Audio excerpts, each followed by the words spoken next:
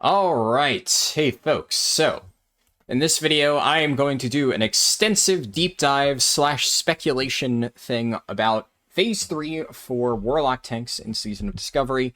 There's a lot to cover here, and I will give the quick disclaimer that I am making this video well before the phase comes out. As well before as I reasonably can. It is currently Friday morning. The phase is coming out on Thursday next week, so we have access to a lot of information here, more than you may realize if you've only been following the generic Wowhead posts that don't go into super big detail, but we are still missing a lot of context and a lot of really important information on how certain abilities work, specifically like the new rune abilities, and of course there's a lot of acquisition stuff that we don't know, so I could say, oh hey, just get this item, and it might not be really easy to get. So, disclaimer that if you're watching this, it's because you are just really curious to know what Warlock tank is going to look like next phase, and you want to listen to somebody ramble about all of the insane, probably useless research that they've done into theoretical best in slot lists based on data-mined items, and theoretical talent builds. As you can see here, I've got a lot of them. These are all talent builds. These are multi-target talent builds, which I'll be discussing first for reasons I'll get into, and then I have 4 sample single-target talent builds, and there are some variations within those. All of those are distinct setups that we could end up running depending on how the balancing shakes out. And then I have, I'll quickly show this, a very, very detailed, sorry for the flashbang, best in slot list, and I'll of course break all of this down later in the video when we get to that. I'm going to talk about gear at the end, because a lot of the gearing stuff won't really make sense until we understand the new runes and how they interact with our kit and why we want to gear the way that we are going to next phase. So, let's get started just getting over some really important data mined info that, once again, may or may not be true. For existing stuff, Lake of Fire is dead. So you can see here, this is pretty much guaranteed because it's openly shown on the data mine tooltip. Rain of Fire now needs you to channel for its full duration, and then it increases all fire damage you deal and your demon pet deals by 50% up from 40%. But realistically, this just kills the rune. If you need to fully channel Lake of Fire, it is now terrible. You are never fully channeling it. You would always immediately cancel it. The one thing that is not clear, and this is why I don't know for sure if you're going to run Lake of Fire or not. I think everybody is operating under the assumption that this kills it because it forces you to get a full cast. What some people are speculating is that, well, if you get attacked by mobs and that cancels your Rain of Fire and it ends really quickly because of spell pushback, would that count as fully channeling it? And would that drop Lake of Fire, making it still good for a tank if you were actively getting hit? Now, I'm going to go on record and say, I do not think that is how it works. I do not have any concrete proof. Most people I have spoken to agree it's probably not going to work like that, and Blizzard probably thought of that. Though with Blizzard's track record, who knows? Anything is possible with them. So it is entirely possible that they just really did not think hard about this and made it so spell pushback lets you get the 50% puddle, in which case, a lot of the single target builds that I'll talk about, if it does work like that, we're going to be running something different, namely closer to how it plays right now. But all of the builds that I am going to be talking about in this video are under the assumption that Lake of Fire is dead, because we are pretty confident that is the case. Also, what that means, as you will see, is that Demonic Tactics is pretty much going to be your best rune in this slot, which means that Master Channeler is going to lose a lot of value. This hasn't actually been nerfed at all, but I'll talk about this more later, why that's the case. This is going to be almost guaranteed the best rune for your chest slot in most situations, so just be prepared for that, but we'll get into more detail on that later. Now, another really unfortunate thing, this one is not 100% certain. It appears that Soul Link no longer works when Metamorphosis is active. Now, this one, you can see it doesn't actually have the tooltip updated on Wowhead for this, so it's not like openly data mined, but apparently there are strings in the code that people have found which prevents you from using Soul Link if you have Metamorphosis active. Initially, people thought that this might be fake. It might be somebody just, took a screenshot of that snippet. enough people have since confirmed it and said, yes, it is in the PTR code that this does not work with meta. The reason why I don't know for sure if this is going to happen is because it's fucking stupid.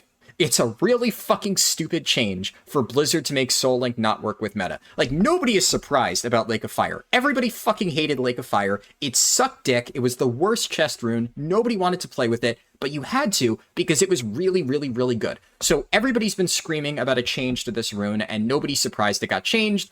The way Blizzard did change it is stupid and heavy-handed. There's so many better ways to fix Lake of Fire and make it situationally useful without just killing it outright, because as it stands, if the whole spell pushback thing does not exist, you will never run this in any situation for any Warlock build. It's bad.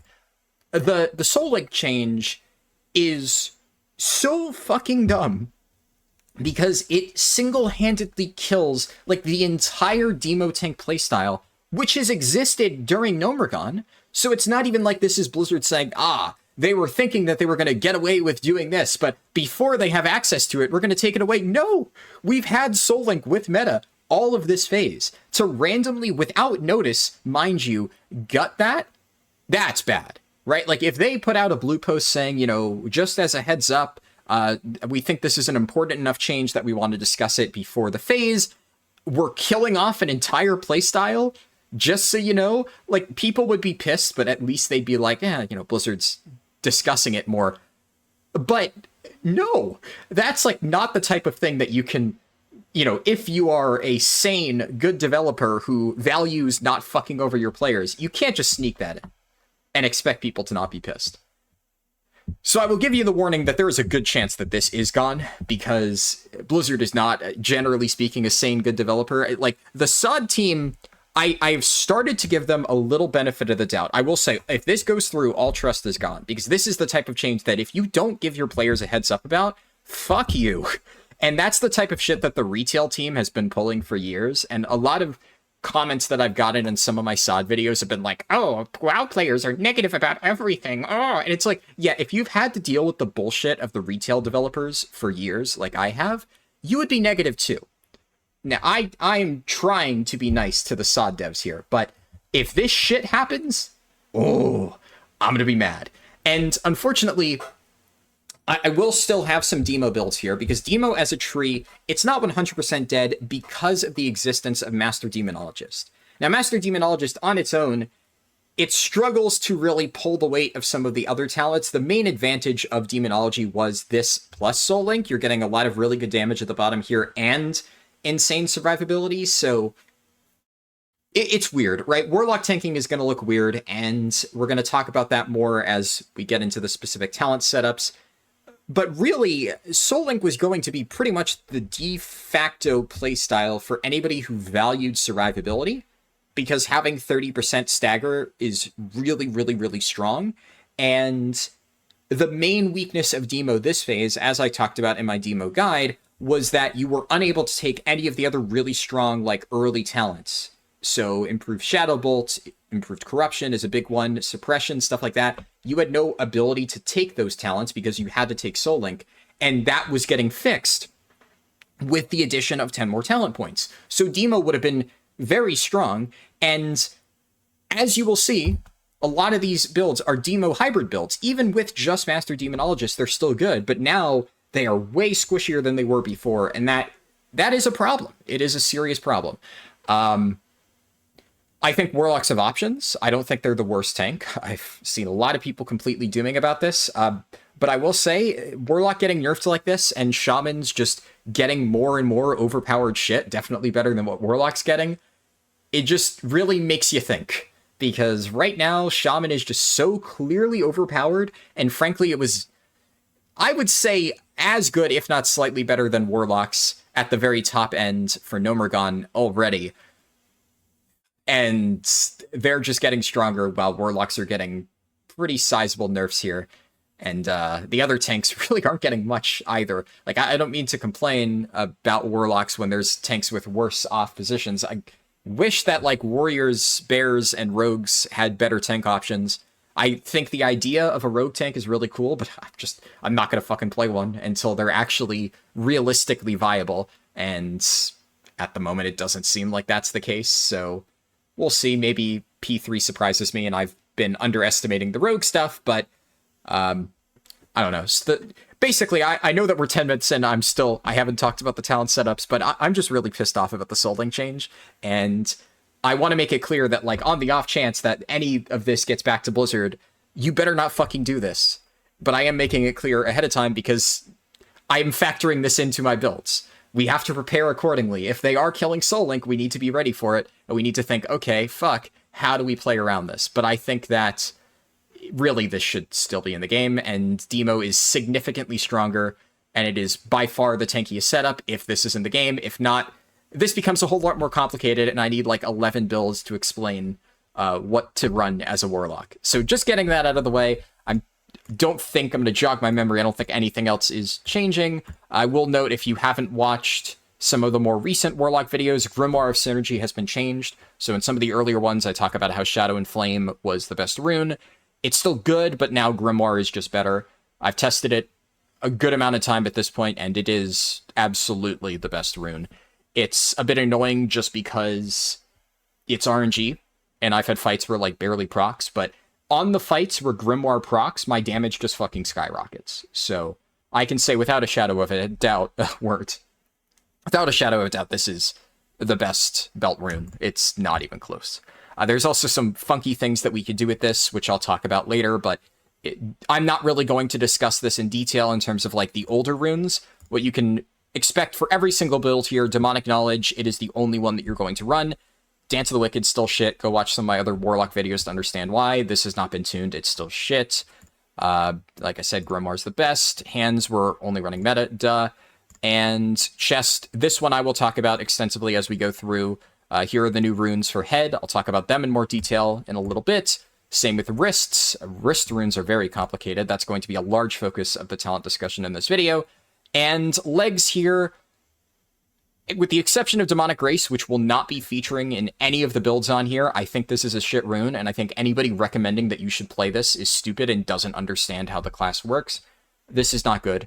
All three of these runes are viable, and they will be present in some builds in here. One of these runes will be, or every single one of these three runes will be present in at least one of these talent builds, if not more, so I'll discuss them as we get to them.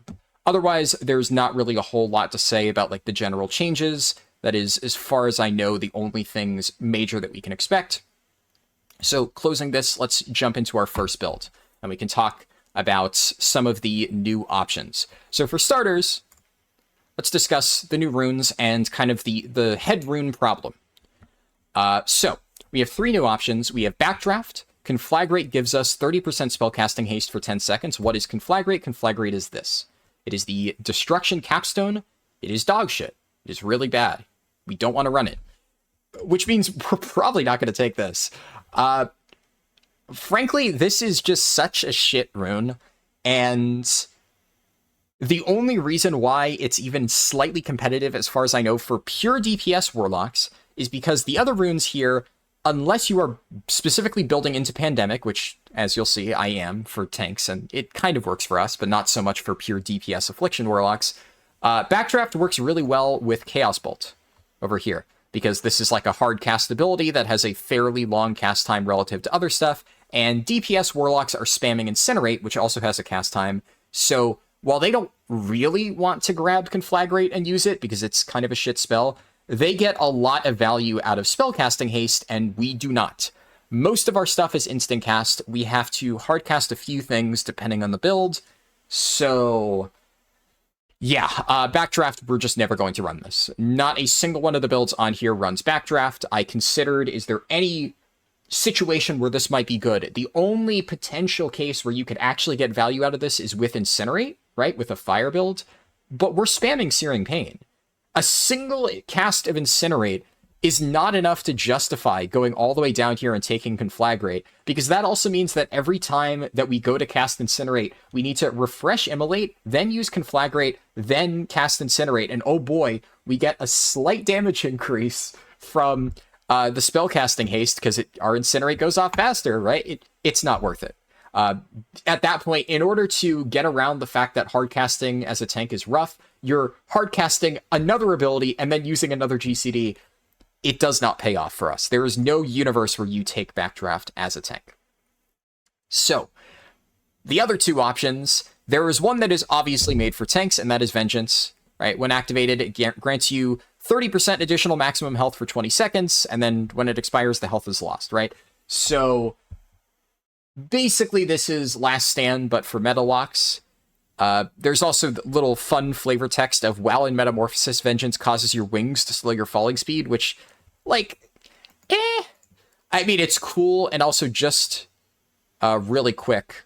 Because it's not shown on the rune, we can see it here. It does have a 3-minute cooldown, so it's not terrible. And I should note that this is, like, better than Demonic Grace, just because it's not good, mind you. Like, basically, if we're comparing 30% dodge, 30% max health, and 30% damage reduction, which is what a lot of people think of this as, like, a lot of times I hear people who don't really understand, like, how tanking works say it makes you, like, 30% harder to kill, and they just throw that number around, like, loosey-goosey. But there's a very big difference between flat DR against basically an entire type of damage, and a chance to negate an auto attack, 30% dodge, or a slight buffer against incoming damage, which is this, right?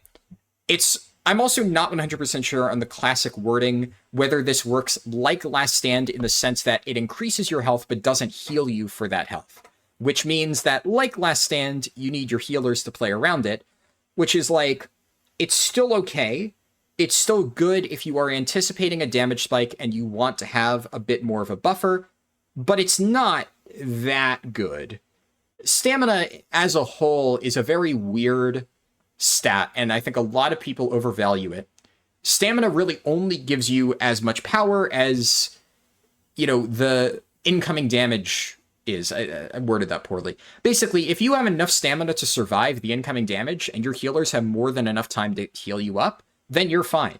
If you have barely enough stamina to survive the incoming damage, and you're at risk of dying to, like, a single tick of damage after the fact when you're really low, well then, yeah, stamina still has good value there. So it has extremely high value when it lets you survive something that you wouldn't otherwise survive. It still has good value when it gives you a buffer area to where your healers can heal you up after a big spike of damage. So basically, if a Thermoplague Smash is leaving you at 5% HP, that's bad. Try to get a bit more stamina. But after that, it starts to fall off hard as far as how effective stamina is.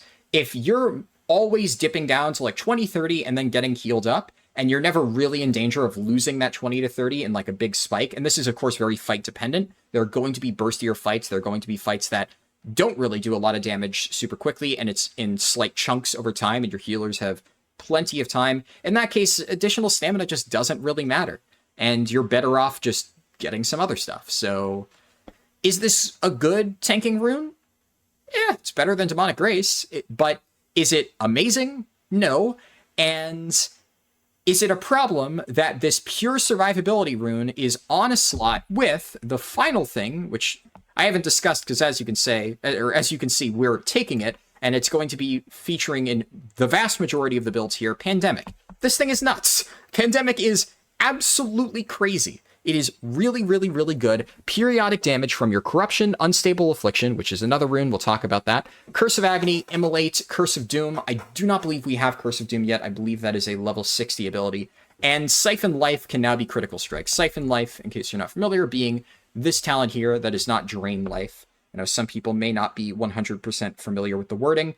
But the thing about Pandemic is since we literally get nothing out of Backdraft, as I've already said, and we are really not going to want to run Vengeance unless we absolutely need it for a fight. And what a lot of people may say is like, oh, well, what if there's a really difficult boss that really requires that 30% health? Well, the nice thing about runes in this game is you can just freely swap them.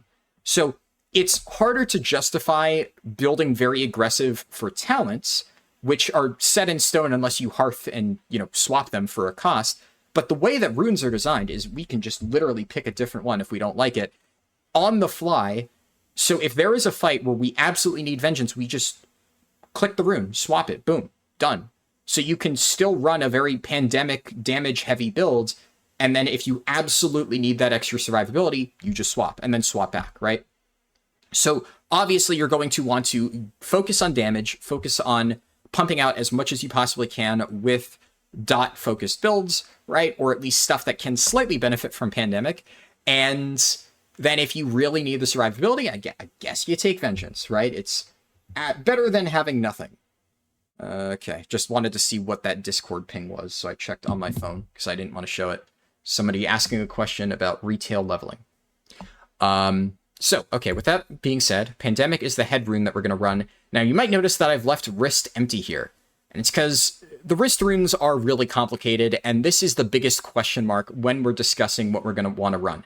And I considered delaying this video until closer to P3, but the reality is the biggest questions that we have will not be answered until after P3 goes live. And when P3 goes live and we have all the answers to these questions, I'm going to make a main channel video that's like, you know, edited and stuff that has the actual best builds. So there's going to be no speculation at that point. But until it goes live, we won't know. And the biggest question right now is, what the fuck does Summon Felguard do? So obviously we have these three runes: Immolation Aura, Summon Felguard, Unstable Affliction. Summon Felguard, the wording on this is really unclear. It's a new pet. It's a Felguard. And we've had a Felguard in other expansions, right? So it's not like this is completely foreign. But the way that Felguard works is different depending on the expansion. And Blizzard isn't really telling us how it's going to work relative to SOD. So that makes things a little bit trickier. Why am I getting pinged?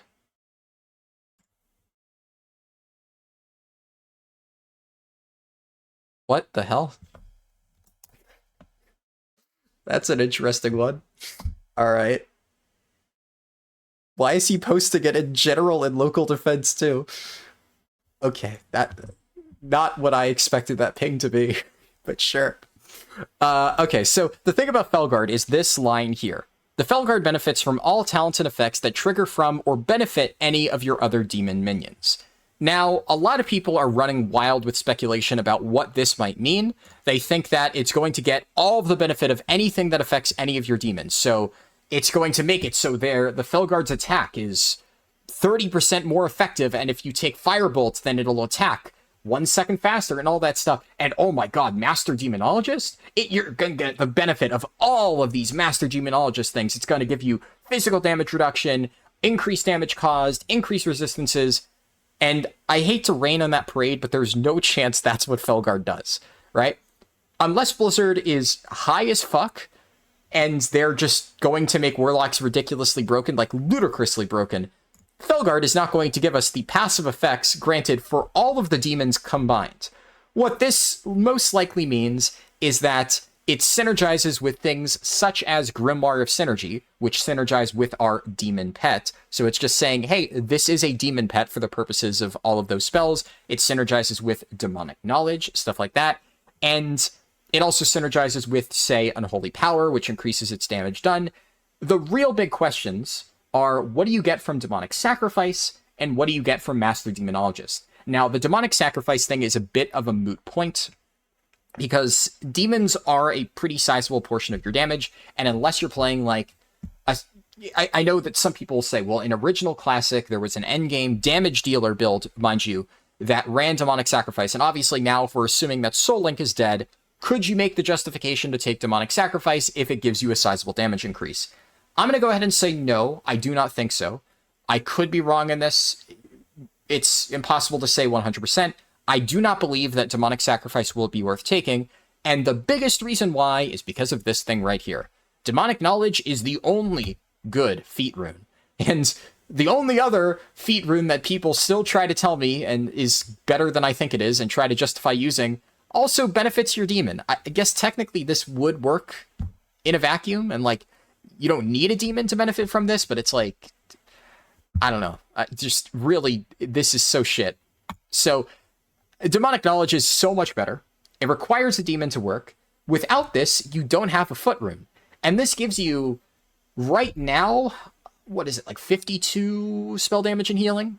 And that is a pretty decent chunk. Now, I don't necessarily know if 52 spell damage and healing is equivalent to 15% fire damage or 15% shadow damage. It most likely isn't, but it is a pretty big difference maker. Also, I mean, hey, let's not even forget Grimoire of Synergy, right? Technically speaking, you could run Shadow and Flame, right? But what I'm trying to say here is that there is no situation where you're going to sacrifice your demon, because all of the good runes and a lot of our good stuff benefits from having a demon. So the only real thing to consider with Felguard is what does it get from Master Demonologist? And here I can show you the Burning Crusade version, which this is what most people speculate it will give us. Master Demonologist here, Felguard increases all damage caused by 1% and all resistances by 0.1 per level. Now, the reason why people think this is the version we're getting is because you'll notice that every other demon on here is the same as they are in Classic. There is a very different version of Master Demonologist that we get in Wrath, but since everything else here is identical and Felguard is just being slotted in here because obviously Felguard was added in TBC, this is probably what we're going to see. In which case, then, what we're going to get here from Master Demonologist would just be 5% damage and all resistances by 0.5 per level, which is not great, if we're being real. It's, like, it's obviously the second best pet effect behind Succubus, because it still gives you damage, but 5% of your own personal damage is actually pretty sizable. We would like that. So in order to make Felguard worth running over the other options, it would need to do so much personal damage that losing out on 5% of your own personal damage doesn't really matter, and it does considerably more than Succubus, right? Because Succubus is not a bad damage pet. So it would need to do so much more than having a Succubus that it is worth dropping Succubus and losing 5% damage. And that's a tough ask. So we don't really know yet. All of this is completely uncertain, so it is kind of impossible to say for sure what you're going to run here. So I think basically what I'm assuming with this setup, right, is that you are taking Succubus because I've put points into Improve Sad, but I wanted to leave it empty basically to signify that anything could happen. A build like this, you would pretty much be running Unstable Affliction, which, you know, let me talk about that. So this is a new Shadow Dot. It's familiar to anybody who's played Warlock before, and it has a 1.5 second cast time. I've checked that on the spell. The only real notable thing here, aside from the fact that it does solid damage, you can see on the tooltip, it's at this level, roughly 483. It's not going to get dispelled on bosses, right? So really, it does 483 over 15 seconds, and that's before accounting for spell power. Comparatively, what does, like, Immolate do at this level? 208 initial and 365 over 15 seconds. So it's actually, like, kind of worse than Immolate, but obviously this synergizes with shadow damage stuff. And I think that's kind of the biggest issue that I foresee with Unstable Affliction. It has the potential to be good because, you know, hey, Pandemic, it can crit now. And if we're already taking Pandemic and running shadow damage stuff, then wouldn't it be nice to just take the new shadow damage dot? But I struggle to see how this is really worth using. I've, like, theoretically put some builds together assuming, you know, it gets buffed and I'm missing something.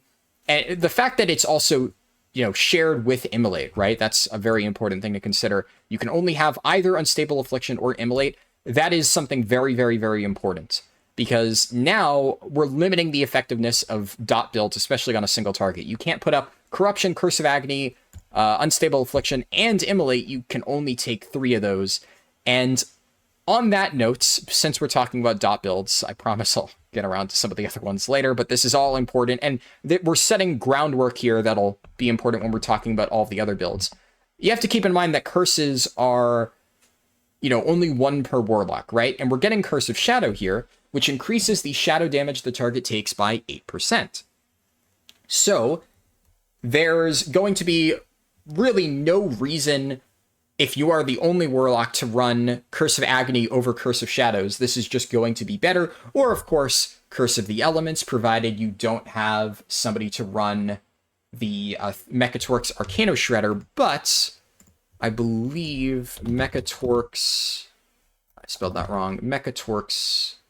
I'm terrible at spelling. Oh my god. Arcano Shredder.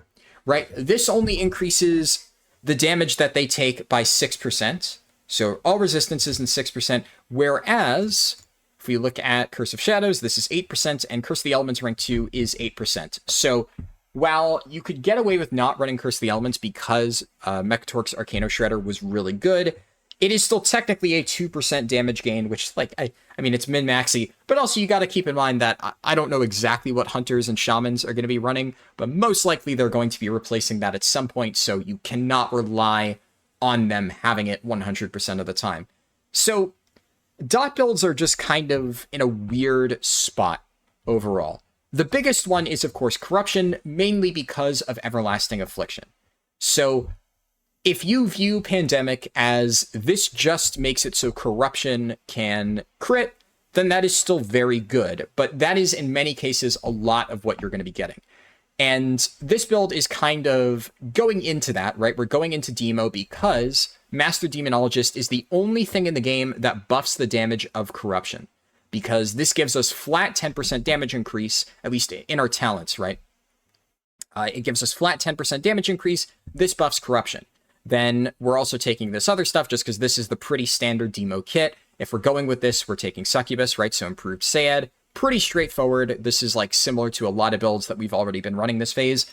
And I will quickly note that this next page, it's probably going to have to reload every time I click on it. This is the same thing with the exception of this is how you would swap it around if you were going for Soul Link. So let's say Blizzard realizes how stupid this is and they do decide to make it so you can tank with Soul Link again. Well, then you would just switch around these talents. So drop one and improve Shadow Bolt, move around points here so that you could pick Demonic Sacrifice and Soul Link, etc.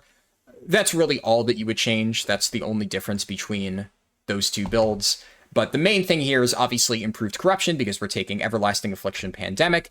And 1 point in Suppression. There is a chance that if you have really good hit that you won't even need this. This is something that we'll talk about when we look at the hit later on. Keep in mind that you need 5% hit, and based on what I've seen on gearing right now, achieving 3% hit this phase is going to be very, very, very easy. Just like you could reach 3% hit last phase, but it took a little bit of work to actually do it. So realistically speaking, the BiS setup for Nomergon had 2% hit, so a lot of builds were running 2 points in Suppression if they wanted to cast Affliction spells. Now, I think you will only ever need to run 1 out of 5 in Suppression. In some of the builds, I'll have 2 out of 5 just as a placeholder due to gearing flexibility, but just keep that in mind going forward. That is probably going to be the case. 5% hit required to hit the mobs, and we'll have 3% baseline on our gear if you're, in full BiS or pre-BiS or stuff like that. So that is what we're looking at. And then, of course, improve Shadow Bolt, because if this is multi-target, just to jog anybody's memory, if you're not familiar with this build, if you do, I have a guide for it on my channel, which I'm probably going to include a link to in the description. I'll have a bunch of my Warlock guides down there for reference. But this makes it so whenever you crit with Shadow Cleave, it will increase the shadow damage dealt to your target by 20%. And since it affects all non-periodic sources, unless you have a ton of other Shadow users in your group guzzling these procs, it's just going to give you effectively 12 seconds of 20% increased shadow damage from your dots, stuff like that. So pretty good. And for other runes, already talked about these ones, but chest, you're pretty much always going to want to run Demonic Tactics now, as I said before, because of Pandemic. So Master Channeler it's a little bit unfortunate. I will have one Master Channeler build later on because I know that people like that rune. And I like Master Channeler, so, I think it's a fun rune to use. It's nice having personal healing. But the reality of Master Channeler is that this is not going to keep you alive, like, on its own. It's nice. It gives you some added survivability. But it's not, like, that impactful. And damage-wise, it has never been amazing. You've run it a lot with rot builds like this, with, Everlasting Affliction setups, because when your dots can't crit, you aren't getting a ton of value out of Demonic Tactics. Now, for pure damage, Demonic Tactics has maybe always been the better choice. Like right now, unless somebody has beaten me again, I have rank 3 world for Mechanical Menagerie, which is the main situation in which this kind of build is run in the first place, right? And I was running Master Channeler, and I'm pretty sure the person who has number 1 was using Demonic Tactics, because they actually just got more value out of having increased crit chance on improved Shadow Bolt, right? Because then you're getting higher chances to proc this, and more shadow damage, and obviously more damage from those shadow cleaves, which you're using a lot. You're still using Searing Pain quite often to refresh your corruption dot on multiple players, or enemies, I mean. And this still benefits your pet, so your pet's damage is being increased. So overall, as a damage option, this was already maybe slightly better than Master Channeler, but now it is just not even close. Right? Now that your main sources of damage, aka Curse of Agony and Corruption, are able to benefit from your crit chance, this is just the no-brainer pick, and it's what we're going to be running in pretty much every single build, especially now that single target setups will no longer be running Lake of Fire. So we'll talk about the Master Channeler setup when we get to it, but until then, keep in mind that Demonic Tactics will likely be best. I mentioned that a little bit before.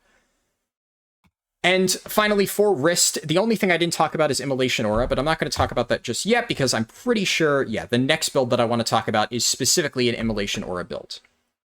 So, no matter what, for multiple targets, right, you're going to notice that I'm taking Pandemic, Demonic Tactics, Everlasting Affliction. This is going to be your bread and butter. It is really, really, really nice.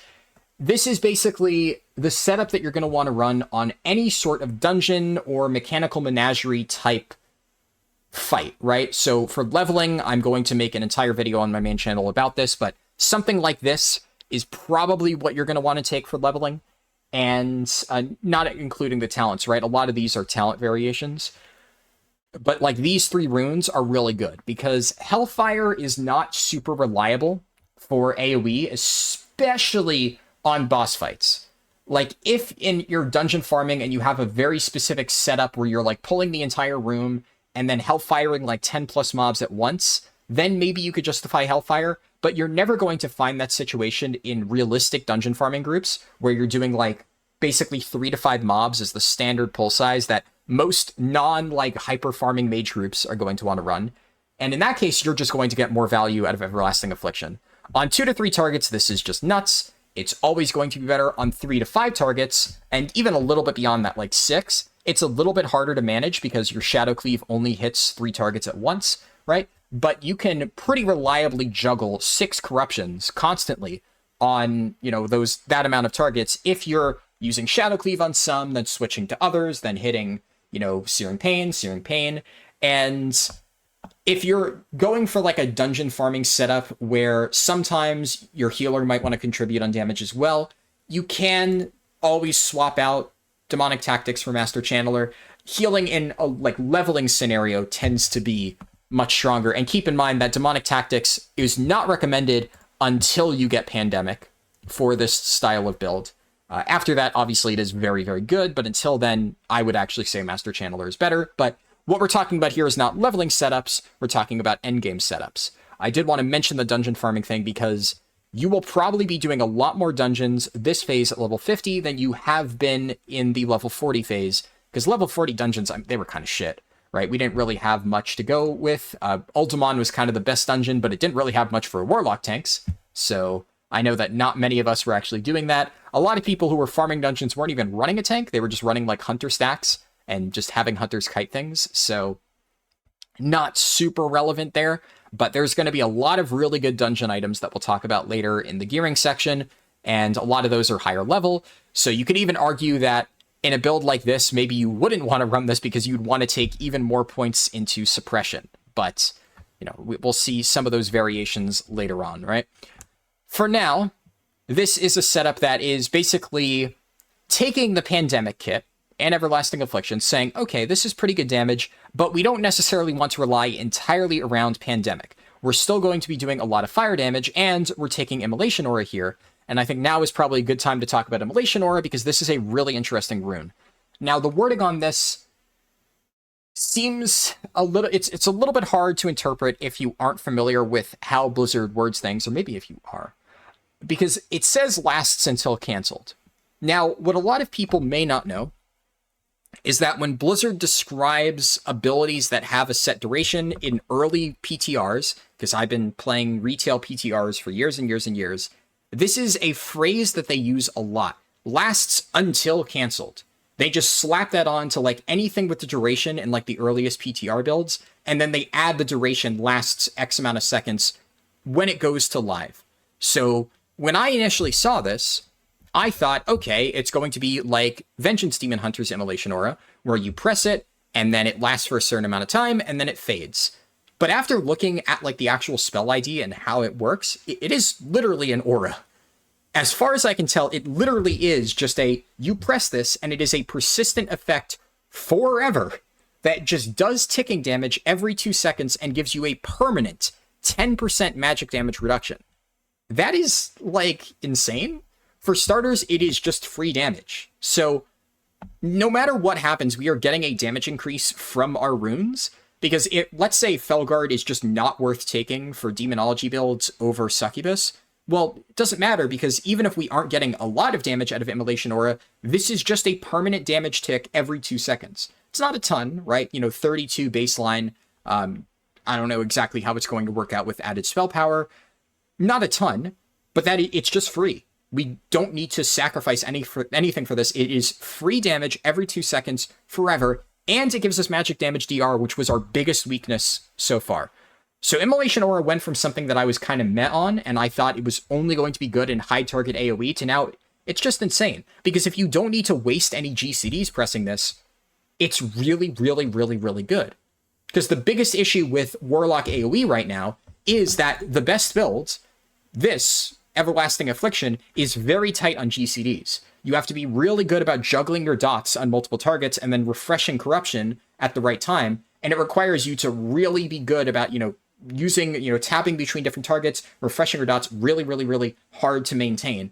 On fights like Mechanical Menagerie, right, where you have to worry about positioning, your health, etc., and you're refreshing dots on sometimes up to 4 targets if you really want to go for the sheep, it's tough. So finding a way to sneak a cast of Immolation Aura into that would have been rough, but if this is just passive, then yeah, it's just good. So obviously this is fire damage, so we would benefit quite a lot from this. So this is basically running the traditional setup of, going down here, grabbing Ruin, grabbing Emberstorm. Because we're really not going to be ever casting Immolate, it's just better to take Destructive Reach here. If you really wanted to, adapt this build for dungeon farming, and you know that you're going to be in a position where you might want to cast Hellfire sometimes, you could, of course, drop Destructive Reach, take Intensity. I would not recommend it. I just don't think it's actually worth doing. But this would give you really good damage and solid survivability on, I would say, a realistic dungeon farming build. Or this is a good Mechanical Menagerie type build if we get another fight like that, which I suspect we will, because there's an encounter in the Sunken Temple where there's 4 Emerald Dragons, and I suspect that we'll get something like that looks like Mechanical Menagerie, so probably good to keep this in mind. And moving on to the next build, which variation was this? Yeah, this is just if you're running Summon Felguard, so very similar to the build that we looked at before. The only difference is here, I'm saying this, if you are taking Summon Felguard, you obviously drop the points and improve Sayad, put them here, not really much else to talk about. This is okay. I do not recommend this build. Quick disclaimer right out of the gate. I do not recommend running this. It's a terrible idea. Realistically speaking, if you're running this build, you would need to take Unstable Affliction, so I'd slot that in. This is if you're going all the way down to Shadow Mastery. Now, the only reason I am even showing this here is because I have been asked about this setup a lot. I've been asked about Deep Affliction, both from viewers and people in my guild, there's a warlock in my guild who really likes Affliction and was asking me, is Affliction viable, with Pandemic and stuff like that? Will we be able to play Deep Ath? I've seen a lot of discussion about it in the forums or the Warlock Discord. I saw somebody post a build just like this right now in Phase 3 without even having Pandemic, saying, wow, this build's so good. And I'm just like, oh my god, no, buddy, what are you doing? And, at the end of the day, play what you want, but it does surprise me when people make terrible builds like this and then try to like brag about it in public, like I made this really cool build, and I'm just like, oh, what? No, no, no, no, no, no, no. Why are you doing this to me? So what's the problem with this build? The biggest issue is a few things. One, Siphon Life is not good.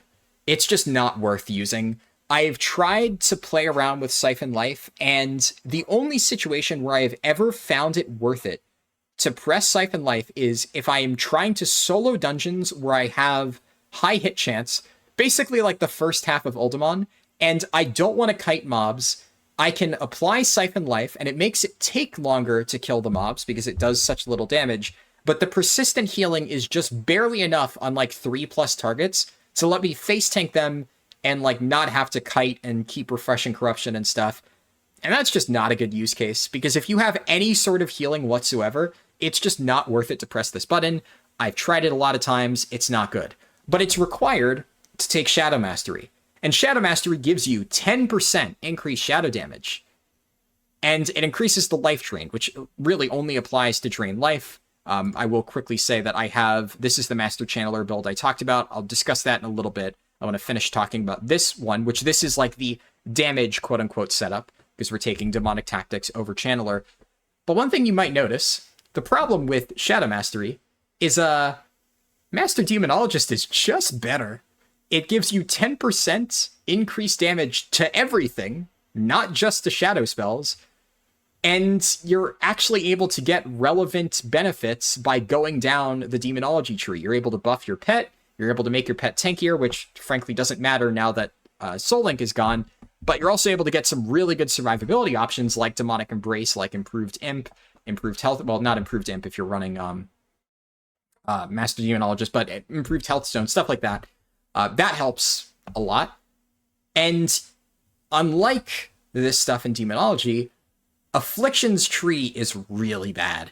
There are just so many dead points here. So just to give you an idea, let's say we want to get Shadow Mastery. I want to illustrate just how hard it is to take this point. So we put 5 out of 5 in Improved Corruption. Okay, that's pretty straightforward. 1 out of 5 in Suppression. 2 in Improved Life Tap, because this is a solid talent. Now, we're not running Master Channeler, so we get nothing out of Improved Drain Life. We're not going to be pressing this.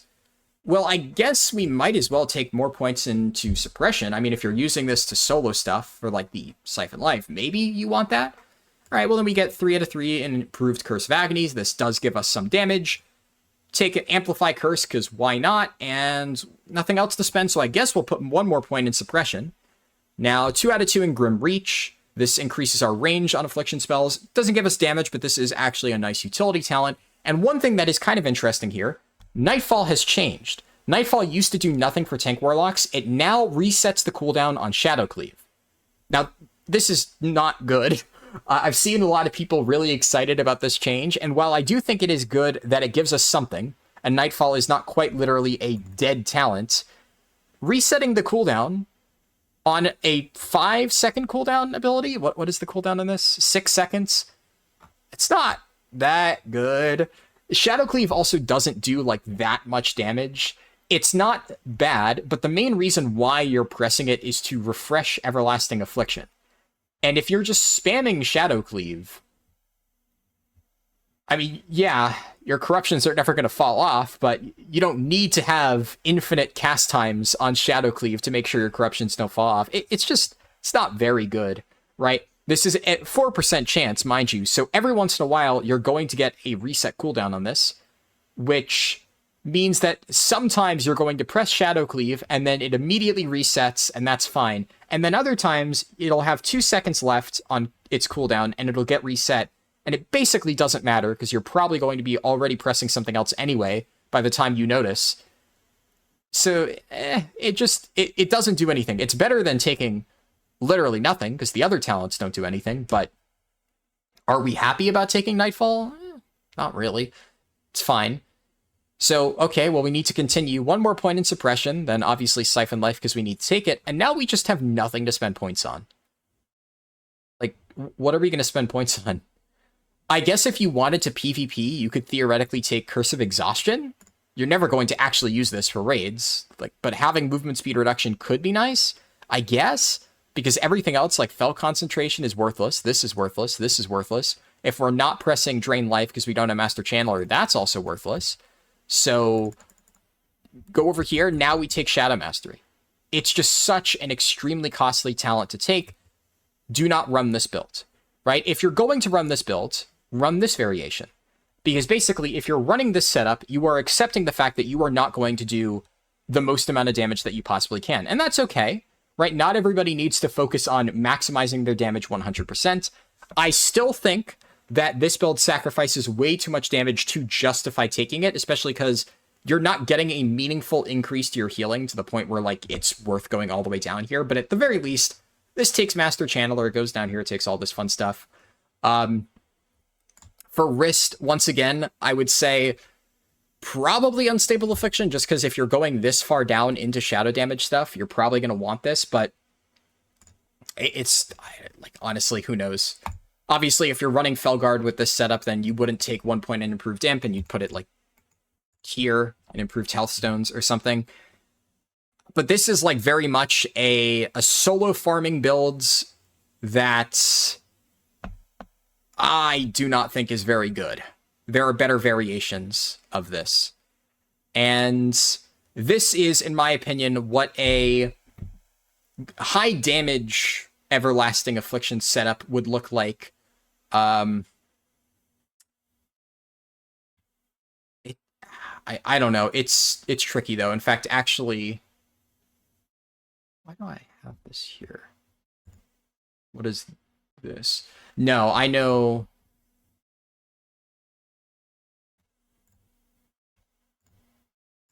Let me just refresh my memory on what I was cooking. I built all of these like almost 24 hours ago. And then after I got all the talents done, I spent basically another 24 hours looking at gear. So I'm trying to refresh my memory on what I was thinking. I remember. Right. This is wrong. This is a single target talent build. So those are all the AoE talent builds. Basically, I just typed 3 target. These are like effectively mental bookmarks. I just typed +3 targets that I knew. Those were the ones, and these are the single target builds. Unfortunately, I forgot to move this into the single target category, and I almost just confused myself there, because I'm looking at this and I'm thinking, how the fuck is this a multi-target build? This is not going to work for multiple targets, because I don't have 5 out of 5 in improved corruption, and it's not. I just miscategorized it. So, this is basically an Unstable Affliction, Everlasting Affliction, single target setup. It's really weird, so let me explain. Basically, what I'm doing here is I'm taking Master Demonologist for the 10% increase on all of the shadow stuff, because that's the most realistic way to get it, and now I have a lot of flex points to spend. So, I have put my points into Cataclysm here just because it gives me a reduced cost on Searing Pain, because you're still going to be pressing Searing Pain a lot with this setup. So this just gives you slight mana cost reductions on that. And then I have a slight reduction in Corruption cast time, but doesn't really matter a lot because you're only going to be pressing it at the very start of the fight. Or if it somehow falls off, it's nice to be able to quickly refresh it. And then 2 out of 5 in Improved Suppression, or just Suppression, I mean. 2 out of 5 in Suppression for the hit chance. And then we have 1 floating point that I've decided to throw into Improved Life Tap. So really, doesn't quite matter exactly what you put here. I'm only taking this for Suppression, and because there's not a lot of other good points to spend, and this is assuming it's pure single target, so pressing Improved Shadow Bolt or Shadow Cleave to get Improved Shadow Bolt on the target is just not going to be worth it. It's just going to be better to press Searing Pain than fish for crits to try and get this on. Maybe I'm wrong in this, and maybe like if you fish for an Improved Shadow Bolt proc and then just go back to spamming, this could be good. I'm not feeling it. Shadow Cleave does such little damage on a single target that it's just kind of hard to justify fishing for this unless you're hitting 3 targets, at which point then it's good. But this build it's weird, because you might notice that it's a single target dot build. Well, how does that work? How are you going to be getting a lot of value out of dots on a single target? And I will talk about that when we get to the gearing section. But what I will say is that the entire premise of this setup revolves around snapshotting corruption for Everlasting Affliction. So if you're not familiar with how this works, once corruption is applied to your target, the spell power that you cast it with is baked into that dot. And whenever you refresh it, it keeps the base spell power from when it was cast. And it just resets back to its, full duration. So if you have, like, let's say, how does corruption work exactly? Let me, actually look at this as an example. This deals damage over 18 seconds. So if I get my calculator on my phone, basically what's going to happen is, let's say you get plus 100 spell power on your corruption, and it's ticking for 18 seconds. Then how does that actually affect it? Well, 100 divided by 18, or well, it would tick for, I think it ticks, every 2 seconds over 18, so that's like, 9 ticks of damage, I believe, is how much you're going to get out of corruption. So 100 divided by 9 equals 11. So basically, if you have 100 spell power, every single tick of your corruption is doing 11 additional damage, roughly, give or take. That's how spell power works on dots. It affects the entire duration of the spell, and it keeps, ticking harder. So if we apply a bunch of really powerful spell power increasing effects right at the start of the fight, and then we cast a single corruption on the target and continue to refresh that corruption for the entirety of the fight, then it's going to keep ticking as if we had our full buffs right at the start the entire time. What buffs might this be? Okay, well, how about hyperconductive, arcanofilaments, whatever the helmet is. I can't find it on here. It's probably called something different, and I'm just misremembering the name. I can literally look at it. Neurolinked arcanofilaments module. So, neurolinked... Oh, did I really spell it wrong? Yes. So this thing. 50 additional spell damage right at the start. Alright, well that 50 is now permanently baked into that corruption that we cast a single time at the start of the fight, and we now never need to press it again. Or how about Power Infusion? When it loads. Alright, 20% additional spell power baked into that initial corruption that we're now keeping up the entire way. Or what about Atalai? Atalai. It's not showing up on here, so I have to click items. This thing, Atalai Blood Ritual Charm. We'll talk about all this in a bit more detail later, but just so you can get an idea, because this is very important for why this build would work. It's going to be much worse if you can't snapshot your corruption. This gives you 96 spell damage scaling down over time. And if you snapshot the corruption with the 96 spell damage, well, you're now getting that permanently. And finally, another really important one, Zila Gular. So this increases the damage of your next non-channeled affliction-based damage over time spell by 100.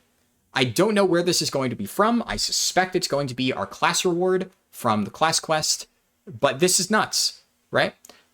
So you press this, you press your helmet, you get Power Infusion, you use your Atalai Blood Trinket, and you get like plus, I don't even know how much spell power that is at that point, a ridiculous amount. And there's more, right? Like hyperconductive, our chest piece, our robe, obviously later on in the phase, we're going to get better things than this, but you can fish for procs on this thing. 40 additional spell damage. We can line all of this up, right?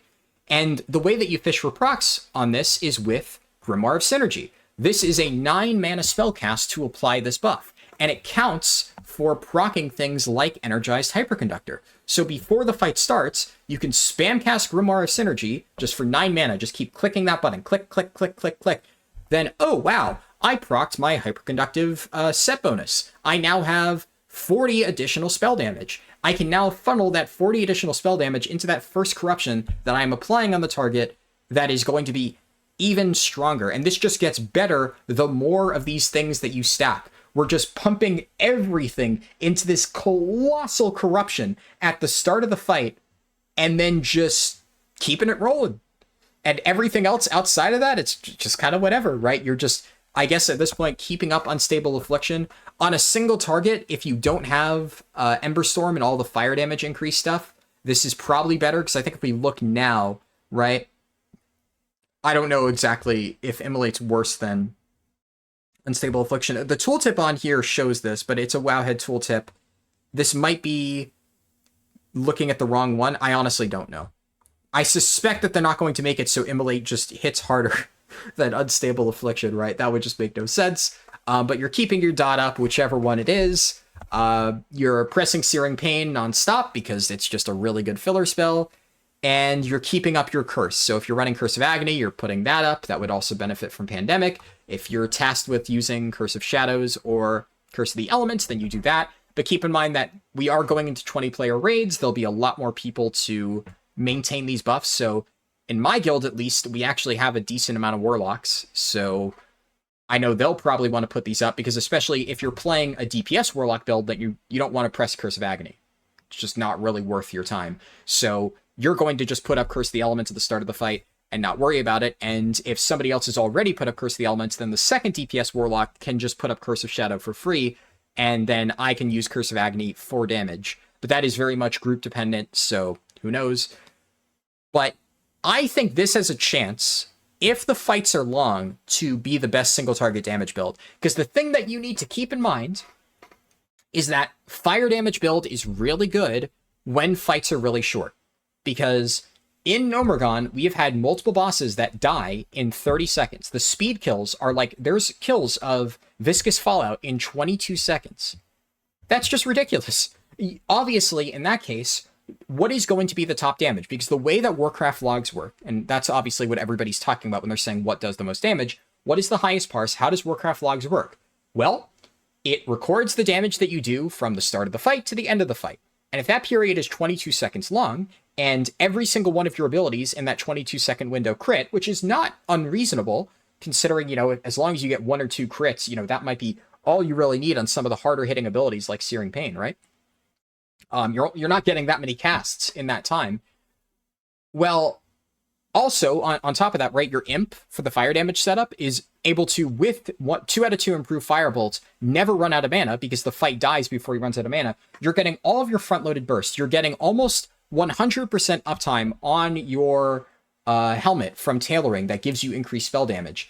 You're effectively just snapshotting your damage from when it is highest across an entire encounter, and then stopping the clock right after your damage was about to start falling off. And that is what a lot of parses are like right now on these small fights. And that makes it impossible for really any other build, especially a damage over time build, to be good, because if your damage is better over time, and the fight doesn't last a lot of time, well, that kind of defeats the entire purpose of a dot build, right? So what I am hoping is that fights in Sunken Temple last considerably longer. Even in speed kills, maybe, they last like minutes. Bare minimum, like 2 minutes. I think a fight that is only 2 minutes long, like the fastest retail fights are 2 to 3 minutes long. And like 5 minutes is a pretty standard boss time, right? But there are fights in retail that last like, not really 2 minutes, but like 3 to 4 minutes, 2 minutes on a speed kill. That is considered very fast. Anything below that is just kind of a meme. Doesn't really even count as a boss at that point. So if the fight lasts long, you get more value out of Everlasting Affliction. Because there's a lot of things that you need to take into consideration as the fight progresses. So first off, people running Imp, well, the value of Imp greatly falls off as you get further into an encounter, right? So you're going to have higher uptime on Grimoire of Synergy because your Imp is constantly attacking. Across a long fight with Imp, you're going to lose a shit ton of Grimoire uptime because your Imp will stop casting. And it will stop getting chances to proc this effect, whereas Succubus will keep attacking the entire time. You're going to run out of mana eventually, right? Especially if you're chunking out these Searing Pains nonstop, and that is basically what the fire damage setup does. And previously it was running Rain of Fire, which obviously consumed a lot of mana. Eventually you're going to go and you're going to need to start weaving in life taps and stuff like that. And this build is relatively low on the mana front, especially because we're getting a huge chunk of our damage from a single cast of Corruption at the start of the fight. That this is like 100-something mana. We can literally check. It's 225 mana to do. In this build, our Corruption would probably do about 40 to 50% of our overall by the end of a long single target fight. If not more, if the fight is really, really long. And we're doing all of that damage for just 225 mana. And the other thing to note is that this type of build only gets better the longer the fight goes on. So if you're in a guild that is not doing speedruns and is getting very slow kill times, which is what I was doing for Black Fathom Deeps, so I was running a build kind of like this, obviously, but only at level 25 for BFD, and I was getting 99 parses with Everlasting Affliction, despite Incinerate still being the playstyle that a lot of people liked at the time, because I was not playing with a very optimized comp. We were 8 to 9 manning bosses sometimes because my guildies just, would randomly not show up and we didn't feel like pugging. So in that case, if I'm still getting all the same value out of Everlasting Affliction, except it's just ticking for longer, well, it's just even better. You're just getting more damage from that single spellcast, which helps a lot. You're still going to want relatively shorter kill times, because keep in mind that a lot of your cooldowns are once per fight, right? So like your engineering helmet, or your tailoring helmet is a 10-minute cooldown. So no matter what happens, that's a once per fight thing. Zila Gular, what we talked about, well, that has I think it was 5-minute cooldown. I can check again, but I'm pretty sure it's 5-minute cooldown, and it doesn't even really matter because this is, 5-minute cooldown, and you're not really going to want to use this a second time, right? It's kind of like a weird situation where if the fight starts lasting really long, then like, I don't know. It just seems like you're losing a lot of value out of having effectively a dead trinket slot. Hard to say for sure. But I think this build has a lot of potential, and I'm really curious to see how it plays. There's also a chance, right, that you just don't even run Unstable Affliction with this setup. What are the other setups? Yeah, this is a similar thing. We'll talk about all these variants. There is honestly a case to be made for just like running Immolate Aura instead because of the free damage. I would say in this case, you're still going to want to run Succubus, even if Felguard ends up doing a lot of damage, because the entire premise of this build, like I said, is getting as big of a corruption as possible. So pet damage is going to be a much lower portion of your overall, so you're not really going to want to run Felguard here. But I could see Unstable Affliction, if you have enough GCs to cast it, could be good, assuming Immolate is not actually better. All right, what is the next setup that I have here? This is the same thing, except going down into Emberstorm. We're not even taking 5 out of 5 improved corruption here, because we're only casting 1 corruption at the start, pre-casted, and then keeping it up. This is running, since we're not Demo, an Imp, and it's taking stuff that buffs the Imp, so Fell Intellect gives it more mana, and improved Firebolt, etc. And I took improved Shadowbolt here, but I still don't know if you really can justify keeping this up on a single target, so I don't know. In fact, in hindsight, I think like a variation of this build that I might want to do, assuming did I do anything similar later on? The more I think about it, and this is what happens when you put like a lot of time in between making your videos, right? I would actually do something like this, because, and then more importantly, drop Immolation Aura. So this is still taking the Everlasting Affliction setup, but since you're already getting a big chunk of increase to your fire damage, and you're going to have a lot of free GCDs anyway, you're probably going to want to keep up Immolate because it still benefits from Pandemic, and it is mutually exclusive with Unstable Affliction. So you're still getting a shit ton of damage, but why are you going to take a slightly better damage button, presumably, in Unstable Affliction, when you can just run Immolation Aura and get free damage? The only issue with setups like this, and we'll talk about this when we look at gearing, is that a lot of the gear this phase, especially some of the really good pieces, are spell school specific. So a build like this really wants flat plus damage and healing to your spells, because it benefits both fire and shadow equally, because we're taking things like Immolate, Immolation Aura, and Corruption, and benefiting from all of that, and this is going to be pressing Searing Pain a lot. So obviously we want to be making sure our Corruption is hitting as hard as possible, but if I'm taking stuff that gives me plus shadow damage, then I'm not really getting any benefit to all of the rest of my kit. So it's a little bit tricky. That's kind of one of the things that you need to decide when you're gearing up, but I'll explain when we talk about gear why that's not necessarily an easy thing to do. But I like the idea of this build, because whereas the other build was very much a, all in on corruption, this still plays heavily into corruption, and you would still want to do a lot of the snapshotting stuff that we talked about earlier, get all the stuff at the start, snapshot where it's a gigantic corruption. But this does mean that outside of corruption, you're actually doing good damage throughout the fight, either through your imp or through spamming Searing Pain, because we got Ruin here, and obviously Emberstorm buffs Immolation Aura and Immolate. So good little alternative build there, I would say. Which one is this? This is basically the same build that we saw before, except it's running Demonic Pact instead of Everlasting Affliction. So because I'm dropping Everlasting Affliction, I now need to take 5 out of 5 Improved Corruption to make it easier to refresh throughout the fight. And this is kind of like... For the record, I don't like this setup. I think it is worth considering, because this effectively trades off, instead of snapshotting that one gigantic corruption at the start of the fight, you are effectively accepting that you're going to get weaker corruptions because you're going to have to refresh it, which means you're losing the initial spell power on it, and you're also having to spend more GCDs on it. But you're also going to be then picking up Demonic Pact, which buffs everything else, so you're going to be casting Searing Pain less, but since you're in Demonology, you don't need to run Searing Pain. It's not like a much larger chunk of your damage. And once again, I've tried to put in this stuff. Realistically speaking, I would say keep this empty, and it could go either way, Immolation Aura or Unstable Affliction. I could genuinely see it going in either direction.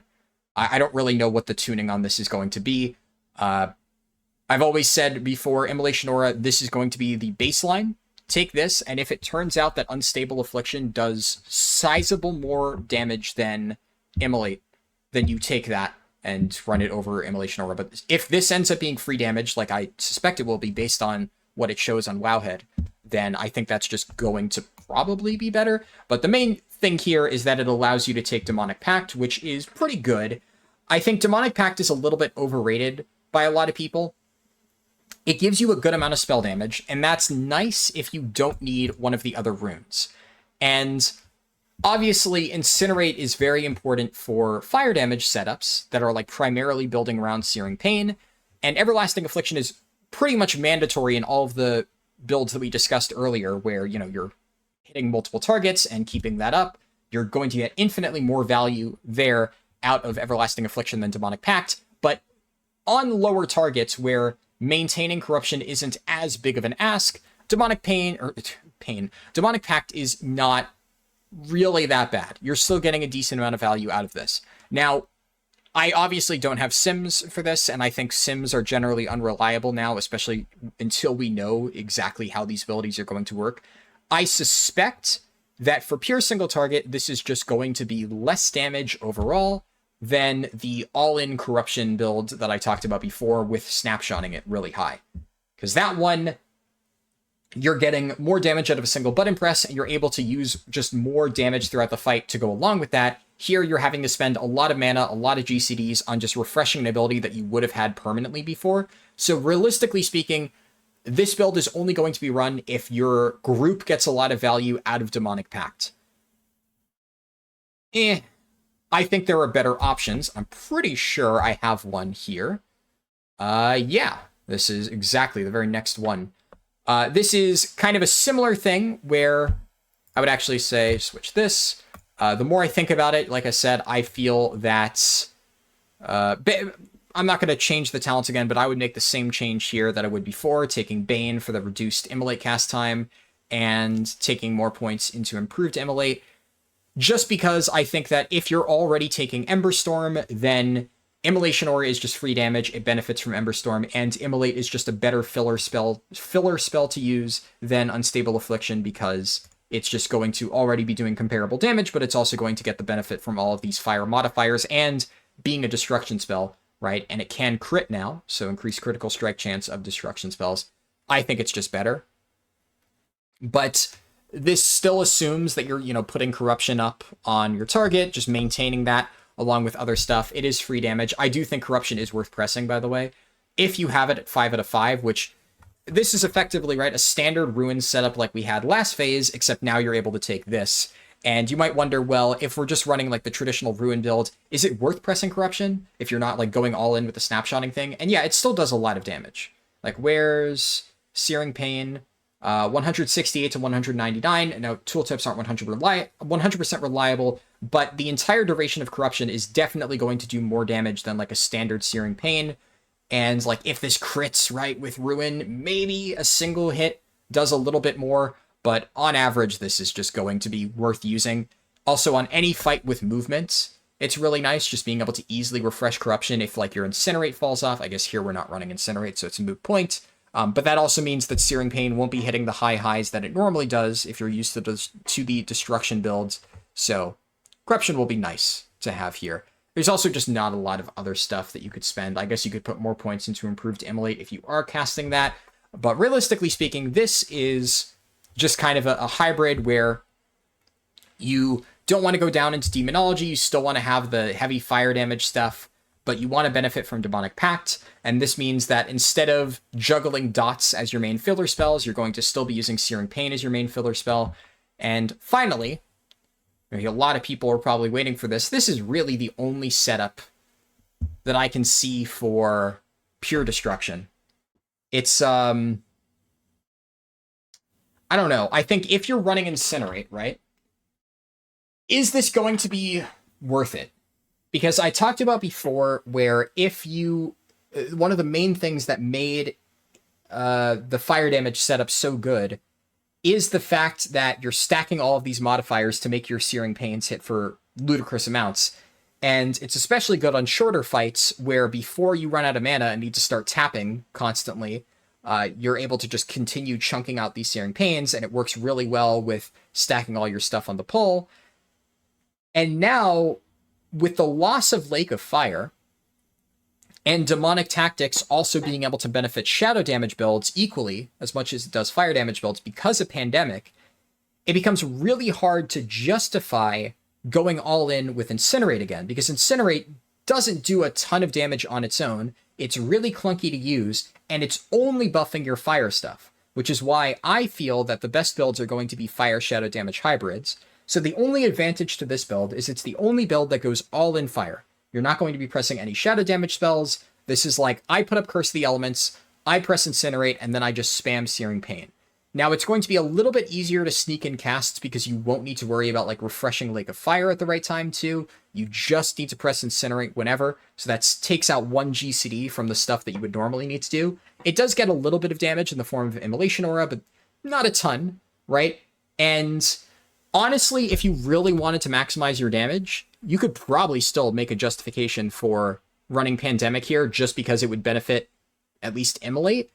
But this is probably the build that Vengeance would get the most value out of, because if the only thing that Pandemic is buffing is Immolate, then it's really not that much of a damage increase. So I guess maybe the better way to put this is if you require Vengeance in order to survive mechanics, this might be the best build to run with it, because you're losing the least amount of damage by dropping Pandemic. I think, yeah, that's probably a better way to put it.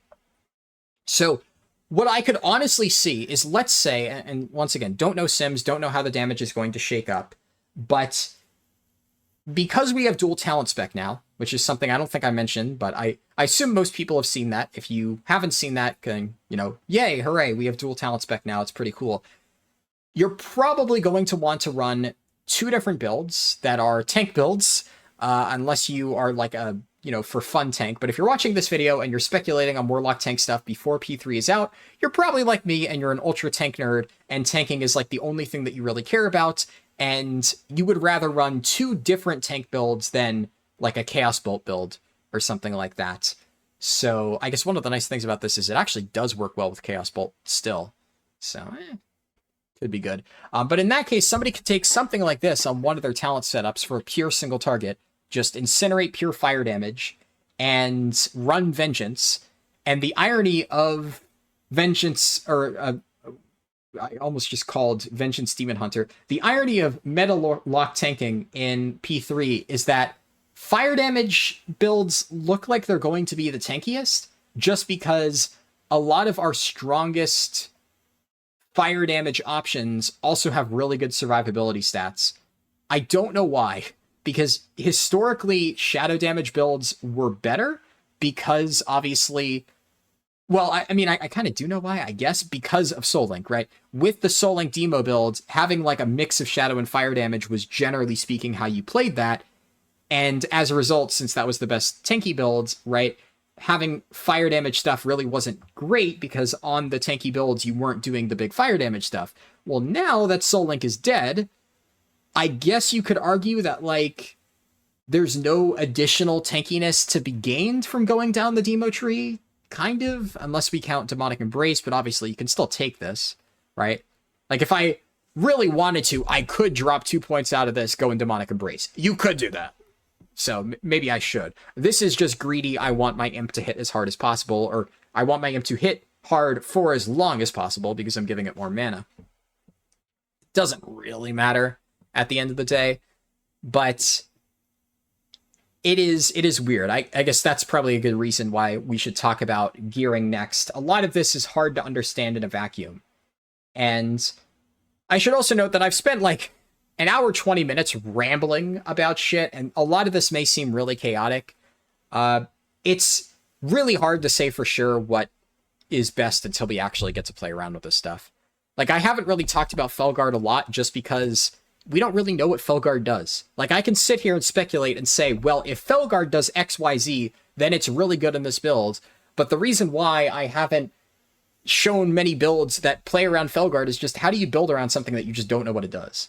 Like, I can kind of build around this and this. The only thing I will say for Felguard is that it has been data mined that its abilities are like the same as in TBC, where it has a cleave that hits 2 targets. So maybe Felguard is going to be especially good on 2-target cleave. And if there's like a fight where Felguard can reliably hit 2 targets at once that are like stacked on top of each other, then maybe it's good. But like, generally speaking, there aren't very many 2-target cleave fights. Like, even in retail WoW, a lot of bosses are either like multi-target, like spread target cleave, or pure single target. If we think about the bosses we've had so far, BFD was single target, technically 2-target cleave in Cereves, but you only wanted to kill Cereves. You did not want to kill the Naga Elite. It still, for whatever reason, was counted on Warcraft logs, which is stupid. Warcraft logs is consistently inconsistent in terms of what it deems fair. So I would say Cereves is a single target encounter. Gelahast, single target. Lorgus Jet, technically single target. The totems don't really count. Kelris was, for all intents and purposes, a single target fight. Akamai was weird. Kind of AoE, but burst AoE. Mostly single target, though, unless you were summoning a bunch of ads, in which case it was AoE. So it was either single target or AoE if you were summoning ads. And then so far, Grubbis has been effectively 1 target, because that's why I say that, like, Warcraft logs is inconsistent. On Lady Cereves, it counted the Black Fathom Elite damage done. On Grubbis, it doesn't count the damage you deal to Chomper. So, okay, which is it? Is it important to pad on damage, or is it not? And I think it is not. I think that they should have filtered out the Chomper damage. I just don't know why they left Lady Cereves the way they did. Anyways, random thing that I'm annoyed about. Viscous Falla is for the most part single target. Obviously, there's the little ads, but once again, that's burst AoE, not 2-target cleave. Crown Pummeler, Electrocution are both single target. Menagerie, 3-target cleave, and technically 4 if you really, really, really wanted to pad. And Thermoplug was pure single target. Bombs don't really count because you're not padding on bombs, right? They like die in 1 to 2 hits. So far we have not had a true 2-target cleave fight. And if I think in retail, like, I'm thinking back to all recent boss fights in retail. There is a 3-target fight in the current tier that sometimes they don't line up. So in practice, it's 2-target a lot. But really, if you're going for parses, it's 3 targets, and you just hope that you get the positioning correctly. Last retail raid was single target, spread 2-target cleave. But then it became single target at the end. On Mythic, the third boss was 2-target cleave, parts of it, but that doesn't really count. AoE, single target with add pad, single target with add pad, and then mostly single target with sections of 3-target add cleave. Yeah, 2-target is just really rare for a fight to have, because generally speaking, like the retail boss that I'm thinking about, and there have been bosses in the past that are kind of like this, and it's the most standard 2-target fight that you'll see, is a fight where you have 2 bosses that you have to tank on like opposite sides of the room. Think like, what's it called? Valiona Thoralion was, I think, the classic one. I've never played it. One of the reasons I'm excited for Cataclysm is it's like the one expansion where I've never really experienced the raids, but I've heard about it a lot. And in Aberrus, a retail raid, we had the Shadow Flame Amalgamation, which you had a fire ad and a shadow ad, and you had to tank them on opposite sides of the room, and like your raid would rotate and stuff like that. So melee DPS could only hit one. A lot of casters would sit smack dab in the middle, and you would take increased damage because they would pulse within a set range. So casters would just take increased damage, their healers would heal them, and they would basically multi-dot both bosses at once. But obviously there's no caster tank, so in retail it doesn't matter. But tanks could only also attack once. So in theory, had there been like a meta warlock tank, in that case, I guess maybe you would like multi-dot the other boss at the start, just for fun, as you're pulling them into position before it goes out of range. But that's like the only realistic scenario where there's ever 2-target. I cannot think of any situation where there's only 2 bosses stacked on top of each other the entire time. Because in the vast majority of cases where Blizzard ever does that, you have 3 bosses or 4. We've already seen that, right, with Menagerie, but in retail, there's a lot of council fights that... Council generally is at least 3 targets. And I don't necessarily know if Felguard's 2-target cleave or Emote Aura would pull ahead at 3 targets. It's hard to say for sure, but who knows? I think the problem is, for any fire damage build, Imp is just going to be better.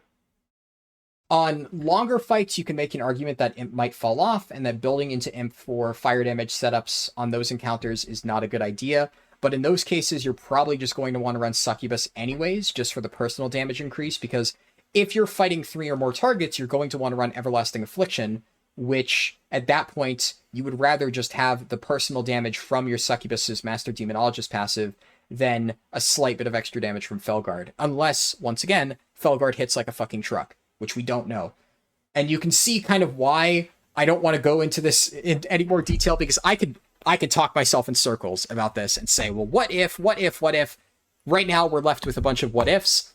Right now, all I'm trying to give you is a lot of food for thought, a banquet for thought, right? Here are all of the potential builds that maybe kind of we could run. There are some things that we can say almost for certain, like the change to demonic tactics that is almost set in stone, and the fact that pretty much every single build will revolve around pandemic. Those are the things that I kind of want to communicate to you for certain with this. The only thing that is still kind of up in the air is the wrist rune and the legs rune, right? Everlasting Affliction for AoE is guaranteed, but on single target, any of these 3 could be what we end up running. Really hard to say for sure.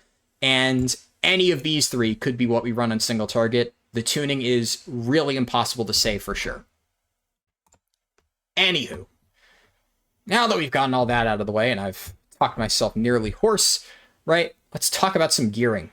So, I am not going to go into excruciating detail with this. I spent 3 hours talking about Phase 2 gearing in a video on this channel, which you can find. So if you're curious about what your best gear is right now, at this very moment that I'm recording the video, go check that out. And the thing about this is I'm probably going to make an actual like main channel video about Warlock Tank best in select gearing options when the phase comes out, and all of this is guaranteed, right? We know for certain how all of these items work, because until we know the exact tuning, some of this could change. There are certain things that I think are set in stone, but I will give you like one example that we'll look at like specifically. I'll at least quickly flip through on Wowhead. I have like, the drop down list of all the stuff. I'll flip through all of this just to show you, the new things that you can expect, like the big heavy hitter items that you're going to want to look forward to. But there's some stuff like right now, all of the capes from Sunken Temple are just really bad. I actually think we're just going to run a green cape with of Shadowy or of Fire Wrath. And the weird thing about this is that there's only one cape that can hit the max roll, which I believe it's plus 20 in that given school. And this is only Resplendent Cloak. It's the only cloak in the game that has those rolls, at least at level 50. Because, like, the way that a lot of greens work is there's, like, 3 level brackets where they get increased armor, but the actual rolls of their secondaries don't change. So you'll have, like, a 50 armor cloak that gives plus 20 fire spell damage, and then a 51 armor cloak from mobs 1 level higher that gives still plus 20 fire spell damage. Then a 52 armor cloak that gives plus 20 fire spell damage. And then after the 3rd level, the armor still scales, whatchamacallit, like in a straight line. I'm blanking on the term for that. Linearly, duh. The armor scales linearly, but after 3 levels, the scaling on the secondary, so the plus shadow or fire damage, jumps up a tier. And now it can scale from 21 to 23, for instance. So within that bracket of 3 levels, it doesn't really matter which cape you get, but the bracket for capes starts at 50, and then it's 51, 52, etc. And those are the ones that share the numbers. So the level 49 green cloaks do not have the same modifiers. I think they only go up to 19. Now, technically speaking, plus 19 versus plus 20, does it really matter? But if we're min-maxing, there is really only one cape that can get us the best numbers. And, I mean, if I'm being real, can look at this later. But these cloaks, even the one that only goes up to 19 is still better than the Sunken Temple cloaks. The Sunken Temple cloaks are really fucking bad. Like, the best one that we can get is only marginally better than Bloodrot Cloak.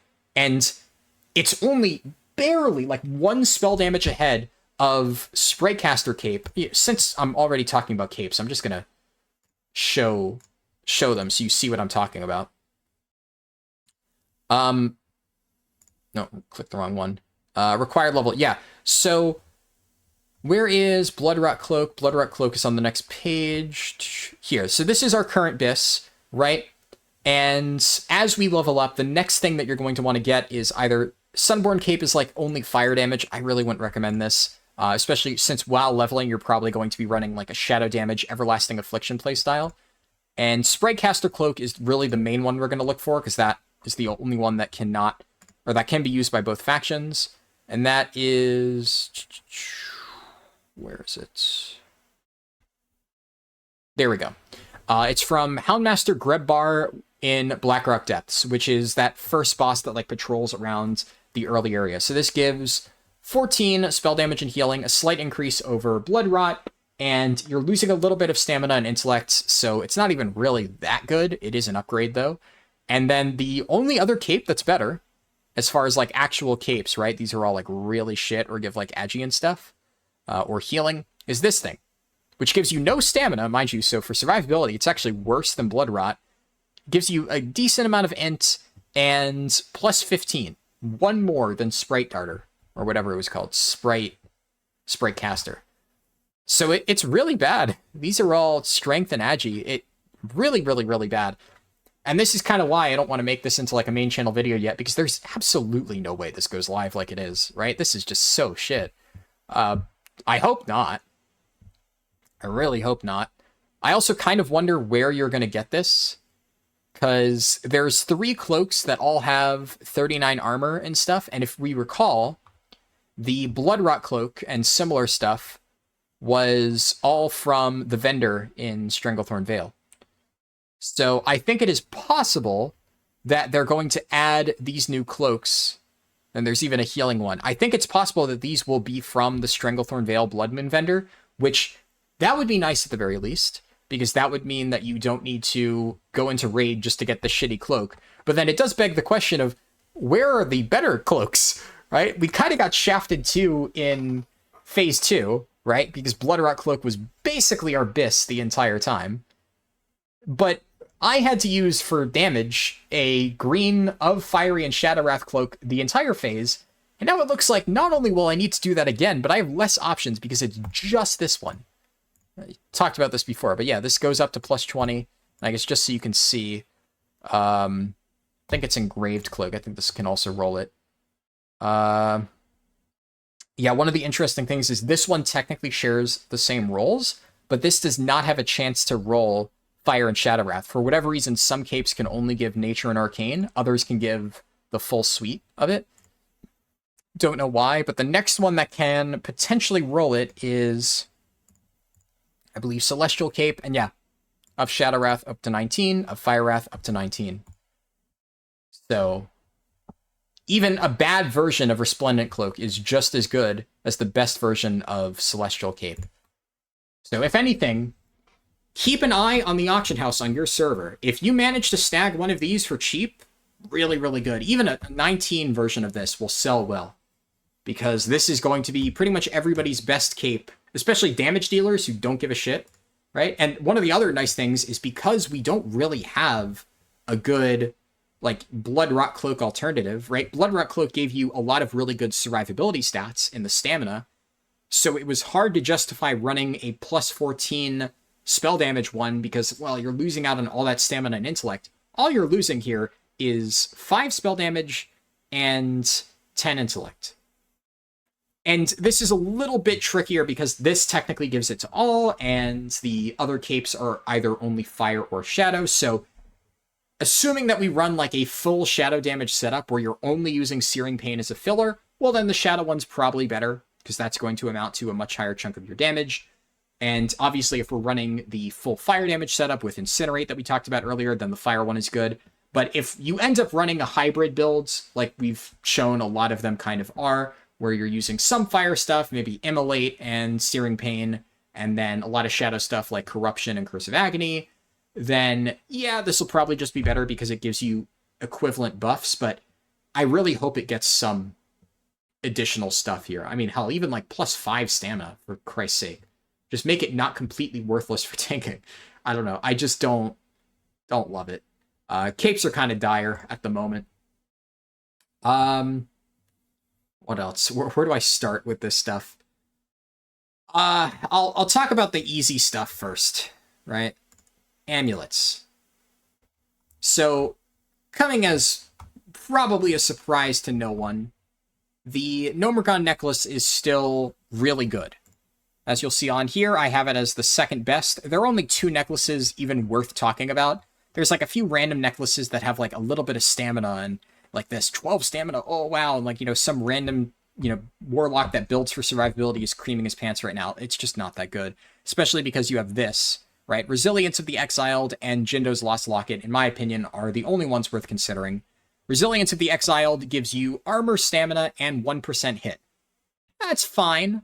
I think I talked about earlier, it's very easy to get 1% hit, so if you want to get 1% hit from this as well, bring yourself up to 4%, or I forget what I said. It's easy to get 3% hit, so if you want to get to 4% hit from this, there are other ways that you can hit cap, or reach hit cap, I mean, and because a single point in suppression lets us reach hit cap from 3% hit chance, it's less impactful, but like this does help with Searing Pain and stuff, so like, it's worth considering, I would say.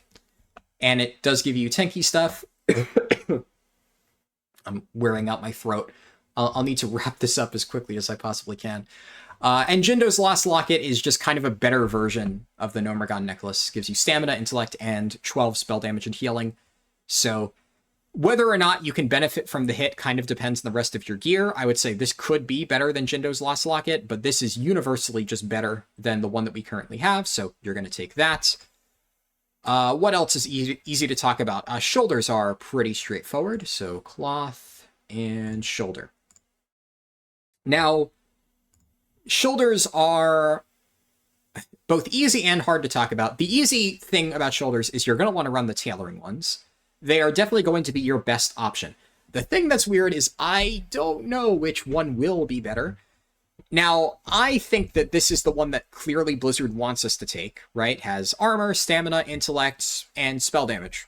All right, I've said before, that's exactly what I want. It also is a proc that increases your spell damage and gives you 2% dodge. The 2% dodge doesn't really matter. Random, uncontrollable dodge doesn't help a ton, especially at that low. It's not going to give us any meaningful survivability, but 30 increased spell damage. I checked the proc, it lasts for 10 seconds, So it has a 40-second cooldown, which means that roughly every 40 seconds you'll get it. So 30 spell damage every 40 seconds. I don't really feel like doing the math on that, but I do know that, you know, it's nice, and it makes fishing for corruption a little bit harder. There's like a chance that we could do something where we like attack the target for a bit and try to fish for this proc, and try to fish for like a Grimoire of Synergy proc. And then once we have all of that, then we apply our corruption for the fight. But it would be a little bit tricky because then we would need to hopefully get it early on enough that we could still use our helmet, Zila Gular, and get power infusion early enough that like we can put it up there and then still benefit like during our burst window. So it's a little bit tricky to say how this is going to play out. I suspect that this is just going to be the best option, but we also have this thing, which is the other one that you can get. The main difference here is this has 5 more spell damage and healing, which is a decent amount, just baseline. So unclear if that's going to just be more worth using from a damage perspective. I would suspect that over the course of a fight, getting the proc chance enough on shoulder pads of the deranged, especially it's like on longer fights, you're going to get this enough. On really short fights, you're going to have it up for most of your bursts, so it's like, whatever. It's probably just going to be better to have this, especially because of the increased survivability. It gives you stamina. This one gives you no stamina. And the main difference is that the equip effect doesn't really do much for us. It increases our spell casting speed, whatever. The only thing that we're really casting is Immolate and Incinerate. And it's only a 10% increase, so, like, who cares, really? Now, this is definitely the one, like, if you want a balanced setup, take this. But I do kind of wish the damage was a little bit more comparable. I don't see why this needs to be 5 lower. If anything, what I think they should have done is made this like 15 spell damage and healing and increase the benefit of the casting speed increase on this. Make it like a 30% casting speed increase. Maybe that's too much, 20% or something. Put more of the power into the secondary effect, because the nice thing about this effect is since we don't get much out of it as a tank, they can balance this purely for damage dealers because they're going to be hard casting stuff a lot, so they really like that spell casting speed. So they actually want this because it double dips for them. Whereas for us, this is very clearly meant for tanks, but it doesn't need to be quite as bad as it is. Now, for the other options, you'll notice that Synthetic Mantle is still really good. The main things that you want to consider here is... spelled that wrong. Kentis Amis and... where is it? Stormcloth Shoulder. So this is the main one that's like a slight upgrade in terms of damage over Synthetic Mantle. Synthetic Mantle obviously still being better for survivability a little bit due to the added stamina and armor, but not by much. Not really that impactful. I should note that because we're most likely not running Master Channeler in the vast majority of builds, the impact of healing done doesn't matter quite as much. So I've said a lot of times that for Master Channeler builds, for shadow damage builds, you need to weigh the difference between damage and healing versus just shadow damage, because you are getting survivability out of that. But now even shadow builds for damage are dropping Master Channeler, so that's less of a concern. Just something to keep in mind. And then Shadow Weave Shoulders, I think I have these on here at some point, give you 17 shadow damage, so okay, not amazing. Oh yeah, Stormcloth Shoulders give you 21 shadow damage, so it's, I don't know, it's just not really that worth it, in my opinion. It's a tricky situation. I think like there's a lot of okay green and blue items. Really, it's going to come down to one of these two. And for survivability, it's very clearly this. There's a chance that depending on how the proc rate on this works out, because like also if the proc chance, if the cooldown starts the moment that the effect triggers, then effectively it has a 30-second cooldown, because you'll have 10 seconds of uptime, then 30 seconds left until it can proc again, And if it has a 30% proc chance, that's like decent enough that within the first few casts after the cooldown fades, you'll be able to get this back up again. So, not terrible, but having 5 more guaranteed spell damage over a fight could be better. It's hard to say. I guess effectively we can work it out to, it's roughly like,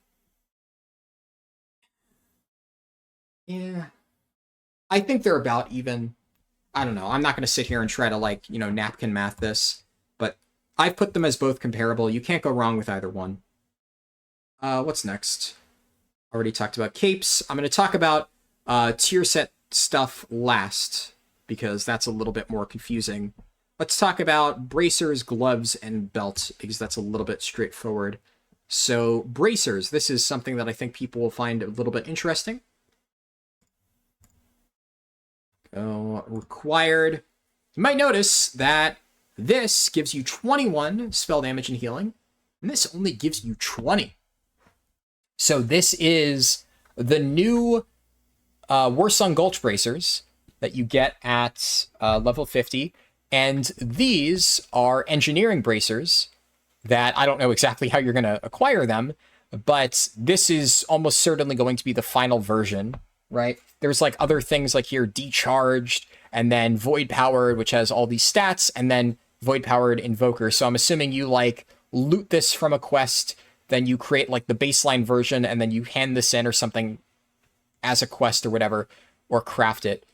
We can actually look Void Powered Van Braces. Yeah, so you can see here the baseline version is required as a crafting reagent for the upgraded one.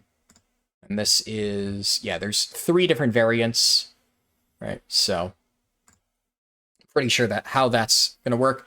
Now, obviously, this just gives them more stats, right? 37 armor, 7 stamina, 8 intellect. 37 armor, 7 stamina, 6 intellect. Spirit is worthless for us. So, this is just better than the Warsong Gulch bracers. So, if you're already an engineer, and you have no intention of swapping off engineering, then I have good news for you. You no longer need to farm Warsong Gulch Reputation. Now, for all I know, the level 60 version is going to be best for Phase 4, when we're at the start of level 60. I don't know exactly. In fact, just out of curiosity, how will that work out? Required Dryad's Wrist Bindings. It's only 22 spell damage, and I don't know if we'll be able to get this stuff, because this is like Silithus, right? This is Blackwing Lair, because, yeah, we're looking at all this stuff. Fellheart, wow, only 13? Sheesh. That's interesting, that it's so low. Flare Core Wraps doesn't even have spell damage. Lethon, that gives 25, so that would be better. This is all pure speculation, right? Because we don't know exactly what things are going to look like when we get to that phase. They're probably going to change a lot of stuff for level 60. But at the very least, I think there are better options. And even then, right, this is 44 armor, 8 stamina, 8 intellect, 7 spirit. And if we go all the way down here to the Void-powered bracers, that's still, like, basically just as good. So they've finally given us a solid alternative to the Warsong Gulch bracers for every single class, except it requires engineering. So if you were not an engineer already, that sucks for you. Thankfully, I was. Engineering Supremacy. Hyperconductive Gold Wrap was pretty good. So I'm happy. And I will talk about this when we get to trinkets, but I think engineering will probably be the best profession. But obviously, you're forced to run tailoring because of the shoulders, and because when we talk about helmets, we'll talk about how the helmet is still really good. So tailoring is mandatory. Engineering, I wouldn't say it's mandatory. Like, if you have the Warsong Gulch bracers, you know, the same thing applies. They're basically just as good. I don't necessarily know what protection against certain types of psychic attacks means. So this could just be flavor text. This does give you on-use immunity to fear, which on any fights that have fear is really strong. But if the protection to certain types of psychic attacks is like a sizable bonus for a certain boss in the Sunken Temple raid, then this could actually just be insane. But we don't know what that means. Can I actually see what that effect does? Neurostatic protection. Yeah. So I have no idea. It doesn't really give any information about what this means. Wasn't because it could say effect like absorb shield or something like that, and then we'd be able to get like a little bit more information. But this seems like a very specific spell where what I suspect this does is, since this is not flavor text, right? There is an effect tied to this. If it was just flavor text, there would not be an actual spell ID tied to it. But I would assume that there is a spell something in Sunken Temple that this gives you protection to. Like, my current headcanon, right, is that there's going to be a boss ability that, like, affects the raid, maybe applies a debuff or something, and this makes you immune to that debuff, which would be absolutely fucking bonkers. But we don't know. All I can say is that it's a good pair of bracers, but that is a very interesting effect that it has on it. And one of the other things about this phase is that bracer options are really fucking bad, which we only have healer bracers from Sunken Temple, and everything else sucks. So for bracers, the only other thing outside of Dryad's wrist bindings is plus 20 greens of Fiery and Shadow Wrath, which are just strictly worse than the engineering bracers or the Warsong Gulch bracers. So that kind of sucks. At the very least, the difference isn't quite as big as it was this phase, because this phase, the best that we could get was plus 14, and the Warsong Gulch bracers were plus 16. And now we can get either 20 shadow or fire damage. Obviously, those are still going to be very expensive greens to get. And the alternative is either farm a shit ton of Warsong Gulch rep or do the engineering thing. Now, the one nice thing for me is my decision has been made for me. On my Warlock is a gnome. Gnomes have the engineering specialization ratio. I have, like, basically hundreds of gold, no, maybe even thousands of gold worth of rare engineering recipes learned on my Warlock. I am not going to be dropping engineering no matter what, because I would be torching my income. I make most of my money by selling sniper scopes, and it's going to be significantly less profitable next phase still, because especially I'm forced to move to Crusader Strike, where I would assume a lot of people already have that, but I'm still going to be making a ton of money from that.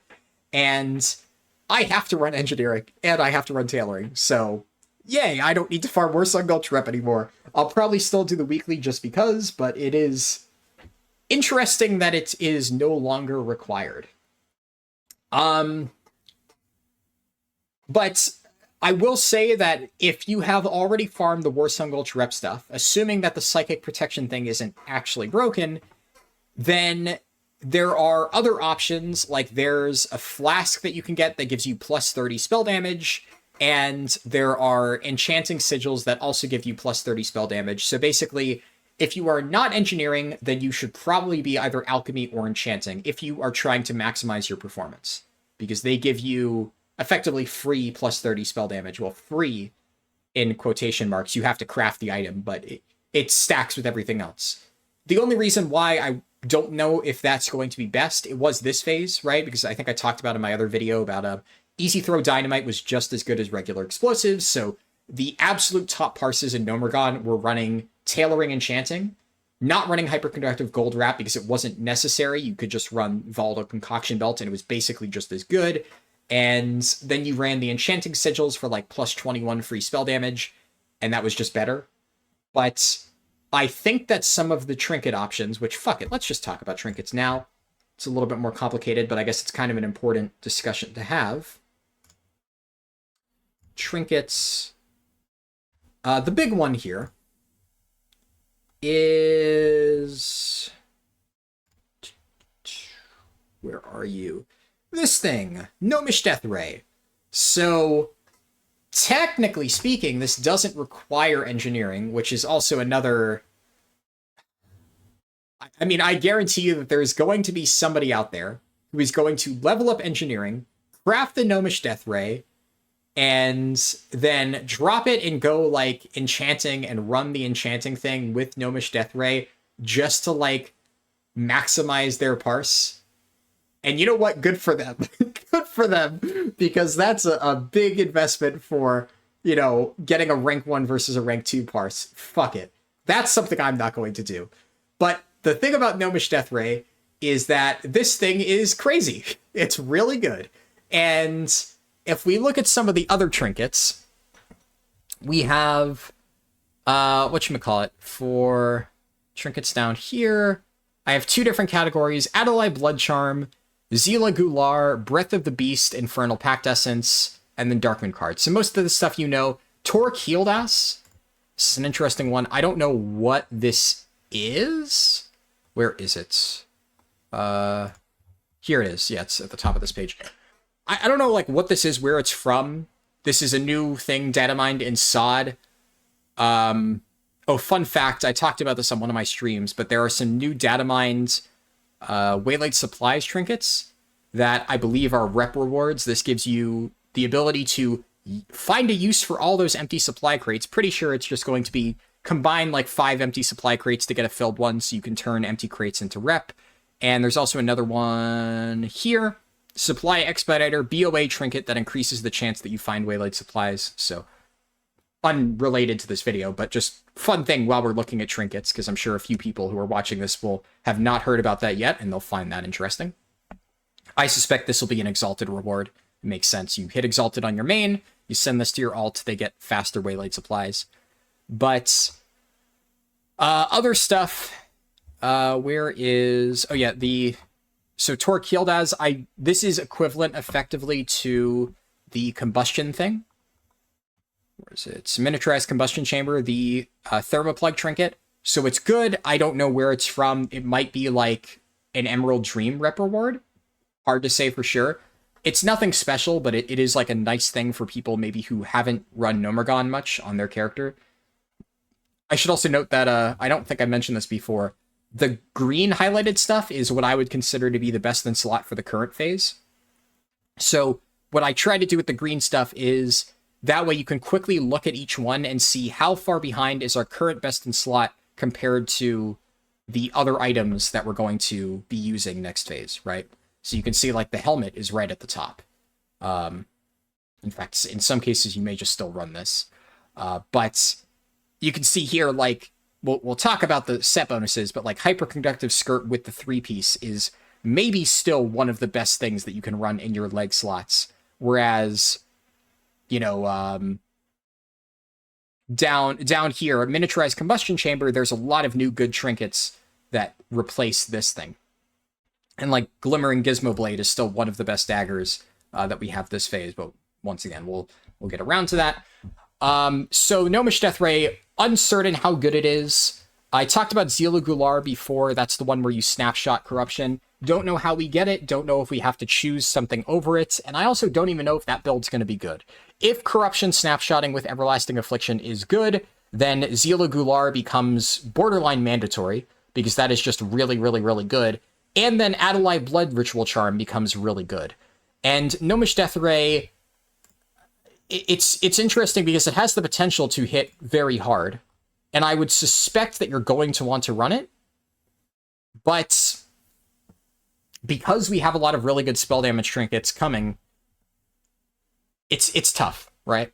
I think assuming the corruption snapshotting build is not meta, and that is not what you're going to play on any fight, you're probably just going to run this for every single encounter and just pop this at the pull, get like a really big burst of damage right as you're pulling the boss. Your healer will quickly top you up because it does drain your life. And then you're going to want to run Adalai Blood Ritual Charm, which is this thing. This is the thing that we talked about earlier, where you get like really high spell damage and then it goes down over time. This one's kind of weird because, like, on one hand, the bonus is reduced by 8 spell damage and 16 healing. So if I open up my calculator, 96 divided by 8 equals 12. So it takes 12 casts to get all the way down to the bottom. And if we go 11 times 8 96 minus 88.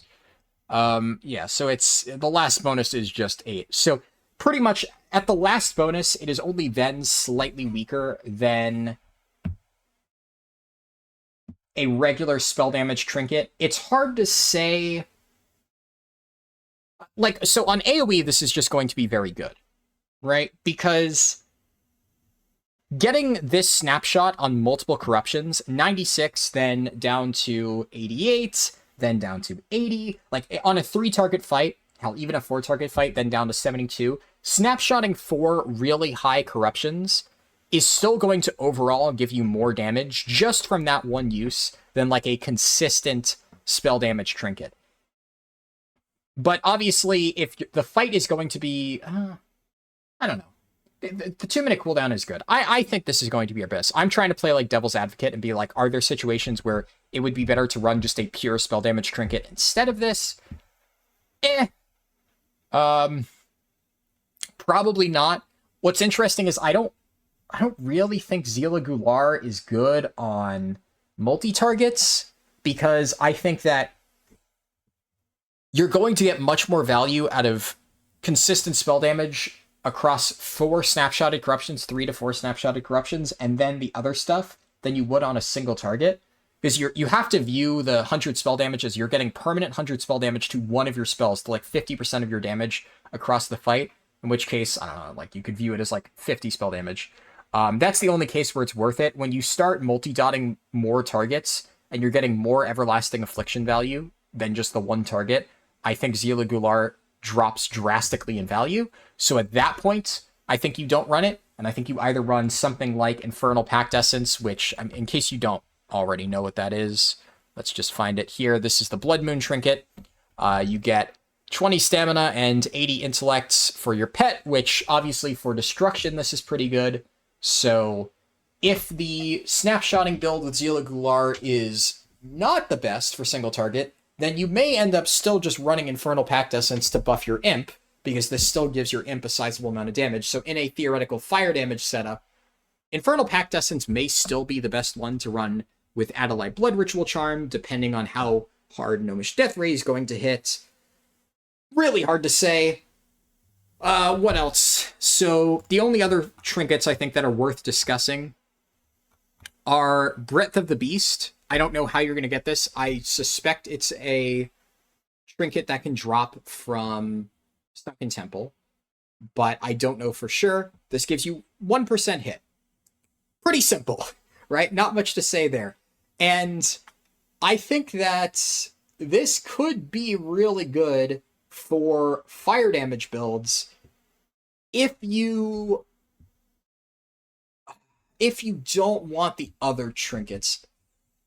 I don't know. Like a lot of this really depends on the value of Gnomish Death Ray, because I suspect that this will probably end up being our best one for really any situation, unless the fight ends at like 1 minute 50 and we barely miss the second cast of this, in which case, yeah, that really sucks. But if the fight lasts around the time of Adelaide Blood Ritual Charm, or it's like under a minute, then this is probably going to be our best trinket no matter what. And Gnomish Death Ray, well, it's supposedly really good. We can use it on every fight because it has a 5-minute cooldown. So if that does just hit for a ridiculous amount of damage and we don't really gain a lot from the other stuff, then we're probably just running those 2 trinkets and the rest of this is whatever. But Breath of the Beast obviously will not matter for any shadow damage heavy builds, just because even if we didn't have a lot of hit from gear, being able to reach hit cap from suppression is very easy.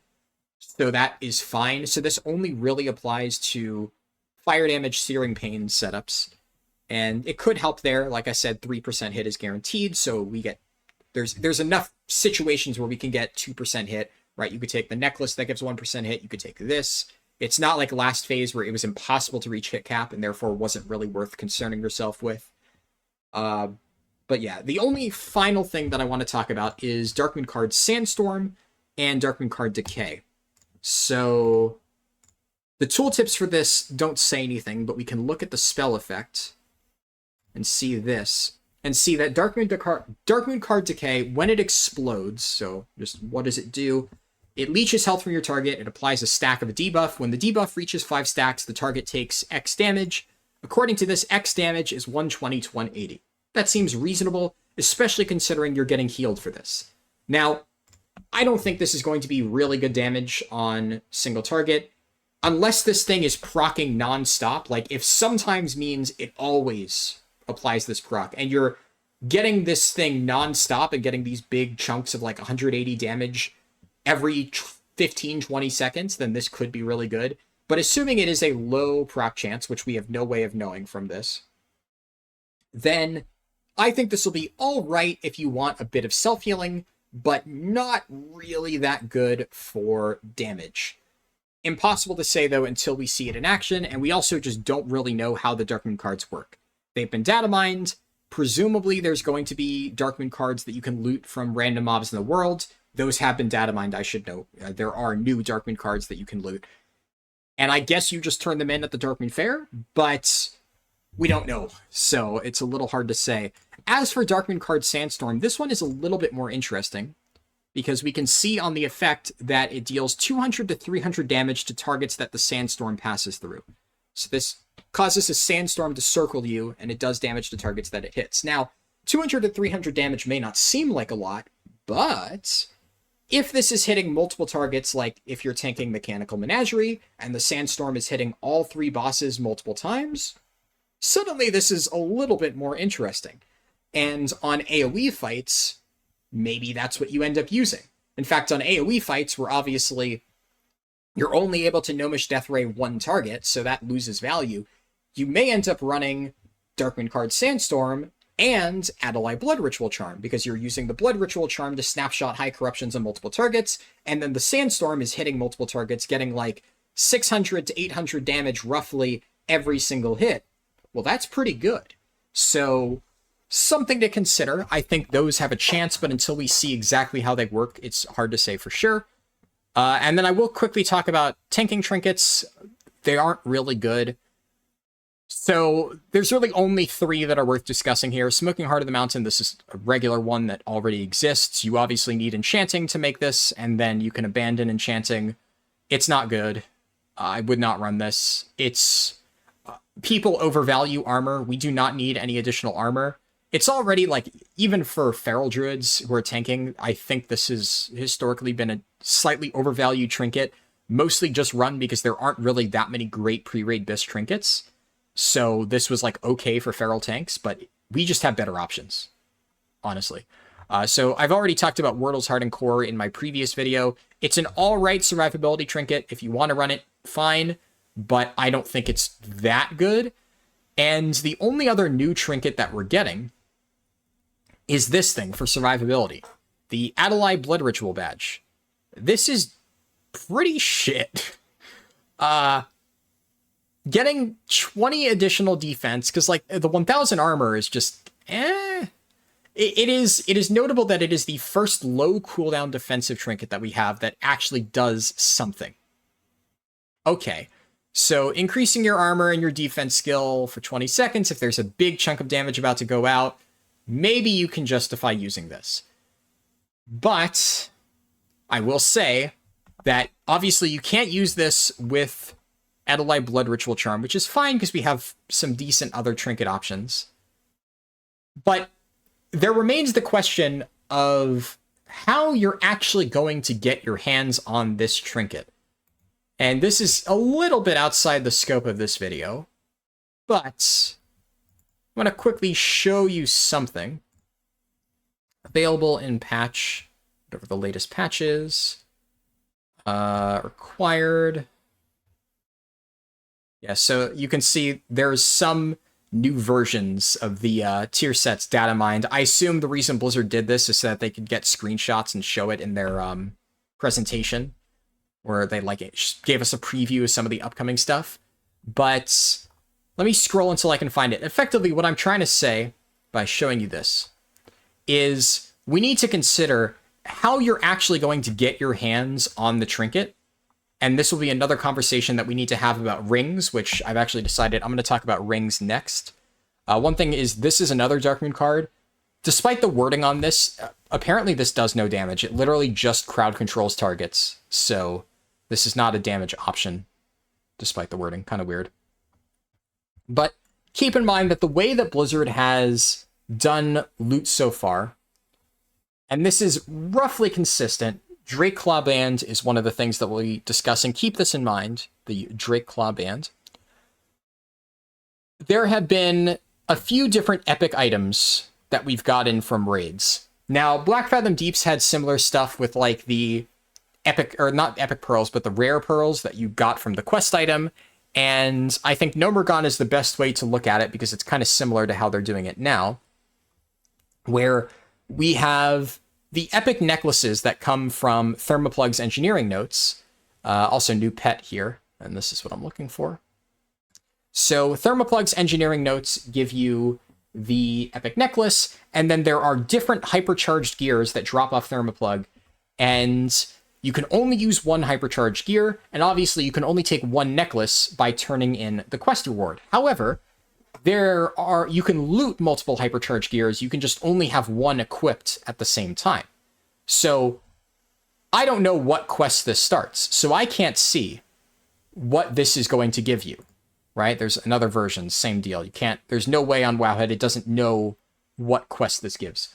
But this item exists, and there's no other similar items like this. There's one for Aranicus, right? Blood of Aranicus, but considering there are quests related to like Chained Essence of Aranicus, I suspect that that's what it is. So this leads me to believe, A, that the Fallen Avatar of Akar is going to be the final boss of Sunken Temple, which makes sense. It's pretty much either him or it's going to be the Shade of Aranicus. Those are the two, I would say, main contenders.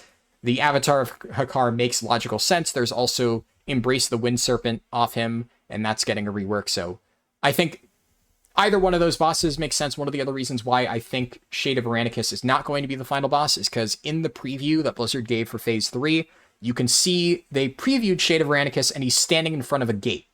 So it would be weird if there's a gate after the final boss of the raid. It makes more sense for him to be somewhere in the middle. But what this means is that the Avatar of Akar is going to drop this quest item, just like Thermoplug's engineering notes. You're going to take this and you're going to pick something, a quest reward. And it makes complete sense that it is an epic quest reward. And there are two different epic items that have variants for every single role. There is the Blood Ritual Charms, and these things, note that they are Atalai. Atalai is like the trolls that inhabit Sunken Temple. And if the quest that you're getting is related to the Fallen Avatar, I suspect that there is a chance this is the quest reward.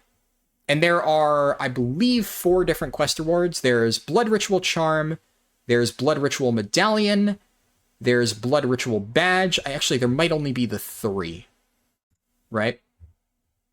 Yeah, there's only the 3 because the caster one gives healing and damage. So there's the 3 of them.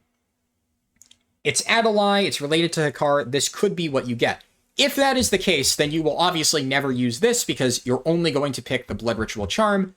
This is insane. This is definitely what you pick.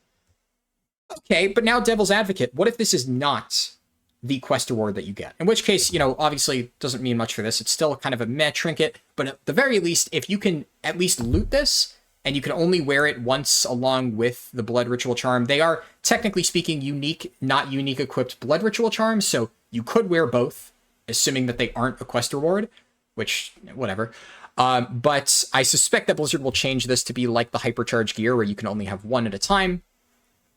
But the thing about this is, you may notice, it is unique, right? Okay, you can only have one. So if it's unique and you cannot stack multiple, well then, why would that be the quest reward? Because you can only get one quest reward. Seems like an odd restriction to put on an item that, by its very nature, can only be looted one time.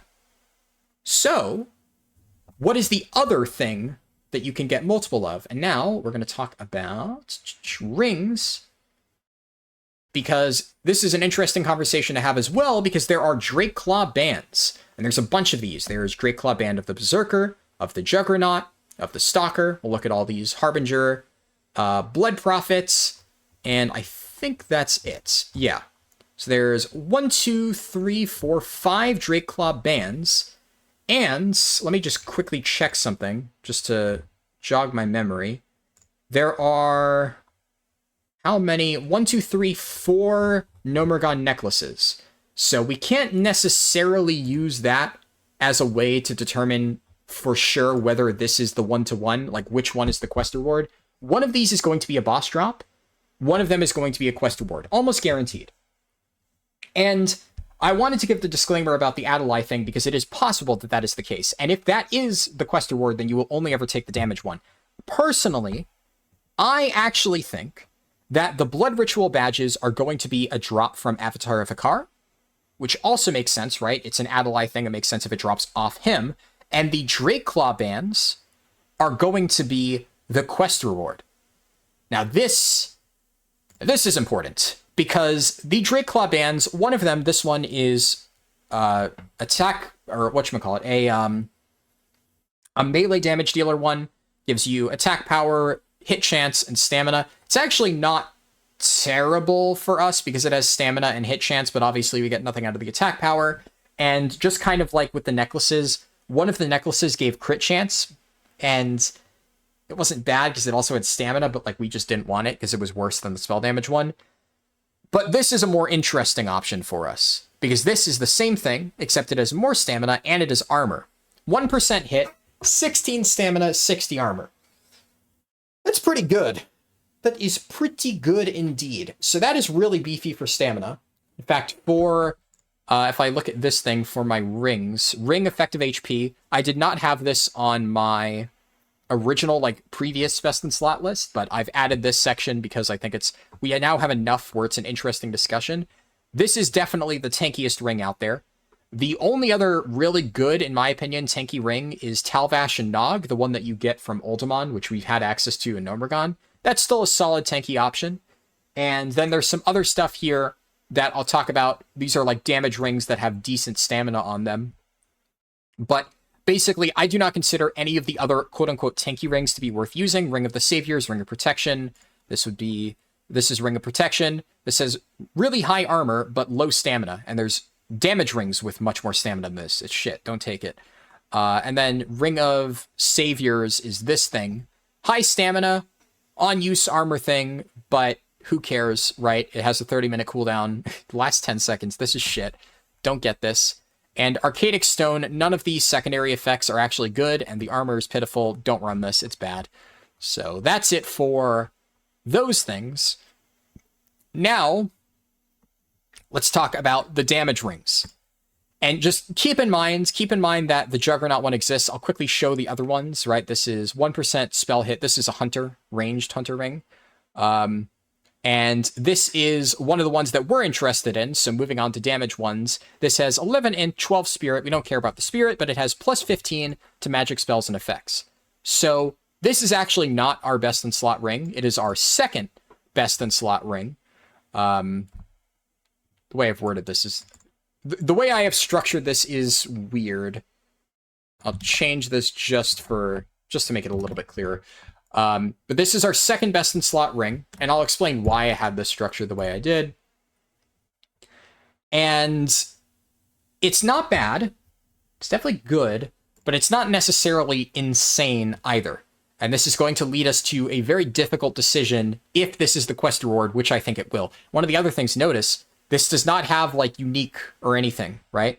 So there is no reason to put unique on a ring if that ring is a quest reward and you cannot choose the other options, right? So they don't need to worry about you taking the Juggernaut band and the Harbinger band if you can only pick one of them from the quest. No reason to put unique on it.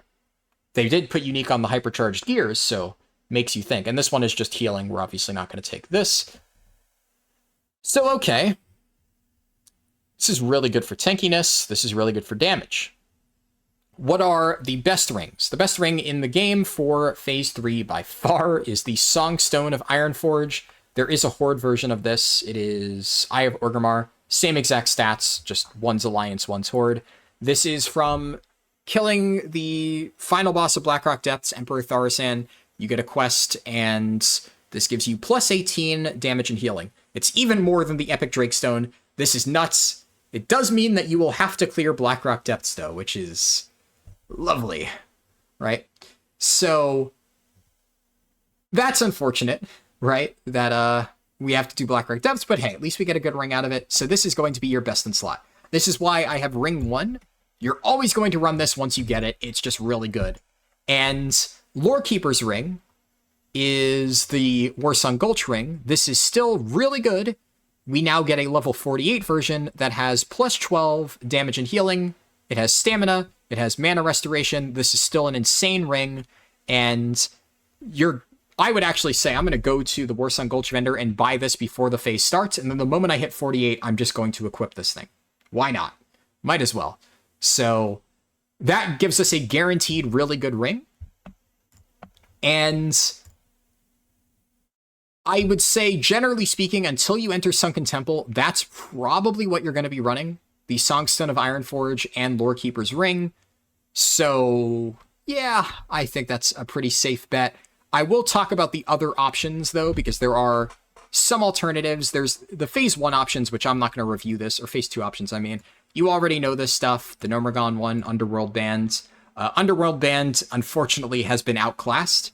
So I talked about in my previous best in slot video that there might be some situation where you could run it because it might be your second best option behind Songstone of Ironforge in this phase. If you are going for pure shadow damage, there's just better options, which we'll take a look at. So aside from those, which those are 3 are going to be, in my opinion, your best in slot rings by a sizable amount, there is Band of the Unicorn, which is here.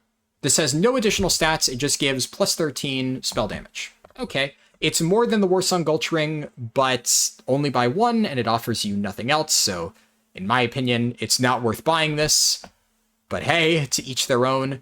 There is this thing which doesn't actually have good effects. I think I didn't include it on the list. I think it's interesting because it's apparently a 0.05% drop chance from Zul'Farrak, which also has random enchantments. So, you could get this to have intellect and stamina, which could be really good. And apparently there is a pure stamina version of this that exists, which I don't know how much it would give, but I guess it would maybe give 14 stamina. So 14 stamina and 7 spell damage could actually be kind of nice. But since this is BOE and it apparently has a 0.05 chance just to drop, much less to roll the correct thing, this is one of those where you're probably going to die due to the heat death of the universe before you ever loot this thing. And if you get it, you're probably just going to want to sell it and be able to afford literally whatever you want for the rest of the game. But I do think it's interesting that it apparently exists. Until I started doing research for this video, I had never heard of this. There's a few other items that work like that too. But the other rings that you'll consider is the new Blood Moon rings and Roar of the Dream. So I'll talk about Roar of the Dream first because it's, an interesting discussion. I have no idea how this is going to play out. Because this is... yeah, it's a 5% proc chance. It doesn't seem like it has an internal cooldown. So... can we get any more information? What does this say? Spell damage increased by 66. 10 seconds remaining. Alright, yeah. So, Roar of the Dream, it's definitely interesting because if this doesn't have a limit to how often it can proc, because if we recall earlier, the what was it called? I'm blanking on the I'm completely forgetting. I need to look at this to remember what I was talking about.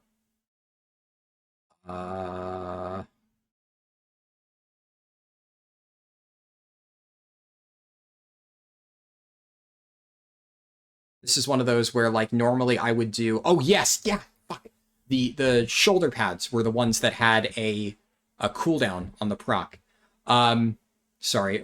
Second channel videos, I'm not going to do editing. You're going to listen to me sit here and, the gears are going to turn, and I'm going to go kerchunk, kerchunk, what the fuck was I thinking? Normally I would edit that out, whatever. Yeah, so shoulder pads are the deranged. This has, they've told us that it has a cooldown on it. Now, they don't always do that. Blizzard is not necessarily consistent. So there could be an internal cooldown on Roar of the Dream that we don't know about, and they just didn't describe it in the tooltip. They can do that. It can be in the spell effect, and it could not be written on the tooltip. That's not necessarily a requirement. So in that case, this is probably not very good. It's not bad, but a 5% chance to get 66 spell damage for 10 seconds, if it has like an internal cooldown, it's probably not going to have super high uptime. So over the course of an entire fight, it's probably going to be outclassed. Maybe. But if this doesn't have an internal cooldown, well, suddenly that's like kind of interesting. And it does have 14 stamina, which is like nothing to scoff at, right? Because this is 14 stamina versus, where is it? Lorekeeper's Ring, which has 6 stamina. That's a pretty big increase. So, I don't know. There is definitely a universe where this ends up being our best in slot ring, because like this thing just procs all the time. Also, like, is it on cast, right? Do we have to cast something, or do like dot ticks count for this? Don't know. Once again, something where WoW has been consistently inconsistent with these type of things over the many, many years of it existing, and it could be either one. So there is a chance that Roar of the Dream is actually just our best in slot ring, which is, I think they did confirm that this is not a raid drop. It is from Exalted with the new Nightmare Incursions reputation, the Dream Wardens or whatever. And if that's the case, cool. Reps items are usually pretty easy to farm if you just grind it out, and I can guarantee you that I am going to have a Dream Wardens rep guide or whatever, because if there's one thing that I have historically been very good at doing, it is optimizing rep farming and finding the fastest way to farm a particular rep. And a lot of my better videos over the years have been rep farming guides, or like better performing ones. So I know a lot of people love when somebody just does the work for them and tells them, how do you optimize this shit? So I will definitely do that, and it'll probably be easy to get. So I hope that this ring is really good, but that's why I've put a bunch of question marks next to it, because I don't know. I have no idea. And finally, the P3 Blood Moon rings. So this is a really difficult topic. These have high stamina, actually, so they're relatively tanky. The same, I believe, as Roar of the Dream, yeah. So they're actually fairly tanky rings. And they have, it's the same as Phase 1, where there is 17 Fire and 17 Shadow. Unfortunately, we did not get an upgraded version of Infernal Pact Essence. I'm salty about that. That would have been really cool. So, is what it is. But the funny thing about Infernal Pact Essence is it's so powerful that you just might not replace it, right? Like, I don't know. So obviously, later on, like, how do I put this? Later on in the phase, you're going to get better trinkets, and you're going to replace Infernal Pact Essence almost certainly. But until you get all your best trinkets, it is really, really, really, really strong. So it is going to be better. Like, think about it this way. Your pre-BiS is going to be, obviously, Songstone of Ironforge. You're going to be able to get this easily, and this is just better than the Blood Moon rings in terms of damage, right? Obviously, this doesn't have stamina. This is a lot of stamina, so this gives you a bit more health, right? So you're going to get Songstone of Ironforge. You're going to want to get the Warsong Gulch ring, because that's very easy to obtain, and you're going to be rocking that. So if you're replacing something with this, it's the Warsong Gulch ring. So you're getting 5 school spell damage over 12 universal spell damage. And it gives you a little bit more survival. All right. But one of the main issues, as we've already discussed, is that a lot of builds right now are looking like they will probably be hybrid builds, where you're running a mix of Fire and Shadow. It's going to be difficult to see whether Fire Destro, pure Fire Destro with no Shadow support, is still really good for single target. If it is, then the only one you would really consider is Loop of Burning Blood. But in pretty much all of the realistic settings for like the Everlasting Affliction Shadow damage setups, even though we technically want to snapshot as big of a corruption as possible, yes, you're going to still be doing enough fire damage on multiple targets, even just from like Immolation Aura, right? That you would rather just have extra spell damage. So you don't want to go heavy into Shadow. So really the only case here would be Loop of Burning Blood. If Pure Fire ends up being the play, then you could run this with Songstone of Ironforge, and that would maybe be your best in slot combo, assuming that Roar of the Dream doesn't end up being like hyper broken. Hard to say for sure. And this is all like, once again, kind of overlooking the discussion between Drakeclaw Band of the Juggernaut and Drakeclaw Band of the Harbinger, right? Where this one is just nutty for survivability, and there aren't really many other good alternatives. And this one is good for damage and healing, but it's already outclassed by Songstone of Ironforge. And this is just worse in a fire damage setup than Loop of Burning Blood.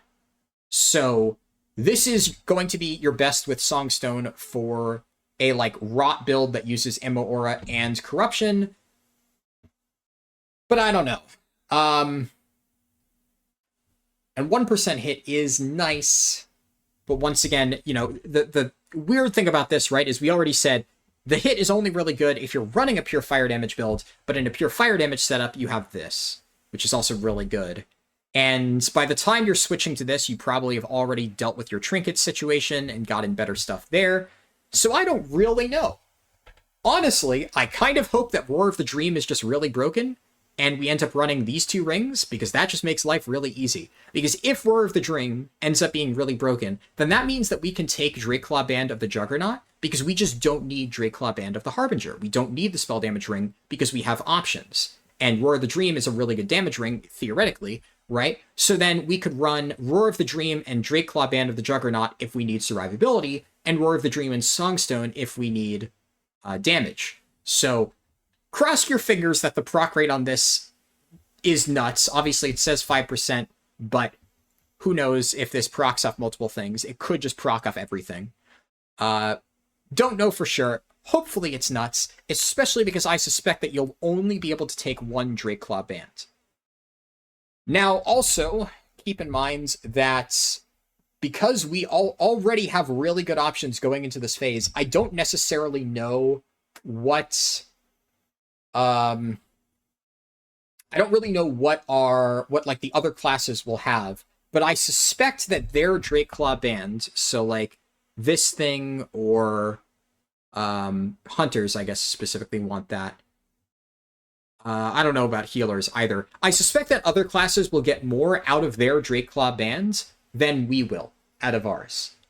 So I know that this is a difficult thing to say, but I think that we should not get the ring, assuming the quest item gives the ring. I think that we should pass on the quest item until we know for sure whether this is actually our BiS or not.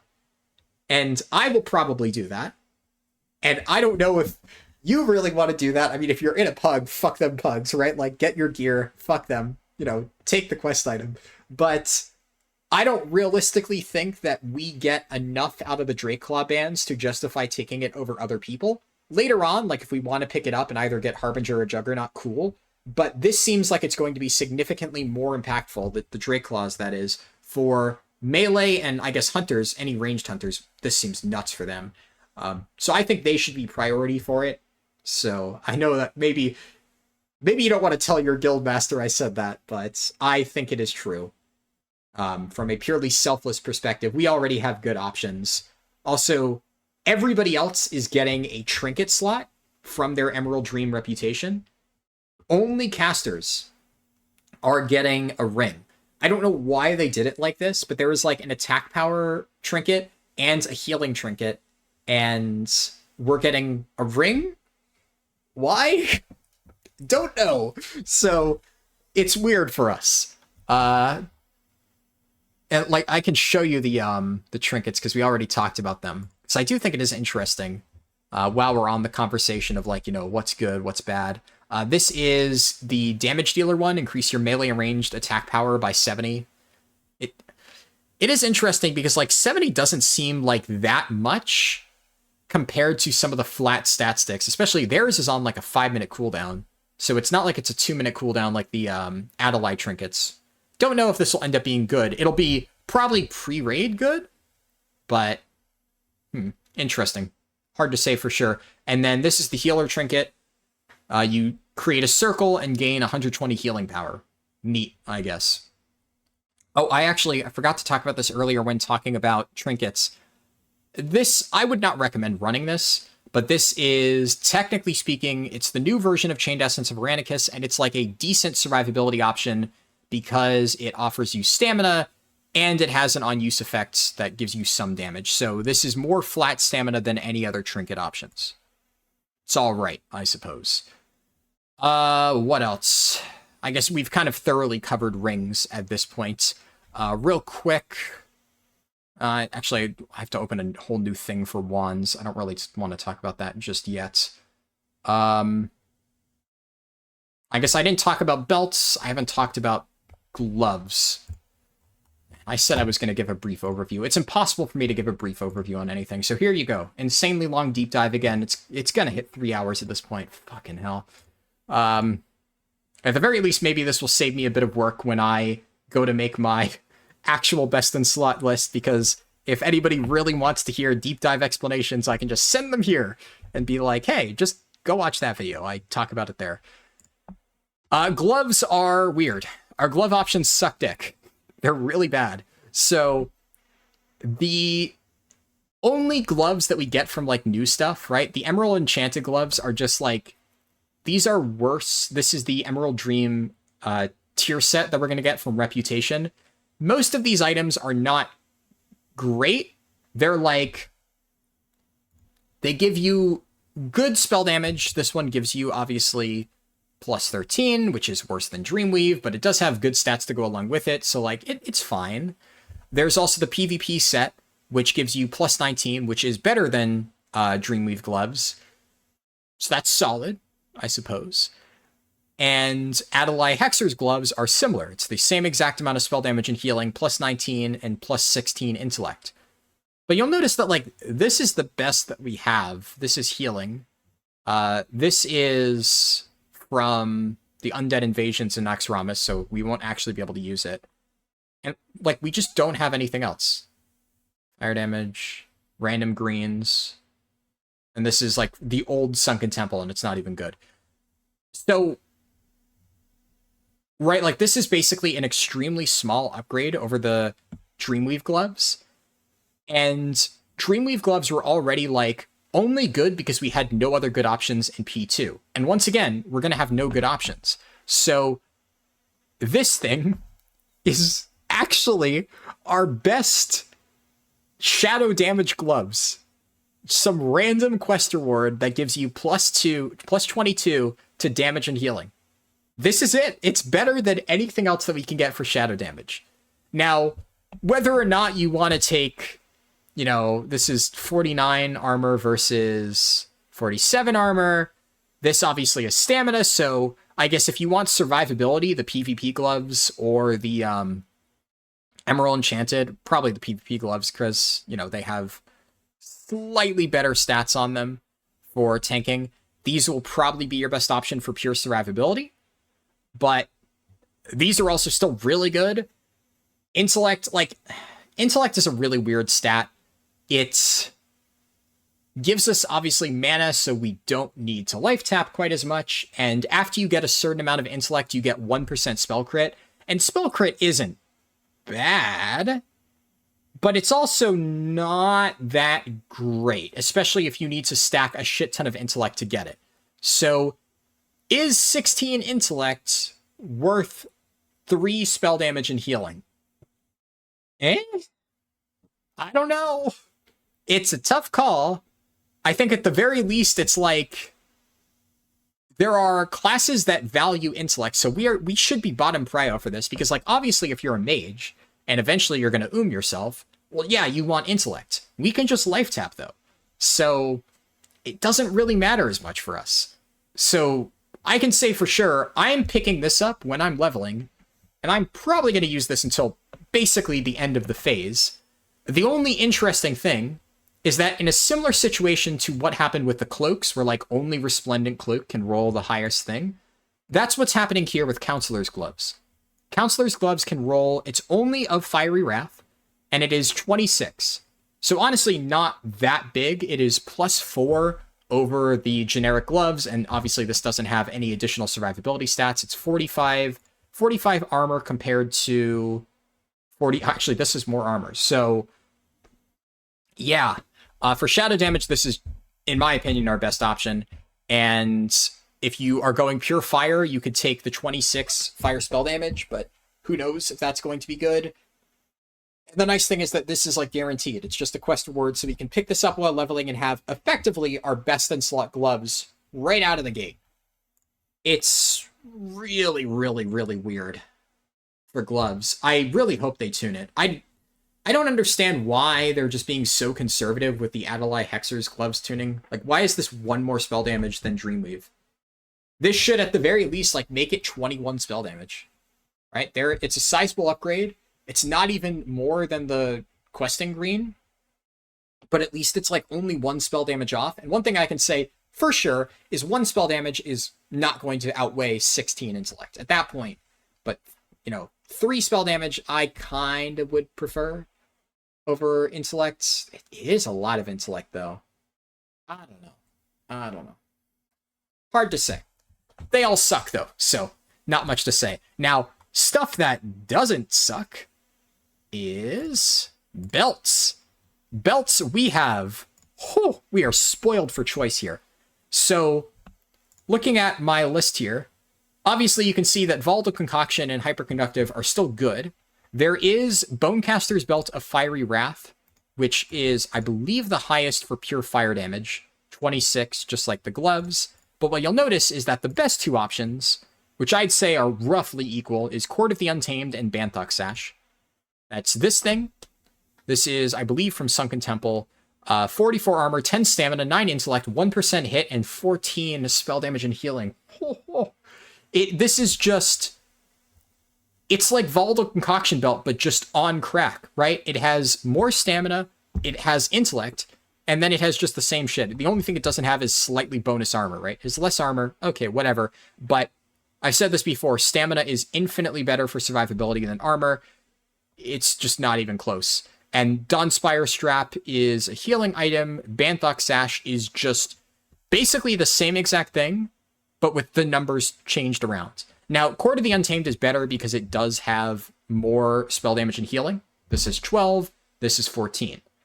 But this one does have 2 more intellect, so Court of the Untamed is not strictly better, but I think it is pretty clear that it is a better option than Banthok Sash. But they're so close that, oh my god, you're going to want to farm this, right? Now, one of the problems is, I believe, yeah, Oakthor the Breaker is the Ring of Law. So, it looks like Banthok Sash, yeah, is pre-raid BiS, even for, like, Molten Core and stuff. And he has a lot of stuff on his loot table. There's, I didn't talk about it earlier, when Rings, Cyclopean Band is like an alternative, but it's just kind of worse than the Warsong Gulch Rings, so there's just no reason to run this. But yeah, Banthok Sash is absolutely crazy, and you're probably going to want to run Blackrock Depths a lot for this, and you still need to kill Houndmaster Grebbar for that cloak, which is pre-raid BiS. Just a lot of good stuff there. But Court of the Untamed, one of the nice things, I guess, about this is that so the problem with Court of the Untamed is that obviously this is better, and I know some people may be worried, well, if I farm Banthok Sash, then wouldn't I just, like, not be prio for Court of the Untamed, because, like, you know, I would already have something just as good, and it would go to somebody who didn't put in all that effort to farm. That is kind of a decision you need to make. I think it depends on your guild. I think a good guild would reward players for going out of their way to farm this. And, like, if you farm this and, like, unless extenuating circumstances, like, let's say you have, like, an extremely good mage and, like, I don't know, his family died in a car accident at the start of P3 and he didn't have time to farm Banthok Sash. Yeah, I think you can, you know, do him a solid and pass on Court of the Untamed, so your extremely good mage who was hit with like a life tragedy and wasn't able to farm can get this. But all things being the same, if everybody has an equal opportunity to farm this item, right, and one person just didn't put in the effort and the other did, I think you should still be able to get this. But hey, that's just me. Depends on your guilds, but I know some people will intentionally not do this if they think it's just going to make them not get the best item. Up to you. They're both pretty much the same anyway. The Arathi Basin rep belt is good, but it is obviously not quite as good. I should also note that when I was talking about the guaranteed 1% hit, this is what I was referring to, or 3% hit. This is one of them. One of the guaranteed 3% hit. It's pretty much either Court of the Untamed, Banthok Sash, or you run one of these two, right? So just keep on your volatile concoction belt until you get the new stuff. You could also still run hyperconductive gold wrap, but I would not recommend it outside of a fire damage build. So I actually think this goes down in value a little bit, but it's still very strong. So whatever. But definitely, in my opinion, you take this if you have it, and then you replace it with Banthok Sash, and then you replace it with Court of the Untamed. Pretty straightforward. And that is 1% guaranteed hit. So I think we've talked about everything except the tier slots, right? Or we head and the tier slots, and then of course the weapons and offhands and blah blah blah, which I'll save for last. So I'll talk about helmet first because the tier slot is a very difficult conversation. Helmets. Oh, okay. So the Nomergon helmet is still insane. In my previous video, I talked about how this is probably still going to be your best in slot unless we get something absolutely ludicrous. And that is kind of still the case. So having this on use effect, now if the snapshot build is best, this is obviously mandatory best in slot. You need this for the snapshot build. Even if the snapshot build is not best, having a big increase of spell power at the start of the fight and 22 spell damage and healing is really, really, really good. What are your other options? So I guess the first thing to talk about would be Eye of Flame, because Eye of Flame is notable in that it gives you a massive amount of fire spell damage. And, you know, this should, yeah, like, you know, this is a world drop, right? This should go without saying that this is going to be ludicrously expensive. So if you get this, like, for a pure fire damage build, I could see maybe this item, because it gives you so much, being better than the Nomergon crafted helmet for pure fire damage, right? It obviously doesn't have stamina, so that kind of sucks, right? But that's a lot of damage. That's 20 additional damage if we're not accounting for the on-use effect. And on longer fights, the impact of the 10-minute cooldown will be felt less. So if on shorter burst fights, obviously you use the Nomergon crafted helmet. But if we're talking about much longer fights, then this could be good. Keep in mind that on longer fights like that, you're also going to have your Imp, though, which will run out of mana, which will make that build worse in general. You know, something to consider. So, personally, I do not think this is ever worth using. Just because if you get this, it is more worth it to give it to your auction house build and make a fortune off a fire mage who really fucking wants this thing than to take it just because a pure single target warlock build that we don't even know right now if it's going to be best might slightly benefit from this because we already really like the helmet. So I don't really think this is worth it. Then outside of that, the only other things that like remotely compare to the tailoring helmet is there are plus 36 greens. There's also an engineering helmet called Green Lens that can roll Shadowy and Fire Wrath. So technically speaking, it could be worth crafting those while leveling up engineering. I don't know how expensive the recipe is, but at least that way you're getting a chance at getting it yourself instead of just praying to find a world drop on the auction house. What is this? Yeah, this is some weird warlock quest item. I don't really know what that's about. Where's Green Lens? Here we go. There's stuff like this, Gemburst Circlet. This is identical to the tailoring helmet, but without the on-use effect, so it's just worse. Hikari Shroud only gives you a tiny bit of additional fire damage, so not worth using. Green Lens, this is crafted with thick leather, Heart of the Wilds, Wild Vine. It is actually quite expensive. So yeah, if you really want to fish for this, I'm pretty sure that it's going to be useful for a lot of people, though. So it could be worth doing this just while you're leveling up engineering, because if you happen to get, like, a Fiery Wrath, then that is a solid option, maybe. It's also good in situations where, like, your helmet is on cooldown. So if there's 2 bosses back-to-back and your helmet's still on CD, you can swap to this. That is probably the one justification for not using the tailoring helmet.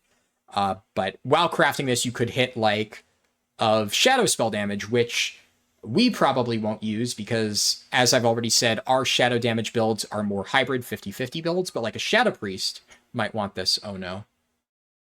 You might hear my cat meowing in the background. It's starting. It's 6:50 a.m., which means my stepmom's just waking up, and whenever she wakes up, my cat sits outside her door and screams because he wants food. And he is impatient and can't wait like another 15-20 minutes. So he has to sit there and wake her up just so he can get fed that little bit faster. I don't know if it'll pick up on the mic, though. I have pretty good noise cancellation. What else? Yeah, none of this other stuff is really good. A lot of the helmets around this range just don't give a lot. Dreamweave Circlet just gives less. And this stuff, like the PvP helmet, doesn't even have spell power, so it's really bad. Same with the Emerald Dream ones. This is healing. Visage of the Exiled gives 1 less damage and healing, but it also gives 1% hit. The only problem with this is, like, if you want hit chance, this is just not the place to get it. So, because I started, when I was like looking at things, I started with the helmet, and I wasn't sure how many other easy ways to get hit there were. This is just not a good place to get hit chance, right? It's just not. You don't need it for shadow damage, and if you want to get max hit for fire damage, you're just going to take Resilience of the Exiled and the hit chance ring. They're just better for that. And there's also other ways, especially for fire, where you can get very easy hit chance. But yeah, I think that's just what you would do. And then spell power gloves, or the spell power goggles of... Did I mean to click that? Where is it? I think it's on the final page here. Extreme Plus. This is plus 27 spell damage and healing. So this is...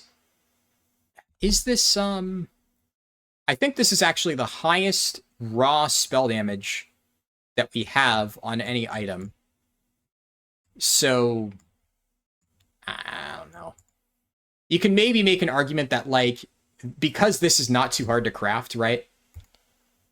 This is Spell Power Goggles Extreme, which I still have mine in my bank. 4-star Ruby, this is like around 2.5 golds. Enchanted Leather is actually pretty expensive. Same with Rune Cloth, especially at the start of the phase. So this may end up being pretty pricey. But if your helmet is on cooldown and you still want to maximize your damage, you could maybe swap off it. But you're getting 5 spell damage just for, you know, not having the cooldown, and you're still losing the stamina and intellect. I don't think that's worth it.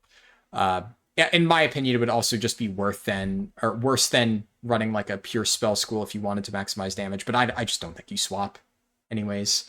But one thing that I can say almost for certain is that if you have the 10-minute cooldown, which should be at the very least every other boss fight, if not every boss fight, provided there's enough time in between, and especially early on in the phase on Prague, you're going to get a ton of value out of this, right? So, yeah, not worth doing anything but this. In fact, I put Eye of the Flame ahead just because it was more convenient. I'm going to put this down here just to be absolutely clear that I still think this is best. But Eye of the Flame is, I think, the only real contender. And even then, I don't know for sure. Okay, let's talk about tier sets. So, we have 3 tier sets that we need to consider. And I can kind of talk about them in any order. So, Which one do I want to talk about first? Kind of doesn't really matter. One thing that's interesting is there's not a lot of great tier slot alternatives, which is quite frankly a good thing, because it always feels bad when there's like a really good standalone item in your tier slot that you just can't run. In almost every single case this phase, our best in slot item in that slot on its own standalone will be a tier piece. There are some small exceptions, like pants, I think are one of the only exceptions, kinda. In fact, actually, did I think I forgot to put... Yeah, I forgot to put one thing on here. Malevolent Prophets leggings, one piece equals. Yeah. Perfect. Okay. That's one thing I forgot. So if you are coming into this phase without all of your best in slot gear, then it's a little bit trickier, because right now you should be running 3-piece hyperconductive. And the thing about hyperconductive, and let's look at boots, just to pick a random starting point. Where's feet? Feet. Okay, required. So for boots, right now, we have a few different good boot options. Unfortunately, at this point, there is no way to justify running extraplanar spider silk. You could run that early on into the previous phase, but now it's just too outclassed. So some people were running irradiated boots for the hit chance, but realistically, you should be running hyperconductive walkers and getting the 3-piece off it. There are better individual boots, but the thing about the 3-piece bonus is, since it got changed, you know, it says proc chance 10%, but the thing about this is it's not a chance on a harmful spellcast. So if we recall, one of the issues that I had with like the shoulders, right, or Roar of the Dream, the ring, is that it is a harmful spellcast, and I think this is why Blizzard changed it. Because the 3-piece on our hyperconductive set, this works right now, you can spam cast the Grimoire of Synergy to force the proc. I believe I talked about this earlier when talking about Grimoire. And that means that it is still very, very good. It is insane for the snapshotting build. And I don't want to necessarily say that it's better than the snapshotting builds, or better than our new tier for the snapshotting build, because I still think that the raw spell damage that we get from the new stuff tends to outweigh it overall. You might end up getting slightly less damage on that snapshotted corruption, but you'll do way more outside of it. So in that case, it'll be worth it. And overall, like, while this proc is good, like I said, the raw spell damage you're going to get outside of it when you get your really good items will eventually outclass it. But generally speaking, because it is so powerful, you're going to get more value just out of running this 3-piece bonus until you effectively build 2-piece of one of the new 2 sets. And I did say 2 sets. If you have not looked at it, Warlocks, for whatever reason, we have our own personalized set, which is shit. And that's kind of the awkward thing about this. They designed a general caster set, right? Malevolent Prophet, whatever. And then they made a Warlock-specific set, which I think they were going for tank Warlocks here, because it has high armor and it has high stamina. But it's so bad. And no, we don't want this. Even like the weird thing is, so I'll get this out of the way. I'm not going to talk about survivability, because survivability is a very like feely crafty domain where, like I said, stamina is weird, because like if you can live the hit, who gives a shit? But I will at least note that some people have told me they think this might be a better set for tankiness, because it has higher armor, higher stamina, and like it has a 3-piece that gives stamina. But the new PvP set also exists. This gives more stamina. It has less armor, but as we've already said, who gives a shit? And a lot of the slots on here give you like good spell damage and healing. So if you care about only stamina, only tankiness, you're just going to run the PvP set. You're going to take individual items in certain slots that are really tanky, and then you're going to run 3-piece of the PvP set for the slots that are good, which, like, the PvP boots are not bad. They're not amazing. They have the same spell damage as hyperconductive boots. They have more stamina, more intellect. And then if you hit the 3-piece, you get additional stamina. So, like, it's just good, right? And our hyperconductive set, as is, already has good stamina and intellect, and a 2-piece that gives us 100 armor, which is worse than the 15 stamina, but still. So we have already better options for survivability than this.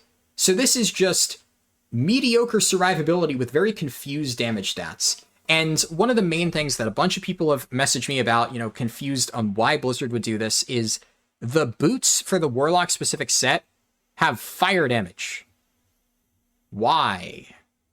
This is the other set one, 15 to all, and this is 24 to fire. Why? And I don't know. These boots are shit. They are absolute shit. They are really fucking bad.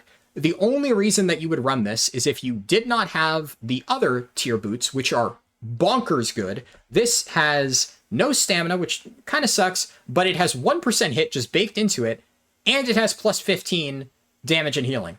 Whew, huge. So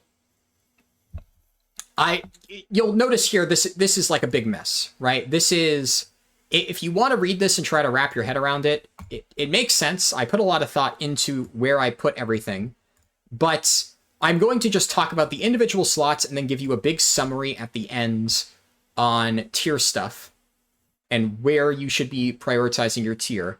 The summary here, though, the takeaway is that your best in slot is going to be the 3-piece set of this. Malevolent Prophet's Vestments is what it's called. This is what you're going to be building towards. The pieces individually are better in the set in all 3 slots, except one where it's like roughly tied.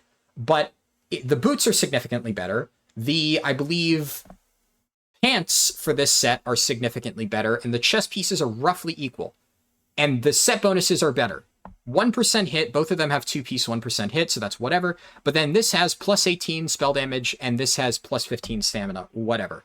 This is obviously better for damage.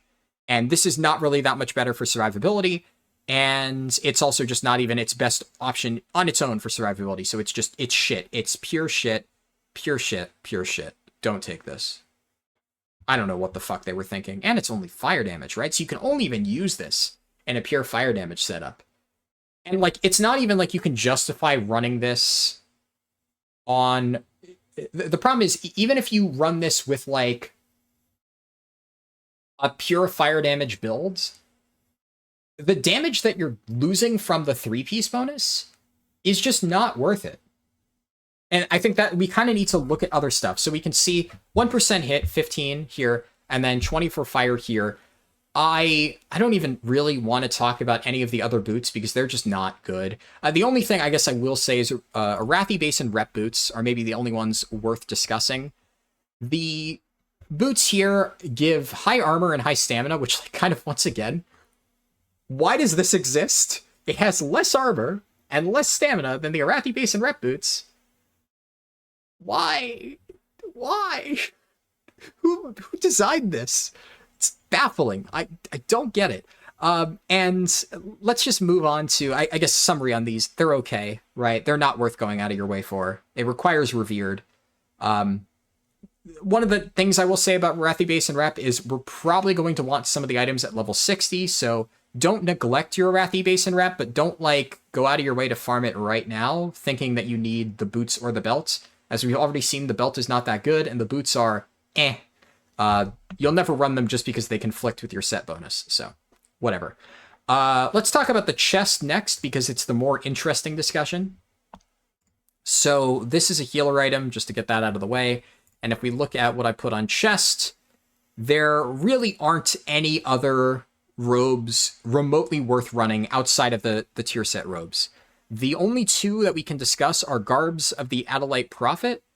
This has 32 spell damage and healing, which is a lot. It's about 10 more than the options that we had in P2. And if we look at our tier chest, this is 1% crit, 23 damage and healing. And the shitty one is 1% hit and 20 damage and healing. And it has high armor, high stamina. This one has slight stamina, decent intellect, right? So this is clearly more survivability oriented. This is a balanced setup. But you might notice that, like, while 1% hit is nice, and having, like, guaranteed on it, it's good, right? And if you were to run this set, the crappy set, you would run chest and boots.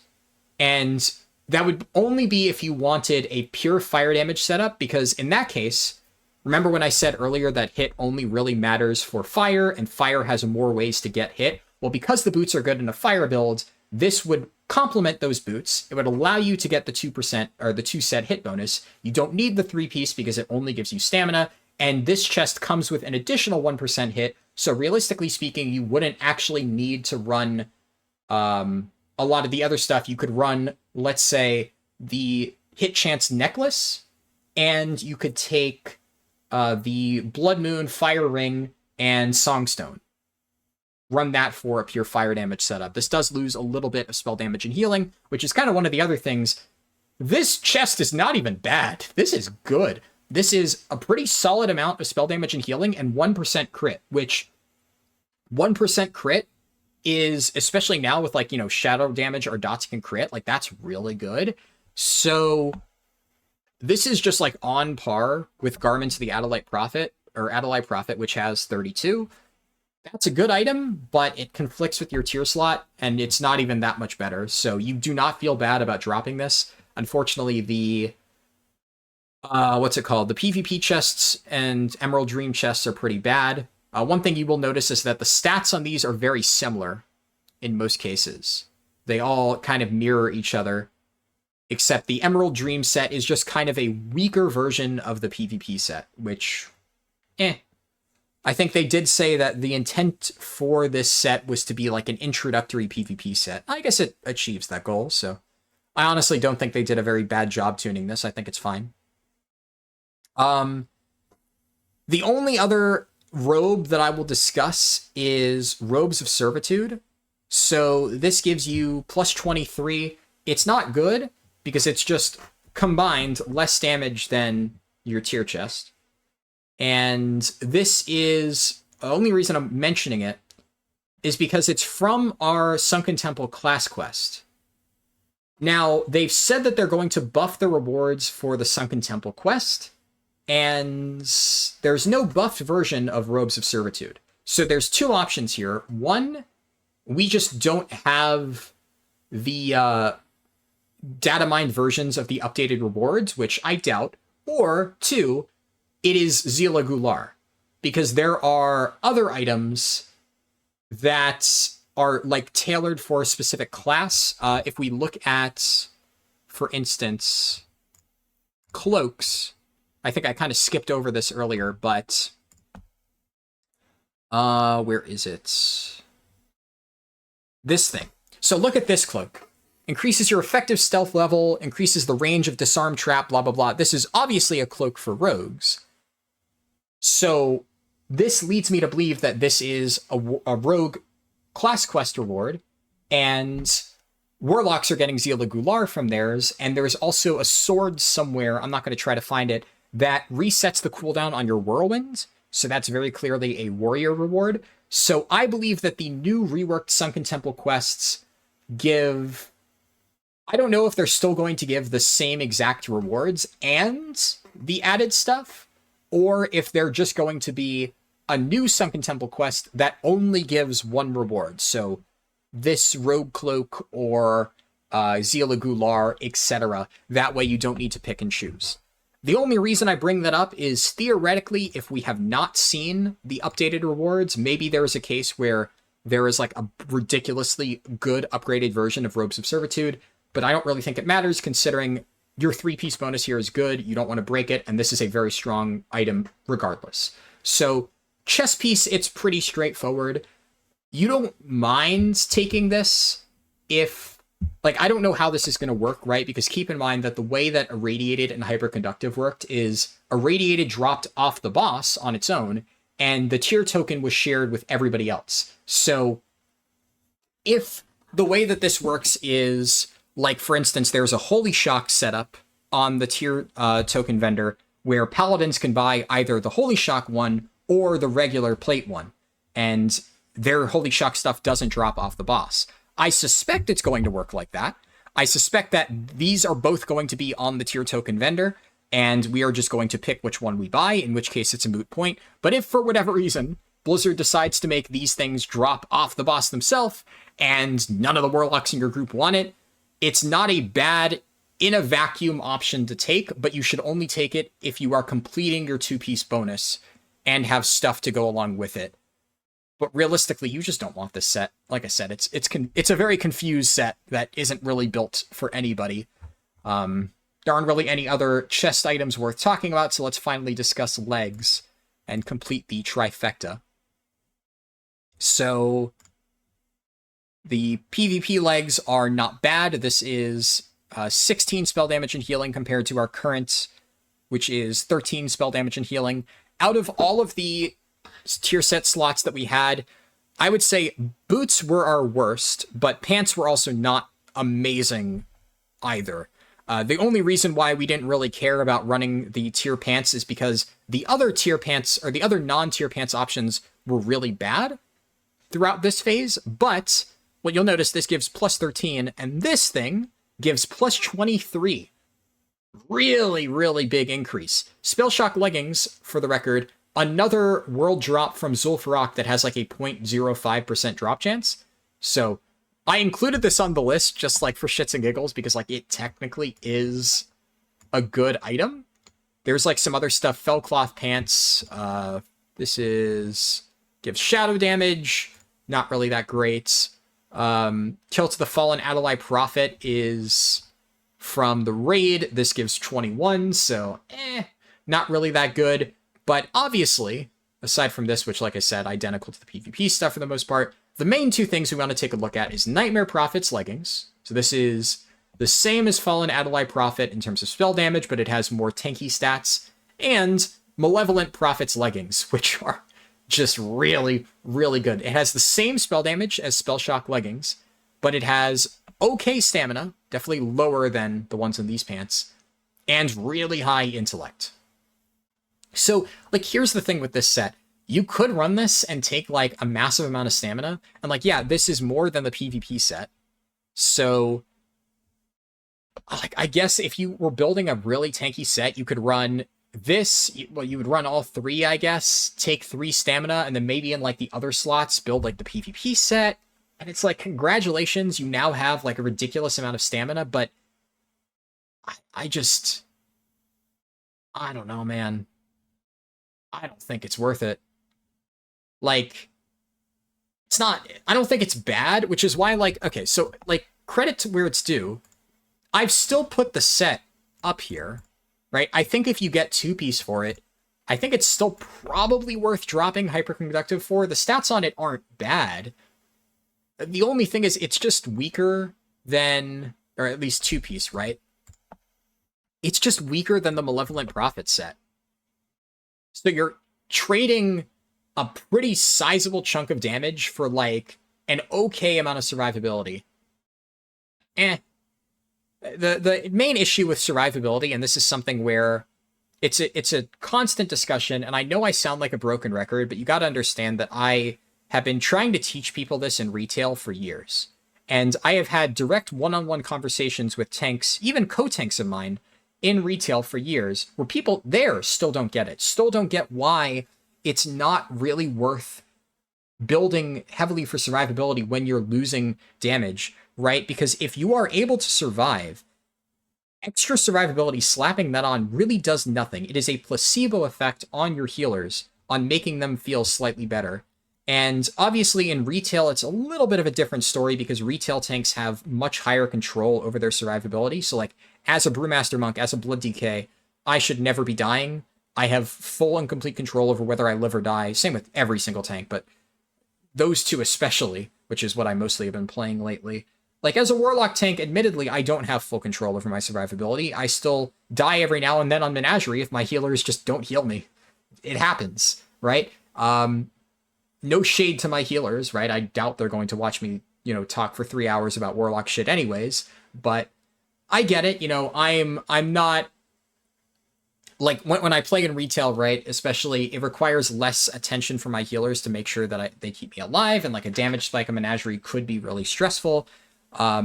So I get that it's a little bit of a harder thing in Classic, which is why survivability is still a bit of a concern, and why removing things like Soul Link is just asinine on Blizzard's end, and it's just going to make our lives harder for no reason whatsoever. And quite frankly, I wouldn't even be entertaining the idea of running this like stamina armor heavy build if Soul Link still existed, because I'd just be like, Lamau, you have Soul Link. If something is going to kill you to the point where you need more stamina, every single other tank is going to die first. But now we don't have Soul Link, and I would say we are still, even without it, tankier without this full survivability set than like Bears running Wild Strike stuff, and Rogues have some neat things that I'm curious about. Warriors, almost certainly, at least if it's magic damage. If it's like high hitting auto attacks like patchwork stuff, yeah, we are pretty bad at that. But not necessarily bad. We are not as good at Warriors as that, but we're not like bad. Armor is still fine, right? The only thing that's scary is magic damage, but now we're one of the few tanks that gets magic DR. I think that we are actually the only tank right now that gets magic DR, because I know Blizzard teased that Rogues will be getting the ability to use Vanish as a magic defensive cooldown, which is really cool. That I'm excited for, but that's obviously not till level 60. So at level 60, I might actually play my Rogue tank, because that seems really interesting. But until then, I think Immolation Aura is the only magic mitigation, and considering Immolation Aura is a lot better than I initially thought, that's something. Good morning. But yeah, let me actually, hold on. Just gonna close my door so I don't disturb anybody. I mean, I've kind of almost finished except for weapons, which weapons are... There's only really one thing to discuss with weapons. I'll quickly just recap what I said about the tier set, just a finalized summary, wrap up all my thoughts. I personally believe that it is not worth going for the Nightmare Prophet set at all. I think that if you are gearing a brand new Warlock that doesn't have gear, and you do not have like the Gnomeregan tier set, then getting 2-piece of this and a good off-piece slot could be an option. Preferably, for like a shadow damage build, you would definitely want pants and chest, just because, the boots get fire and that kind of sucks. But worst case scenario, if you have really shitty boots, then I guess it's fine. So it's not a bad set. It is fine if you have absolutely nothing. But hyperconductive... I cannot say hyperconductive... I cannot say hyperconductive fast. My mouth just... It just like turns to mush when I try to say hyperconductive. So the hyperconductive set is just really good. The 3-piece is really good. It still gives us 1% hit, so what's not to love, right? And the only problem is that like some of the individual pieces, namely the boots, are kind of shitty in the raw stats department. Pants are also kind of shitty in the raw stats department.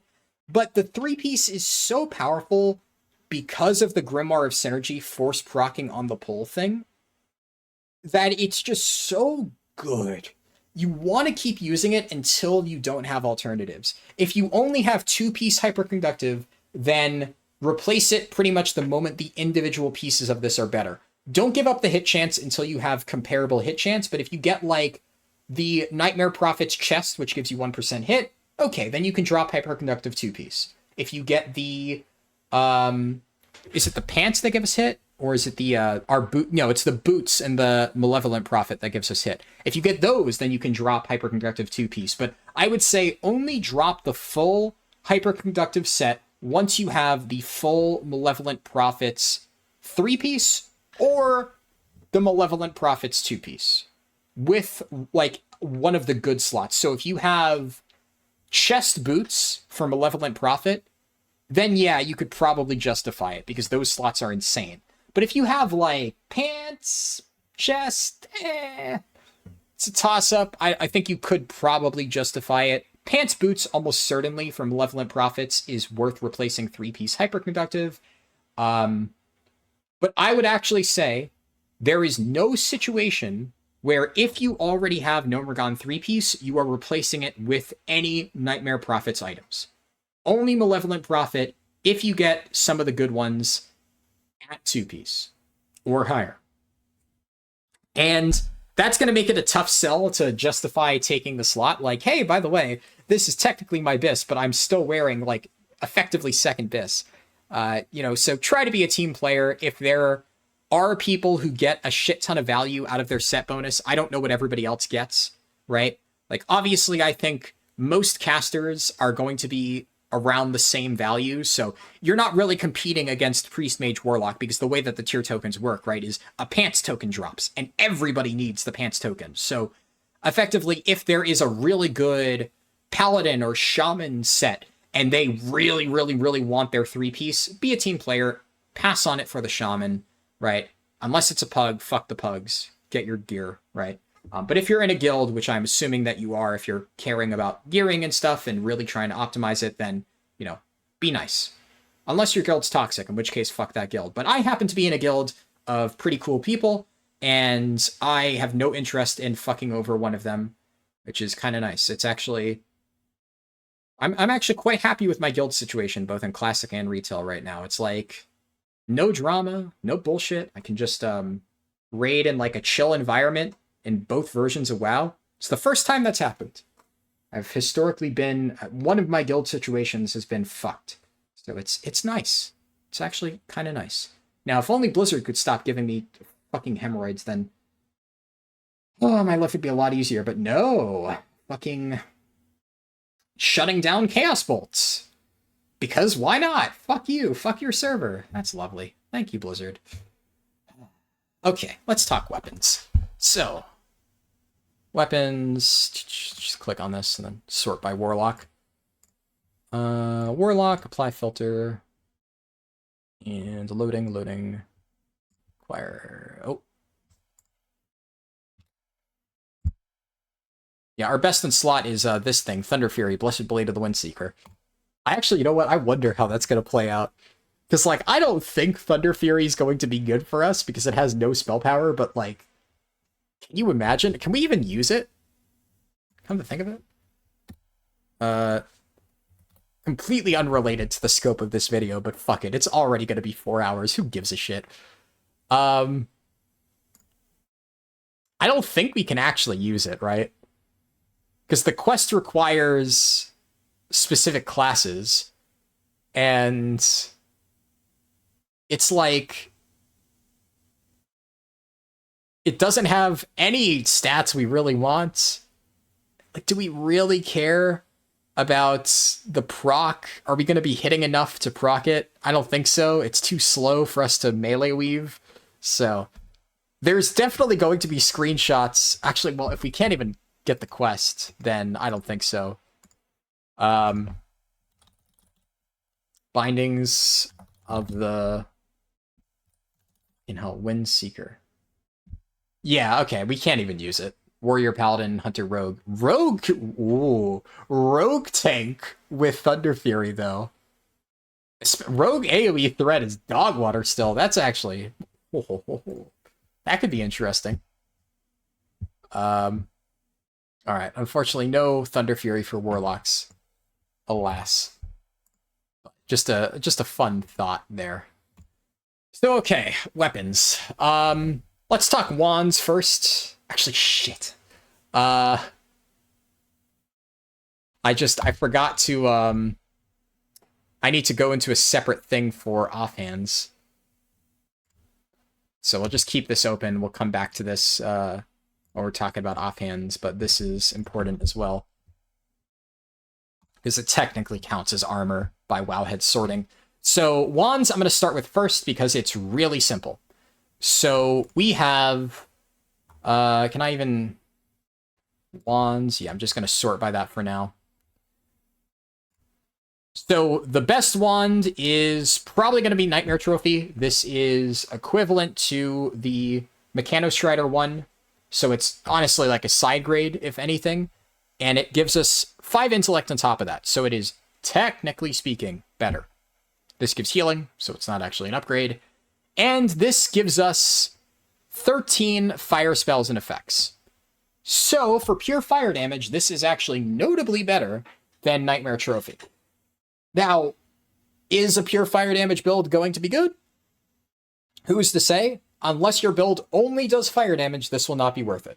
If your build does, 30-70 Shadow Fire, you're still going to want to run Nightmare Trophy. It's still going to be better. So, just keep that in mind. But wands are really straightforward, really easy. There's no other good ones this phase. It's just those two. Actually, fuck it, I take that back. Technically speaking, and do not run this ever. This wand, Wizard's Hand, can roll +10 Shadow or Fire.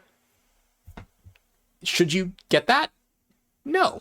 No, you should not. Because if you want Fire, this is better. If you want Shadow, as we've already said, there is not going to be a pure Shadow damage build for us. So, do not get that, but I guess I technically forgot to mention that it existed, so there you go.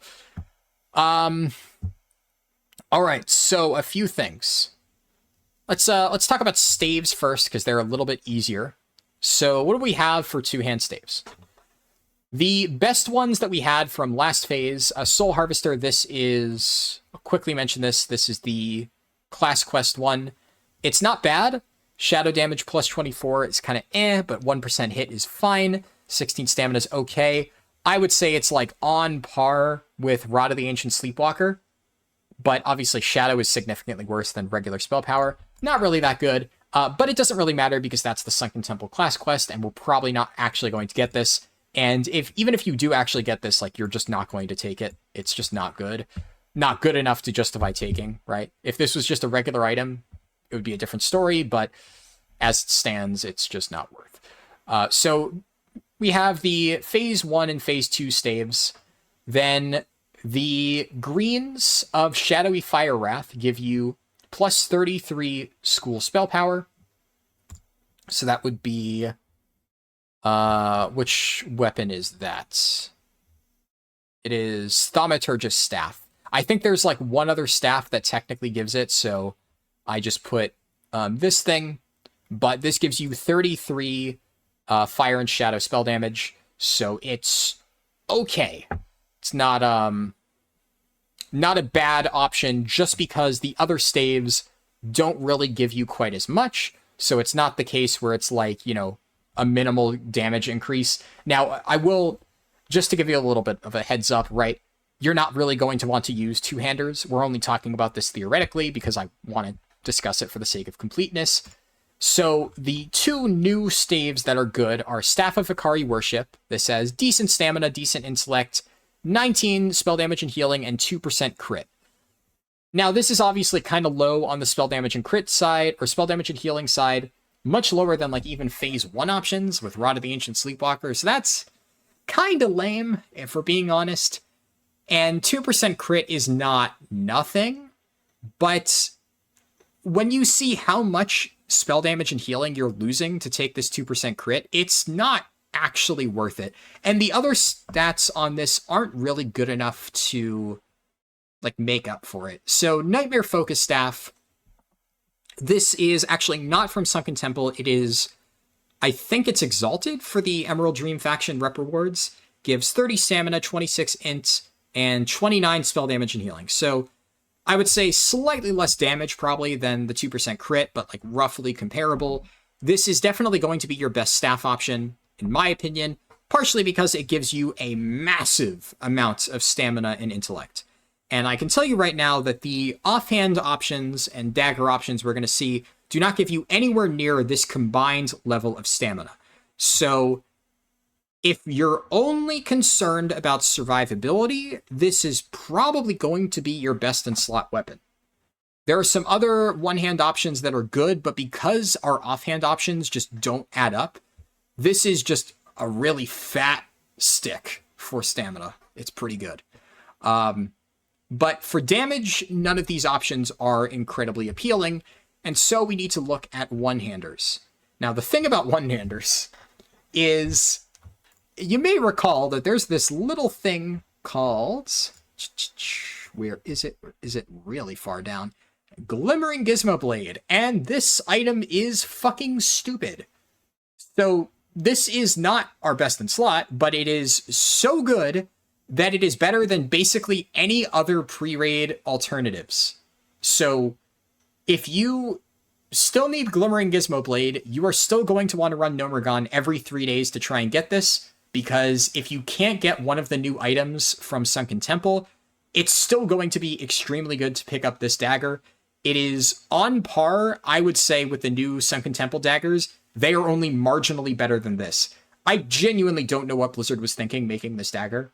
This has been so much better than every other option thus far in Phase 2, and it is still almost as good as the best options in Sunken Temple. It's just that good. So there's just like no real point talking about like some slight other spell damage daggers that you can get while leveling up, because realistically speaking, if you need a spell damage dagger and you have not gotten the one off Scarlet Monastery already, then the only thing that you should be doing while leveling up to get a better one is running either Black Fathom Deeps for Dagger of Willing Sacrifice, which is still better than most leveling alternatives up to 50, or of course Glimmering Gizmo Blade, get it off Nomergon. I understand that it's not going to be the easiest to get, but like a lot of the other options, even while leveling up, are just not really that good. We don't really have a lot of spell damage stuff. Like spell damage and healing, this is from Temple of Telkar, the original. A lot of just random stuff that doesn't give you any good stuff. This is, yeah, Dagger that doesn't give you anything good. Soul Harvester. This is healing. This is, I think, one of the new rep rewards, but obviously it's not for us. I wonder if Nightmare Trophy is from the Emerald Dream faction. Huh. Didn't actually consider that. But that would be interesting if that was a rep reward and you didn't actually need to fight people over it. Possibly. Yeah, so like there's this item from the new raid that gives 1% hit and that's it. Obviously we're not taking that. That's healing. This is, I don't know who that's for. Debased Stealth Blade. And then Ancient Divining Rod. This is a feral weapon. Once again, a weapon that just has 1% crit. Dragon's Cry is not for us. I have no idea how good this is going to be for the people who actually use it, but I suspect it's just not going to be an amazing option unless the attack power is just so much better than everything else. So that leaves us with really two options. You'll notice, obviously, if you saw it already, that compete with Glimmering Gizmo Blade, and that is Modos Carcoon and Hubris the Bandit Brander. Cool names, by the way. Really sick names. Modus Carcoon just like really rolls off the tongue. The Bandit Brander is just a really sick thing. Now, one thing that is, I think, worth pointing out, you cannot melee weave with Hubris. I forget exactly how fast your weapon needs to be to melee weave. I think it's 1.5 or like 1.4 or something like that, or faster to be able to melee weave with it. Modus Carcoon is fast enough to melee weave. Hubris the Banded Brander is not. So this gives you 22 spell damage and healing, gives you 12 stamina, and it gives you 11 intellect. That is 1 damage better than Glimmering Gizmo Blade. It does not have armor. It has more stamina. It has more intellect. This is a tankier weapon than Glimmering Gizmo Blade, and I want to be absolutely clear about that. Not having armor does not make this a bad tanky weapon. It still has more stamina. It is still going to give you more effective HP. You know, you do not need that little tiny bit of extra armor, and it's just more spell damage and healing. I should note, because I know people are concerned about the, oh no, we can't melee weave.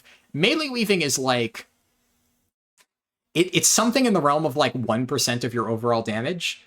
So there's really never going to be a situation where your best in slot weapon is going to be chosen by whether or not it can or cannot melee weave. At least right now. We don't really have anything that's like, does Dragon Breath Chili? That's the only thing that I can maybe see having an effect. Dragon Breath Chili.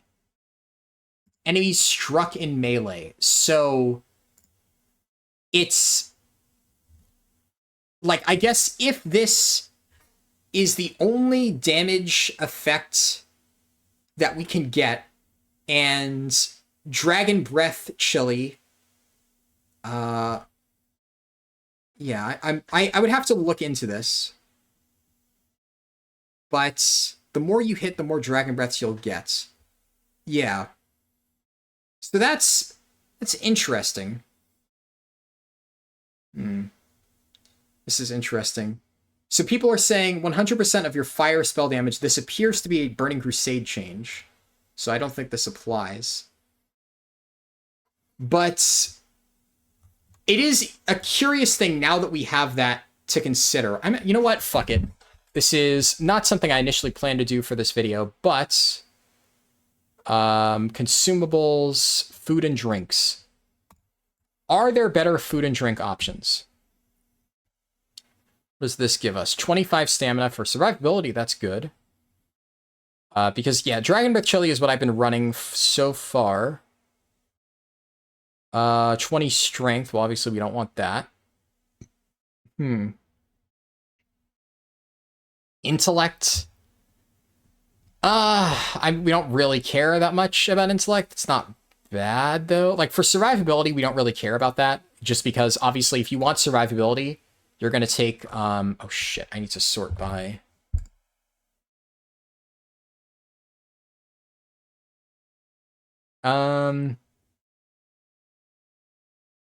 Yeah, I guess whatever that good stamina food wasn't available, but there are good stamina foods that you can eat still. Where would this be? Obviously, the intellect one is interesting. There is... Yeah, this is 10 stamina, so that's definitely an option. And... I don't know which ones give you a buff and which ones don't. Like, this is all stuff that we already have access to. Obviously, winter squid, or grilled squid, right? Gives you 10 agi. There's 12 stamina, 8 mana every 5 seconds for 10 minutes. Dragon Breath Chili, yeah, so occasionally belch flame at enemies struck in melee for the next 10 minutes. In terms of AoE damage, this is probably still your best, and fuck it. Let's look at Mechanical Menagerie. My top parse. Was I using Dragon Breath Chili on this? I was. So you can see, yeah, melee did 0.5% of my overall, to give you an idea. That's on AoE, though, so obviously not 100% accurate. But Dragon Breath Chili did an okay amount of damage. So in total, I would say that was about 2% of my overall, right? And then if we look at pure single target fight, Viscous Fallout, melee 0.7%, and Dragon Breath Chili 1.5%. So once again, around 2% of my overall came from that combination. So it is not nothing, but it's kind of close to nothing. It really does not matter that much, especially the melee. So if it was just a question of melee DPS, right? Is the better weapon going to give you more than 281 damage over the course of the fight, right? Because it's just really not going to hit hard. Average cast, my average hit is I'm doing 12 damage per melee swing from my dagger whenever it actually goes off. That's just really not good. It's really not worth it. So that's just not going to outweigh it. But if it does mean that I can't proc Dragon Breath Chili, then that would kind of suck. Now, I did only get one hit here, right? So I only got one proc the entire fight. It was right at the end, actually. So who's to say? But I think I'm overthinking this. I think you probably, if you want damage, you take the intellect food, because at least that could technically give you spell crit, which is probably going to be about as good. It means that you won't need to life tap as much, or the stamina one just for survivability is kind of the no-brainer pick. 120 health is not nothing. But the point that I'm trying to make is we have Hubris here, and we have Modus Carcoon, and these are the ones that you need to consider. This one can melee, the other one cannot. They have the same amount of stamina. This one has 100 armor, so this one is slightly tankier, but not really by much. It's the armor is good, right? But 500 armor in meta is not going to make a sizable difference. But it is tankier, I will give it that. The problem is, this one is plus 23 to only fire, and this is plus 20 to everything. So it's tricky. I don't know why this is plus 23 to fire. It's really annoying. It makes our life a lot easier, or a lot harder. I mean, and that's kind of the entire difficulty with gearing this phase, is are you going to take Modus Carcoon, or are you going to take Hubris? And on one hand, it's a very easy question to answer. If you are running a non-fire damage build, which I suspect you will be, I suspect, especially on AoE, this is your BiS, and I've updated this to reflect it. Hubris is better. If you're fighting multiple targets, you're going to run Hubris. That being said, Dragon Breath Chili is notably better on AoE than it is on single targets, so who knows? So just a little bit weird in that sense. In that case, though, for the record, if you wanted to proc Dragon Breath Chili, if it actually made that much of a difference, if you were fighting a ton of mobs, you'd probably still run Gizmo Blade, but you could also maybe in that case just justify Modus Carcoon, because like maybe you're running a Hellfire setup if you're running really, really, really high targets, but at the same time, if you're channeling Hellfire, you're not auto-attacking, so you're not proccing Dragon Breath Chili, so it doesn't matter. It's confusing. I don't know. Like, the non-overthinking side of this is just fuck the stupid fire damage dagger, just pick Hubris the Bandit Brander, and just be happy with it, right? But I don't know. This is why it's so hard to say exactly what our gearing options will look like until we know exactly what we're running in terms of runes. But offhands, final thing that I want to talk about, because obviously that kind of goes hand in hand. There's like some other offhands here that I'm just not going to talk about. You can look them up if you want. They're like worse than current options. There are technically three different offhands that we need to talk about. One of them is Spirit of Aquamentus. This one is just a straight damage upgrade for you, and it's from a quest. It's the Lincoln quest. So you have to... Dangerous to go alone. How far is this in the chain? Lincoln's Adventure. I don't know exactly how far along this is. I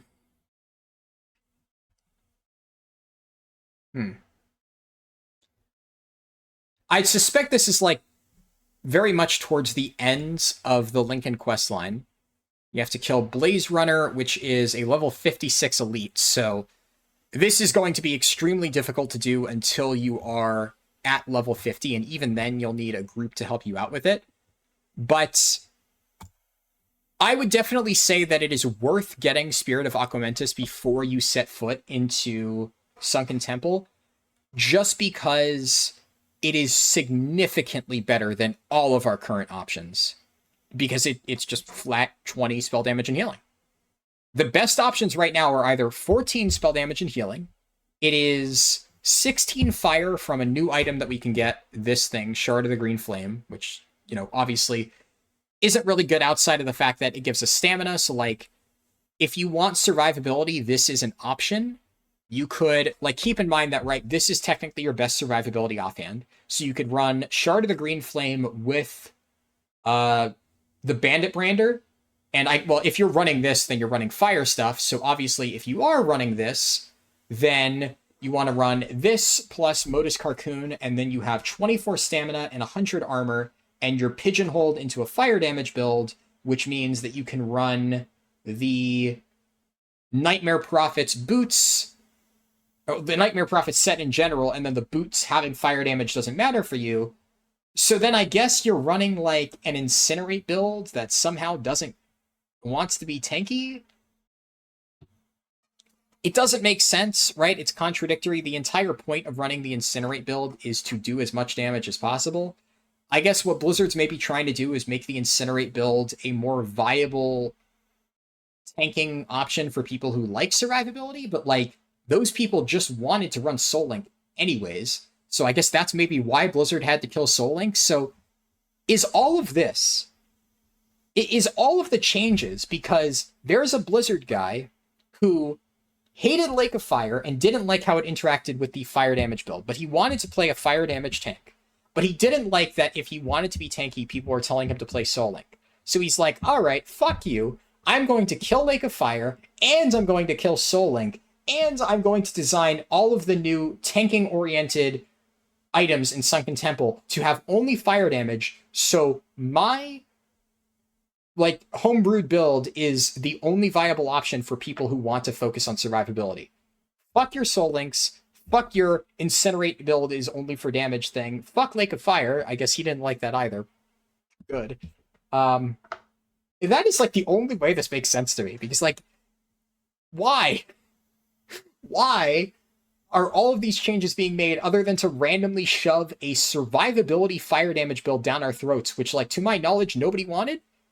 The survivability people liked Zemo, and the damage people liked Destro, and now Blizzard's just pissing both of them off, which is kind of funny.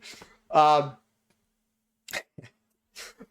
I'm still pissed off about the Soul Link change. I'm so fucking mad about the Soul Link change. That better not go through. Anyways, so obviously this thing exists, right? That being said, Nightmare Focus Staff is still tankier, and this plus Modus Carcoon would give you... Modus Carcoon is 23, so this would give you 33, 39 fire damage, and the Nightmare Focus Staff gives you 29 overall, while also giving you a big chunk of intellect and... actually, it gives you 29 intellect because Modus Carcoon doesn't even have int on it, and it still gives you more stamina. It would give you 6 additional stamina, so it would be maybe only slightly tankier just because Modus Carcoon has the armor on it, but it would have about the same damage, slightly less pure fire damage, but way more intellect, which just means you life tap much less. So overall, I would say the Modus Carcoon plus Shard of the Green Flame setup isn't even better for pure survivability. You, at that point, just run a staff, right? So, well, you run a staff, right? And then because you have damage and healing and not just fire damage, you're just going to run Master Channeler. So this survivability setup doesn't work, right? You're just still going to run spell damage and healing, stack stamina, and run Master Channeler, and, like, I don't know, take, like, improved drain life and stuff, 5 out of 5 in the demo thing, and then I don't know, probably go to Master Demonologist if you have enough points, right? This, technically speaking, you know what, I didn't make a build for this because I don't really respect this style of play, because pure tankiness with no consideration for damage is a style of play that I've said before I do not respect. But let's theorycraft it, right? So improve drain life, and let's say you don't even give a shit about hitting your spells, right? You're so bad that you don't care about that at all. So you're going to take this, you're going to take improved health stones because, you know, health stones heal me and health stones are cool. You're going to take improved Voidwalker because you think that having Voidwalker out is actually good, and you yell at me in the comments section about, like, how Voidwalker's actually, you know, the tank pet, and, you know, you should run the tank pet. We're not even going to take improved Sayad because who needs 10% overall damage? And then I guess 2 points in Master Summoner, 5 points in this. Well, we can't, assuming Soul Link is dead, we're going to put 1 point there and I guess give our pet more mana so the Voidwalker can taunt more often. Even though, for the record, technically Imp gives you more survivability overall, but obviously Imp gives you the threat reduction. 5 out of 5 in Master Demonologist, and then, like, mana cost reduction. At this point, obviously, you would put the point in hit chance. It's the single best point that you could spend. But, like, how is this not just a better pure survivability setup? And, like, if we're not trolling, right, and we're not saying, like, you know, the person is stupid, and they are just trying to run a balanced tanky build, they don't really care about Master Demonologist, right? Improved Imp. And this, this, and maybe they want to support people by throwing up improved shadow bolts. Obviously, it's a little bit of a stupid way to build it, right? But, like,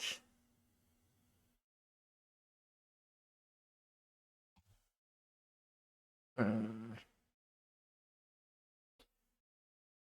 do I want to play this? 5 out of 5 in this, 5 out of 5 in this. Obviously, you take Ruin if you're going this far down the tree. But, like, this is like, and then for runes, Vengeance, Master Channeler, I don't know. I mean, you wouldn't want to replace your Imp, so I guess Immolation Aura just because it's free damage. Meta, Waste, Grimoire still gives you more damage overall. Demonic Pact, because you're only running this if you're a fucking idiot. And then Feet would be Demonic Knowledge. This is like a realistic, non-meme, like, you know, I can't even like put myself in the head of like this one guy who wrote me like a gigantic paragraph on my demo video about like how Demonic Grace and Demonic Knowledge or Dance of the Wicked is good actually, and then basically proceeded to ramble off how actually if you combine all of the worst talents and runes in the game, it makes a playstyle that is not complete shit. And I'm just like, brother, seek help. So I can't even try to implant myself into that person's head. But if somebody genuinely wanted to run, like, I guess this is what I would consider a simp warlock playstyle, which honestly is not bad. This is maybe something that you would want to run in like a speedrun setting where you're trimming healers as much as possible and all that you care about is buffing your group as much as possible and your own personal damage doesn't matter. Well, in this particular situation, you can have improved health stones to like pass it out to your group members so they all have that in a pinch. You have Blood Pact, which is obviously the best survivability buff for like your raid as a whole, and your Imp does pretty solid personal damage. You take a lot of personal stamina. Improved Drain Life doesn't actually give you that much healing, but you could take this. Personally, if you were trying to speedrun, right, and this wasn't just a pure simp build, you would drop 2 points into this, put it in improved Firebolts, probably actually drop all points into this and take Destructive Reach or something. Maybe Intensity for speedruns, but let's just consider this is a pure mix of simp survivability. I am buffing my raid members while trying to make sure that I stay alive as long as I can still hold threat to a decent degree, which is why we're taking Ruin, because duh. Then I'm fine, right? So this gets all of the good Warlock Simp stuff. It gets, you know, Imp, Health Stones, and Demonic Pact value, right? And it doesn't really scrimp on survivability because you're taking Vengeance, Master Channeler, Immolation Aura, all that fun stuff. You're getting this for, I don't even know if you need this necessarily, but this way on Trash, you can multi-dot at least if you really wanted to. This is like a realistic build that I would expect somebody who did not care about damage to run. Who I think the build that Blizzard is orienting towards wants to run something like this. And in that situation, what are the two key takeaways for this style of play, for the support player who values buffing his group and staying alive? Master Channeler for healing himself, and Demonic Pact for buffing your group members by a percentage of your spell damage. In both of these situations, spell damage and healing is required to increase your healing and to increase the value of Demonic Pact, because this only scales off spell damage and healing, not off fire spell damage. So in both situations, both big runes require you to not run the pure fire damage build that Blizzard is pushing. So it makes absolutely no sense for those items to have a fire damage slant. It is a synergy designed for nobody. It is not designed for damage. I mean, it can only possibly be used in a pure fire damage setup where nothing else matters. And yet they have nerfed Lake of Fire. Okay. So unless pure fire damage with no shadow whatsoever still ends up being the best, which is not out of the question, as we mentioned before, with like Pandemic, Demonic Tactics, Ammo Aura, Incinerate, and just going like deep down this tree of, you know, take this stuff and then run this, run this, run this, and then Improved Imp. And I guess if you don't care at all about your affliction spells because you're casting literally 0 affliction spells, like, then you would probably just put your final few points into improving your Imp's mana, right? Like, sure, that's probably best. Like, this is the only build, right, where the fire stuff makes any sense whatsoever. That's it. Pure fire damage, if this is somehow good, Incinerate, Searing Pain with Immolation Aura. That's it. So, I don't know. I just don't think it's realistically designed for anybody. And while that build may actually end up being good for pure single target, hard to say for sure. I don't know. Anyways, where were we? Yeah, Spirit of Aquamentus, right? This is just good. So every single build is going to want to run this going into raid. It is better than Necronomicon or any of the stuff that we've had before it. However, the 2 items that we need to talk about are the Drake Stones. So there are 3 Drake Stones in total. There is a healing, fire damage, and spell damage Drake Stone. All 3 Drake Stones have +7 spell damage and healing. And then they have different effects. So this one is Frost and Nature 23. This one is Shadow and Arcane 23. This one is Healing 35 and Fire 23. Now, these are really confusing as far as the design of them. They're your best, yeah, but obviously in a pure fire damage setup, you would want the Fire Drakestone. Duh. But as we've kind of already talked about, in a pure shadow damage setup, you're probably not going to want pure shadow damage. So it is a lot of shadow damage, mind you. You're effectively trading 13 generic spell damage for 23 shadow damage. That's a lot. That is a lot. Is it worth it? I don't know. It's kind of hard to say. The fire one is obviously very good in that specific talent setup that we just took a look at. But, like, is this worth it in a mixed build? I really don't know. I want to say that, like, for multi-target rot, this is probably good. But there is, like... I like the idea of the Drake Stones, and actually, the more I think about it, having 2 increase is probably wrong. Let's envision a situation where the Corruption Snapshot build is the best single target playstyle. Would you run Spirit of Aquamentus or the Nightmare Harbinger Spellstone?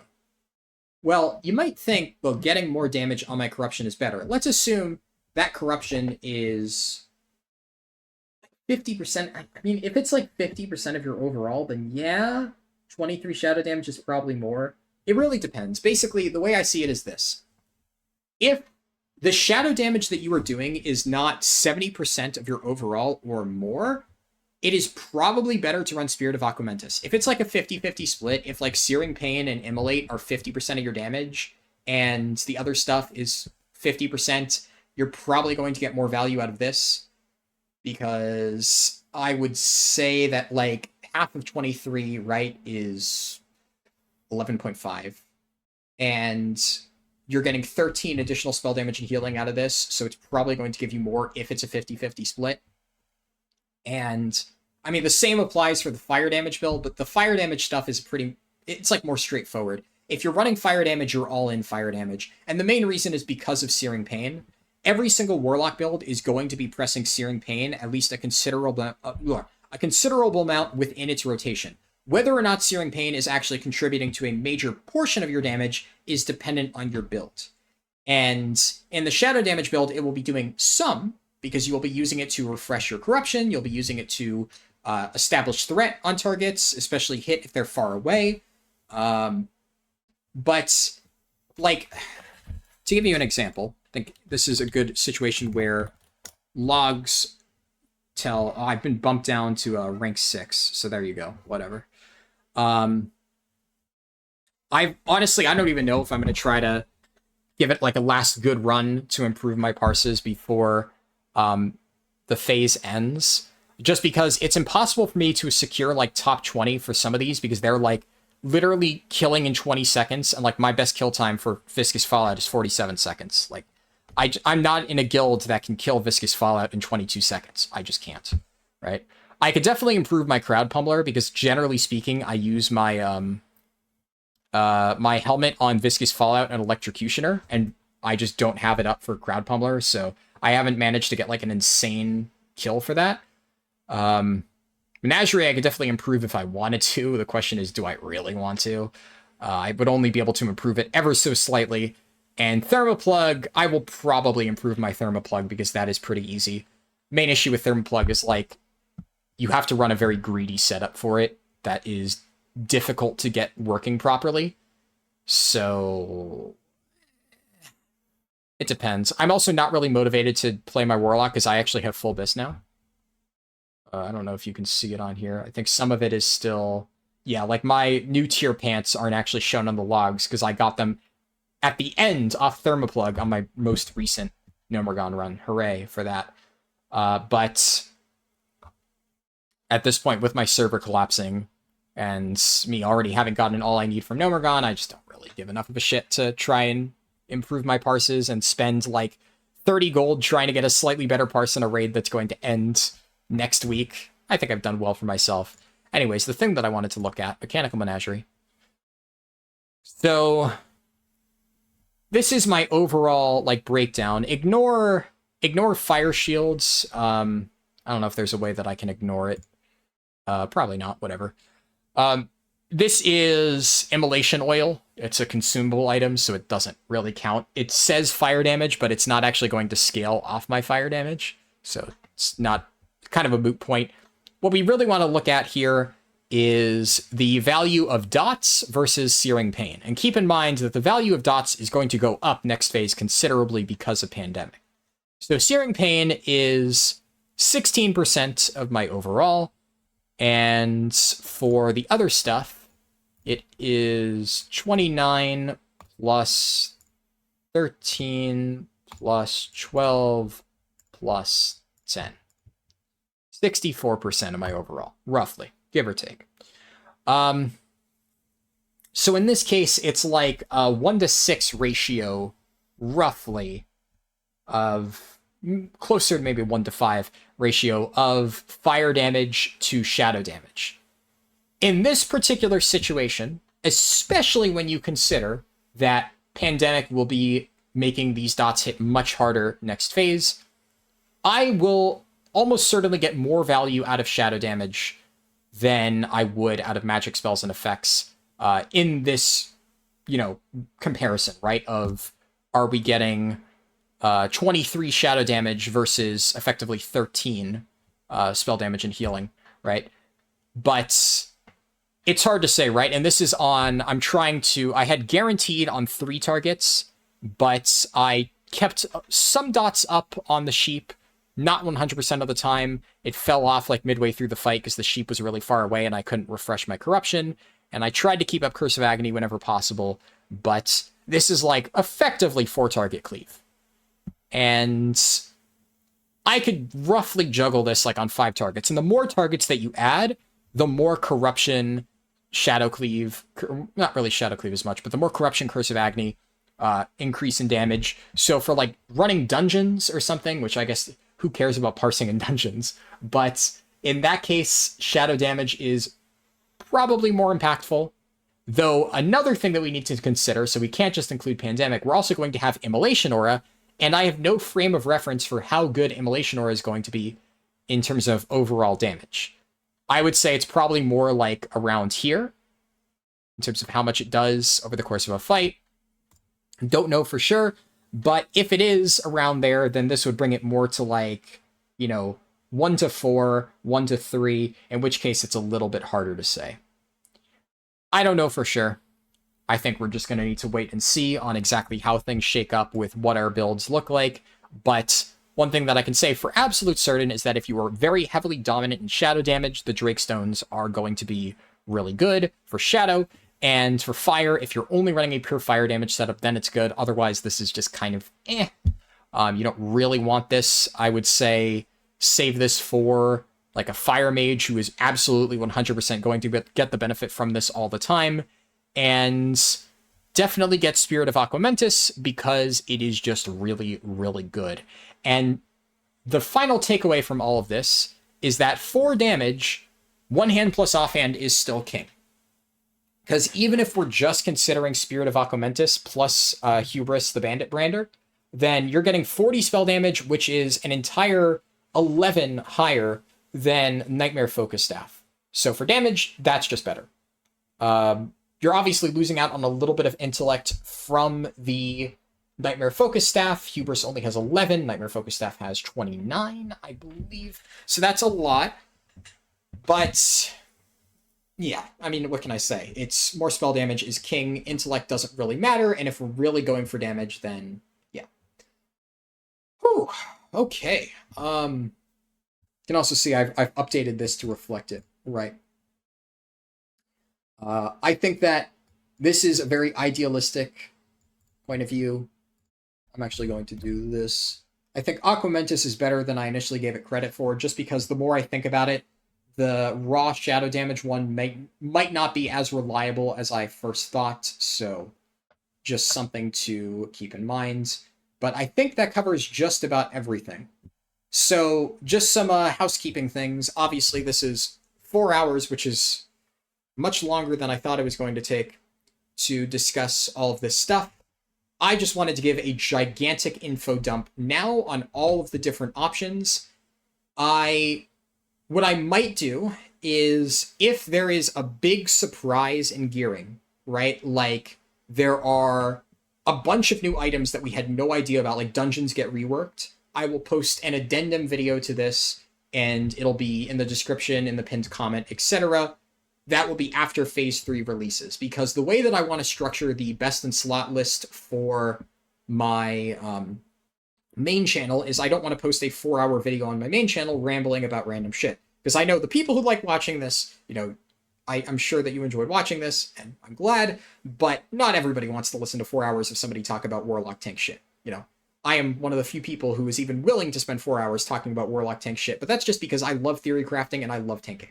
So, I could easily do that on my main channel, but I don't want to. So it's going to be a more focused video. Once we're sure what the absolute best in slot thing is, I will do a very brief walkthrough with, like, you know, my 60 upgrades page on this is what your best in slot looks like, and it'll be like mostly scripted, right? Where I, you know, have exactly like my talking points on, like, you know, this is why this is the best thing, this is the best tier set, this is your best trinkets, a quick explanation for why that is, and then I'll probably say, hey, if you want a really, you know, a comprehensive deep dive into alternatives and, you know, some stuff to do for pre-BiS, right? I may even make a pre-BiS video, though probably not. It's not really enough to, it's not a popular enough subject to justify, and I've kind of already talked about it here. So, maybe I'll make a specific pre-BiS video going over exactly what I think you should farm for pre-BiS. What is your pre-BiS set going to look like?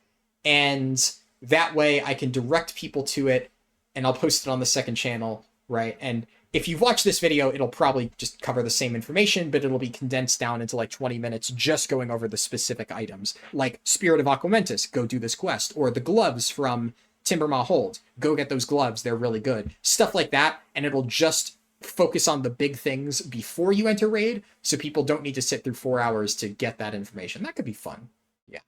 But that would not be a main channel video. That would be a second channel video. Anyways, thanks for watching. I now need to upload a 4-hour video, which is going to be lovely. It's going to take forever to process on YouTube, and then I need to do other shit. I might make more second channel videos, but or like on Warlock stuff, but I think this is kind of all I wanted to cover for Phase 3 things. The only other really glaring missing thing for Phase 3 is like rune locations, and I just don't know. So that's just going to be I'm going to find the runes, I'm going to make a main channel video about it. That's it. Not really much speculation to be done for the runes. If you want speculation on where some of the runes are found, in my recent shaman leveling stream towards the end, there were a few runes that I think I found out how you get them just based on the descriptions, and I talk about that there, but it's still very speculative and not enough for me to really make its own dedicated video on. Also, I might do this for paladins, but I don't know. I'm going to do like all the same research that I've done here, this gigantic sheet, and looking through all the different Wowhead stuff. I am going to do that for paladins just for my own personal, interest, because I'm probably going to play one next raid extensively. But whether or not I make a video about it remains to be seen. But anyways, okay, I'm just going to stop myself there before I keep rambling. Thanks for watching. Catch you in the next video. Hope you enjoyed. Peace.